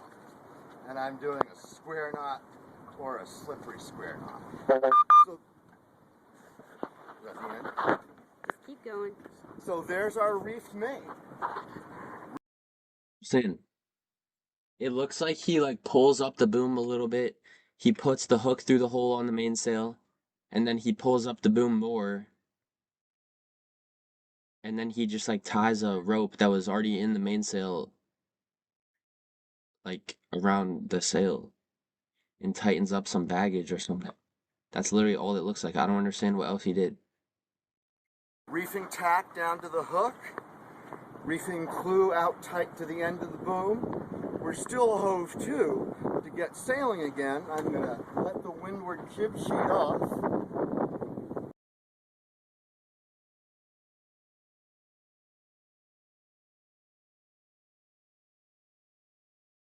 Basically allows us to sit and stop on the water. Normally to reef the main on the water, the first thing we do is drop the main halyard down so we can bring that reefing tack grommet and put it into the reefing tack. I feel like he's talking as if you already know how to do this.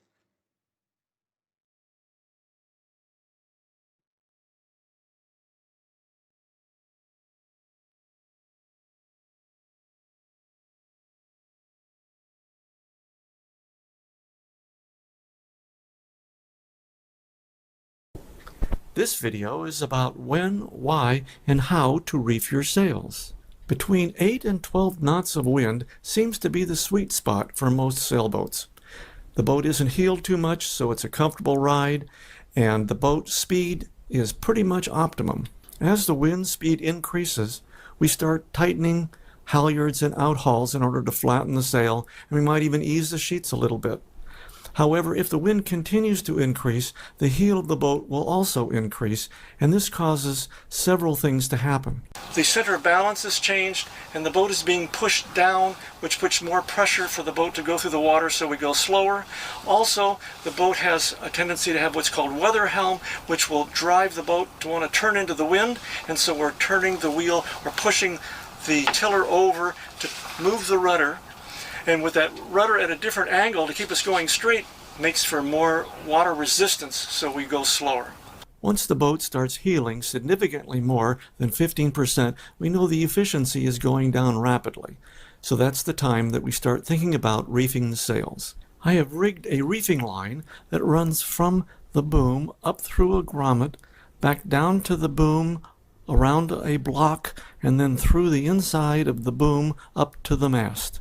The most important and critical aspect of reefing the main is to instruct the helmsman to keep a steady course.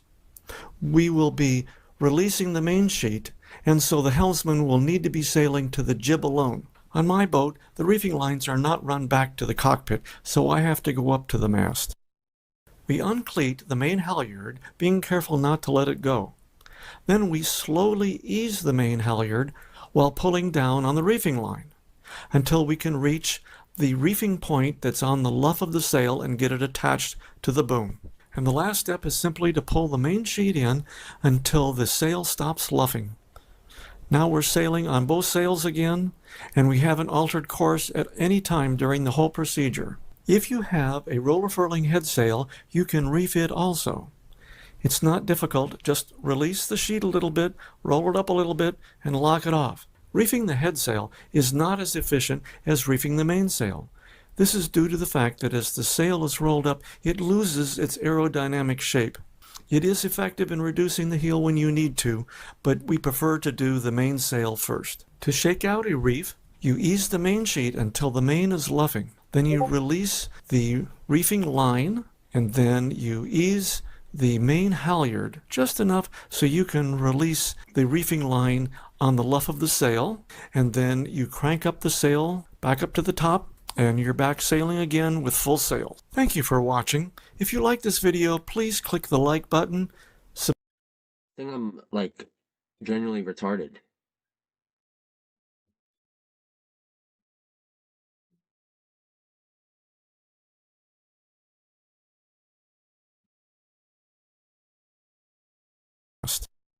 We uncleat the main halyard. Clean your chat? What do you mean? Mast. The most important and critical aspect of reefing the main is to instruct the helmsman to keep a steady course. Still, all that I know, oh, what? Bro, I do not understand, bro. All I understand is that you put a hook in the hole near the mast. And then these other people are doing something with the boom and tying off some other spot. But they're making it, he said, I did this. He said he did this. Like it's not how you're supposed to do it, or he did some custom thing. I don't know how to do some weird custom design. Why is there not an official way?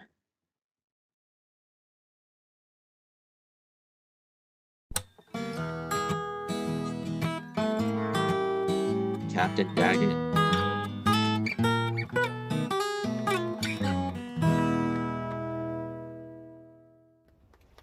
Hey guys, Captain Daggett here. I am out on a solo sail on the Tanzer 29, and I wanted to show you a little tip about when you're reefing your mainsail. So let me show you this. So what I want you to notice is as that reefing line goes in, you've got to have some movement toward the back to keep that foot nice and tight. So you can see the foot's really tight on here, and that's because we have some back angle to that reefing line. If it were forward up here on the other side of where this shackle is, then it's going to be, the foot's going to be too loose and you're not going to be able to get it tight. So you need some back angle at that. If you tie your knot correctly and you get it nice and tight on the boom, you should be able to accomplish that. So when you are reefing, make sure you get a little bit of that back motion on that reefing line. That's going to keep your foot nice and tight. You're going to get great shape on your mainsail in heavier winds. So hope this helps. See you guys. I think I potentially understand. So basically, if you hook just the front of the mast, it will not stop it enough. It also has to be tied off at the same leveled spot in the back at the end of the boom. Is that just it?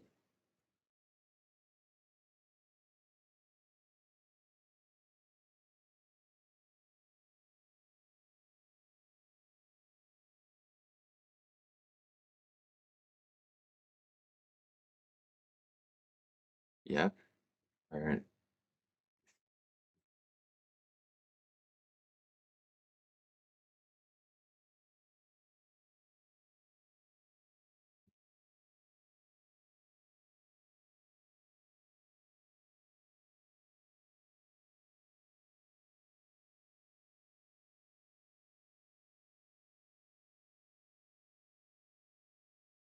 I know something like this would be good. Let me see if there's any Best Buys on this island.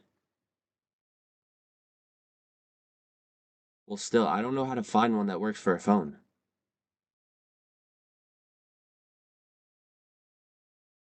No, there's none nearby.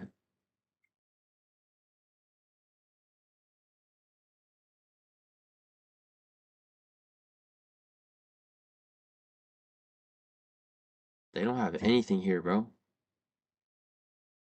No Walmart. I wonder if they even have a Home Depot. Nah, they have nothing here.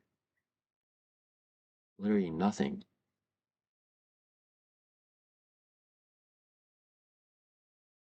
There's a water park?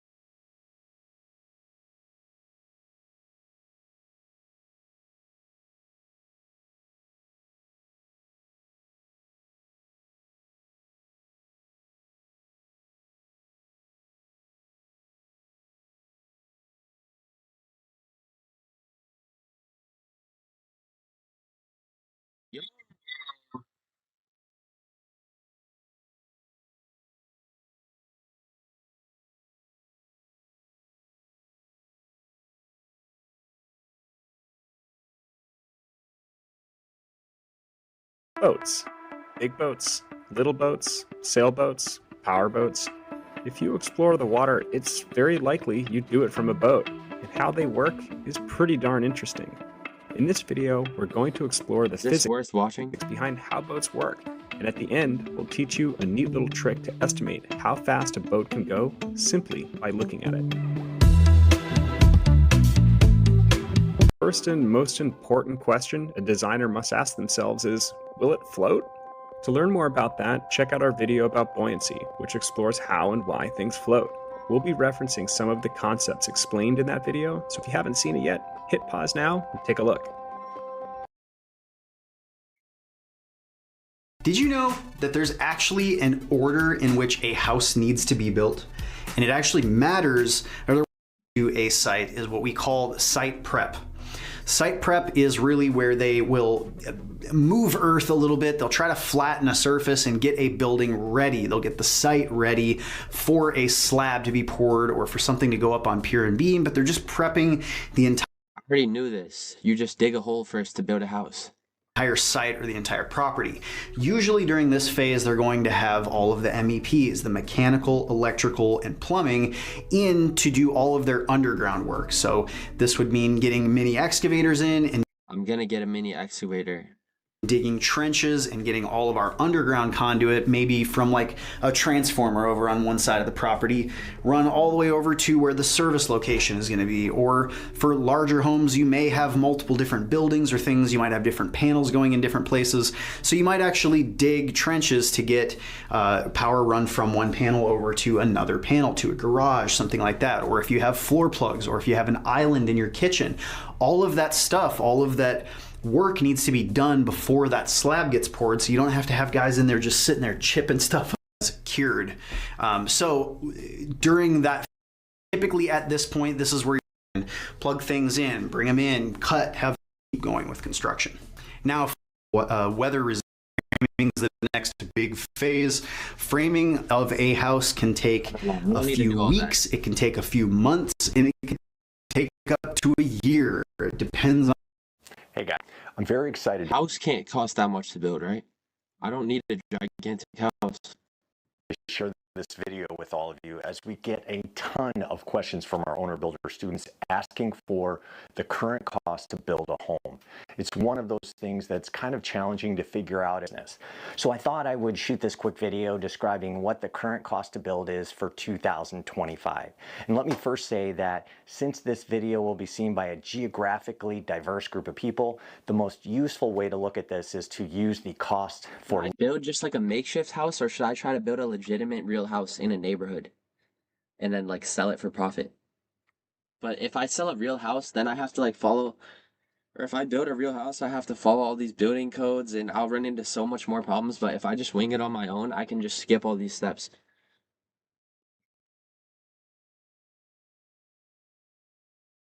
Build a tree house? That's not a bad idea, but I feel like that's kind of easy.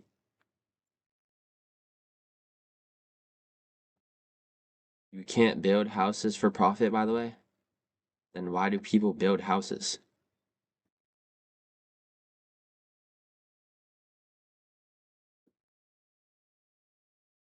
Huh. To live in them, huh?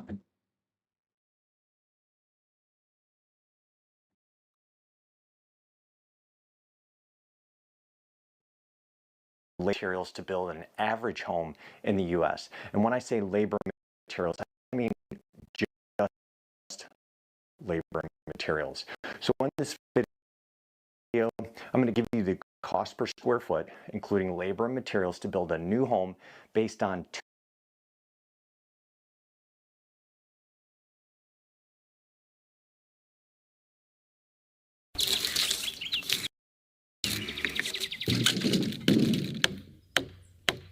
Bro, I could easily do this.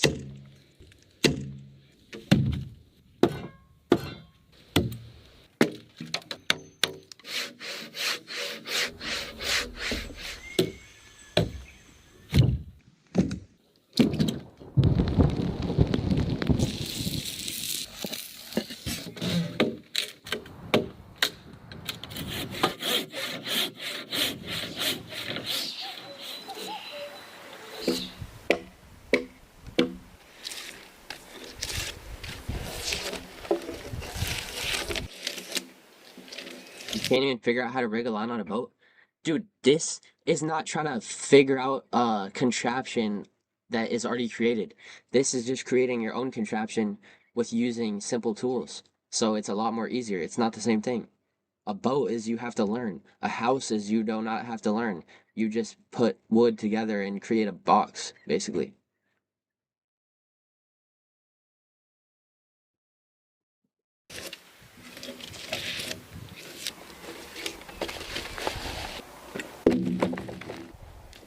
I swear this would be easier than trying to build a boat, than trying to drive a boat. I mean, sail.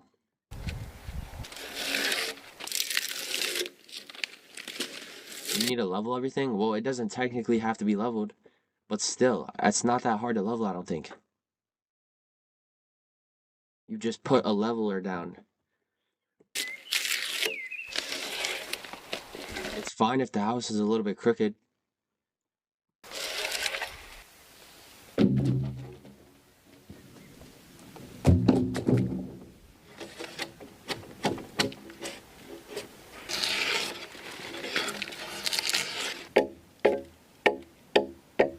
Can't even use a hammer, let alone a level. Bro, I promise you I could build this. And I will do it.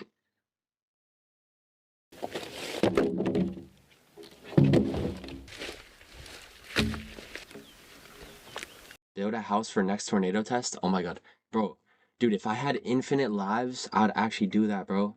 I would literally build a house in a tornado death valley and then try to survive a tornado. That would be so fire. That would hit. I'm not gonna lie, that would hit. That would go crazy. But if only I had unlimited lives, but I only have one, so.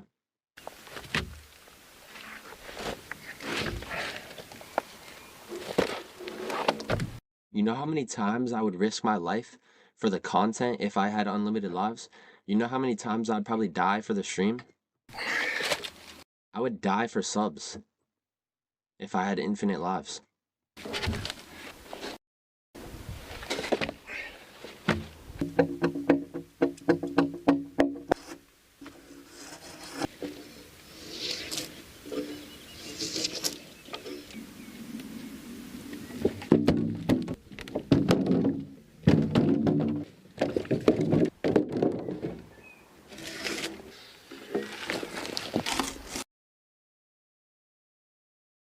I'd love to see Shoovy do a job interview. I mean, I could do a job interview, but I don't know how I would do that.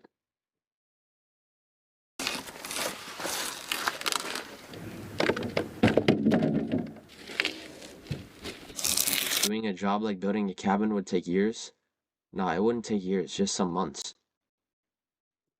But it doesn't have to, be done in one go. You couldn't even build that sawhorse, let alone the house, huh? A sawhorse? What? Don't you think building a house for months will get boring? Well, I don't have to build it all in one go then. What if a fly lands on you? Then I'll destroy it. You can't even lift 30 pounds? That's not true. I can lift more than 100 pounds.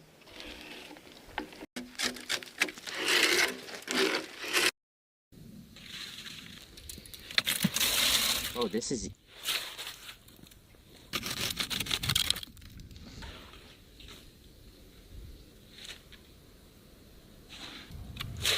Bro, I can do this, bro. I can use lasers to make stuff leveled.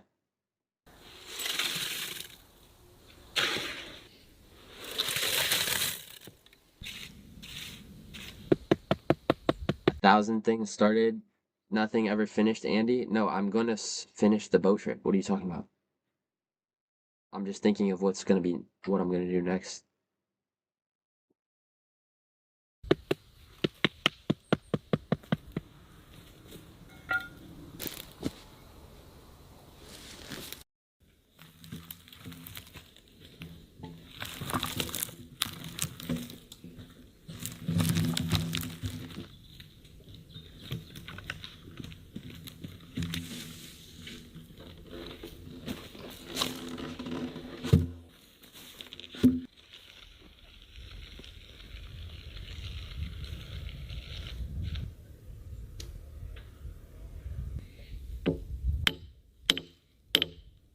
Yeah, I will find land. I will buy land. I will buy land. That's what I'm gonna do. I'll buy land. I'm telling you, I can build a house.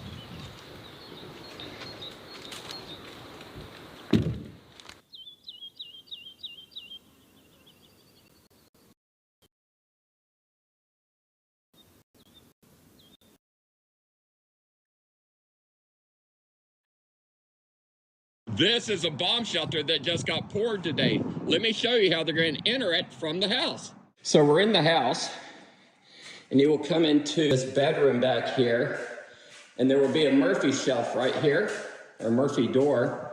I'm gonna have this in the house that I built, alright? You come in here, open it up, and you go down the stairs to your bunker. There'll be another room right here.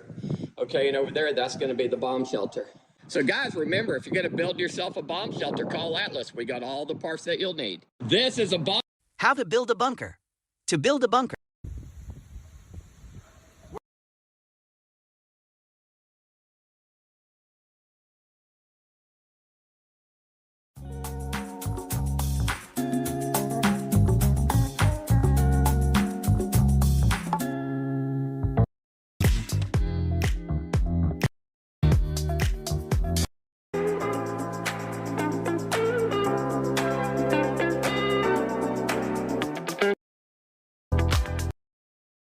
Modern bunker, not some bullshit. Not some dirty. Marble floor.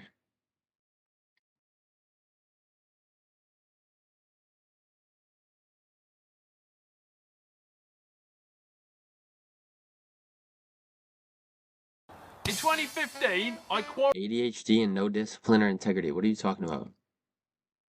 quarried up the whole garden, and right underneath my feet, I made an underground bunker.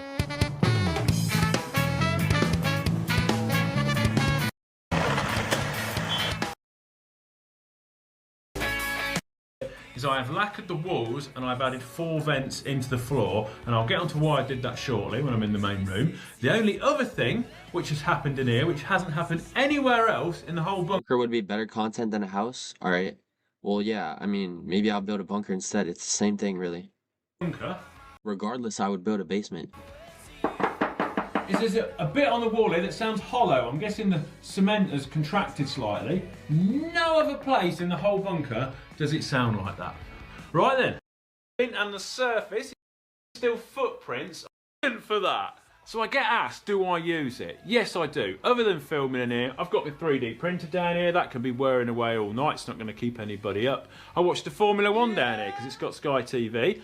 Also, Rick, who helps me out, he's in a blues band. This is the ultimate band practice room.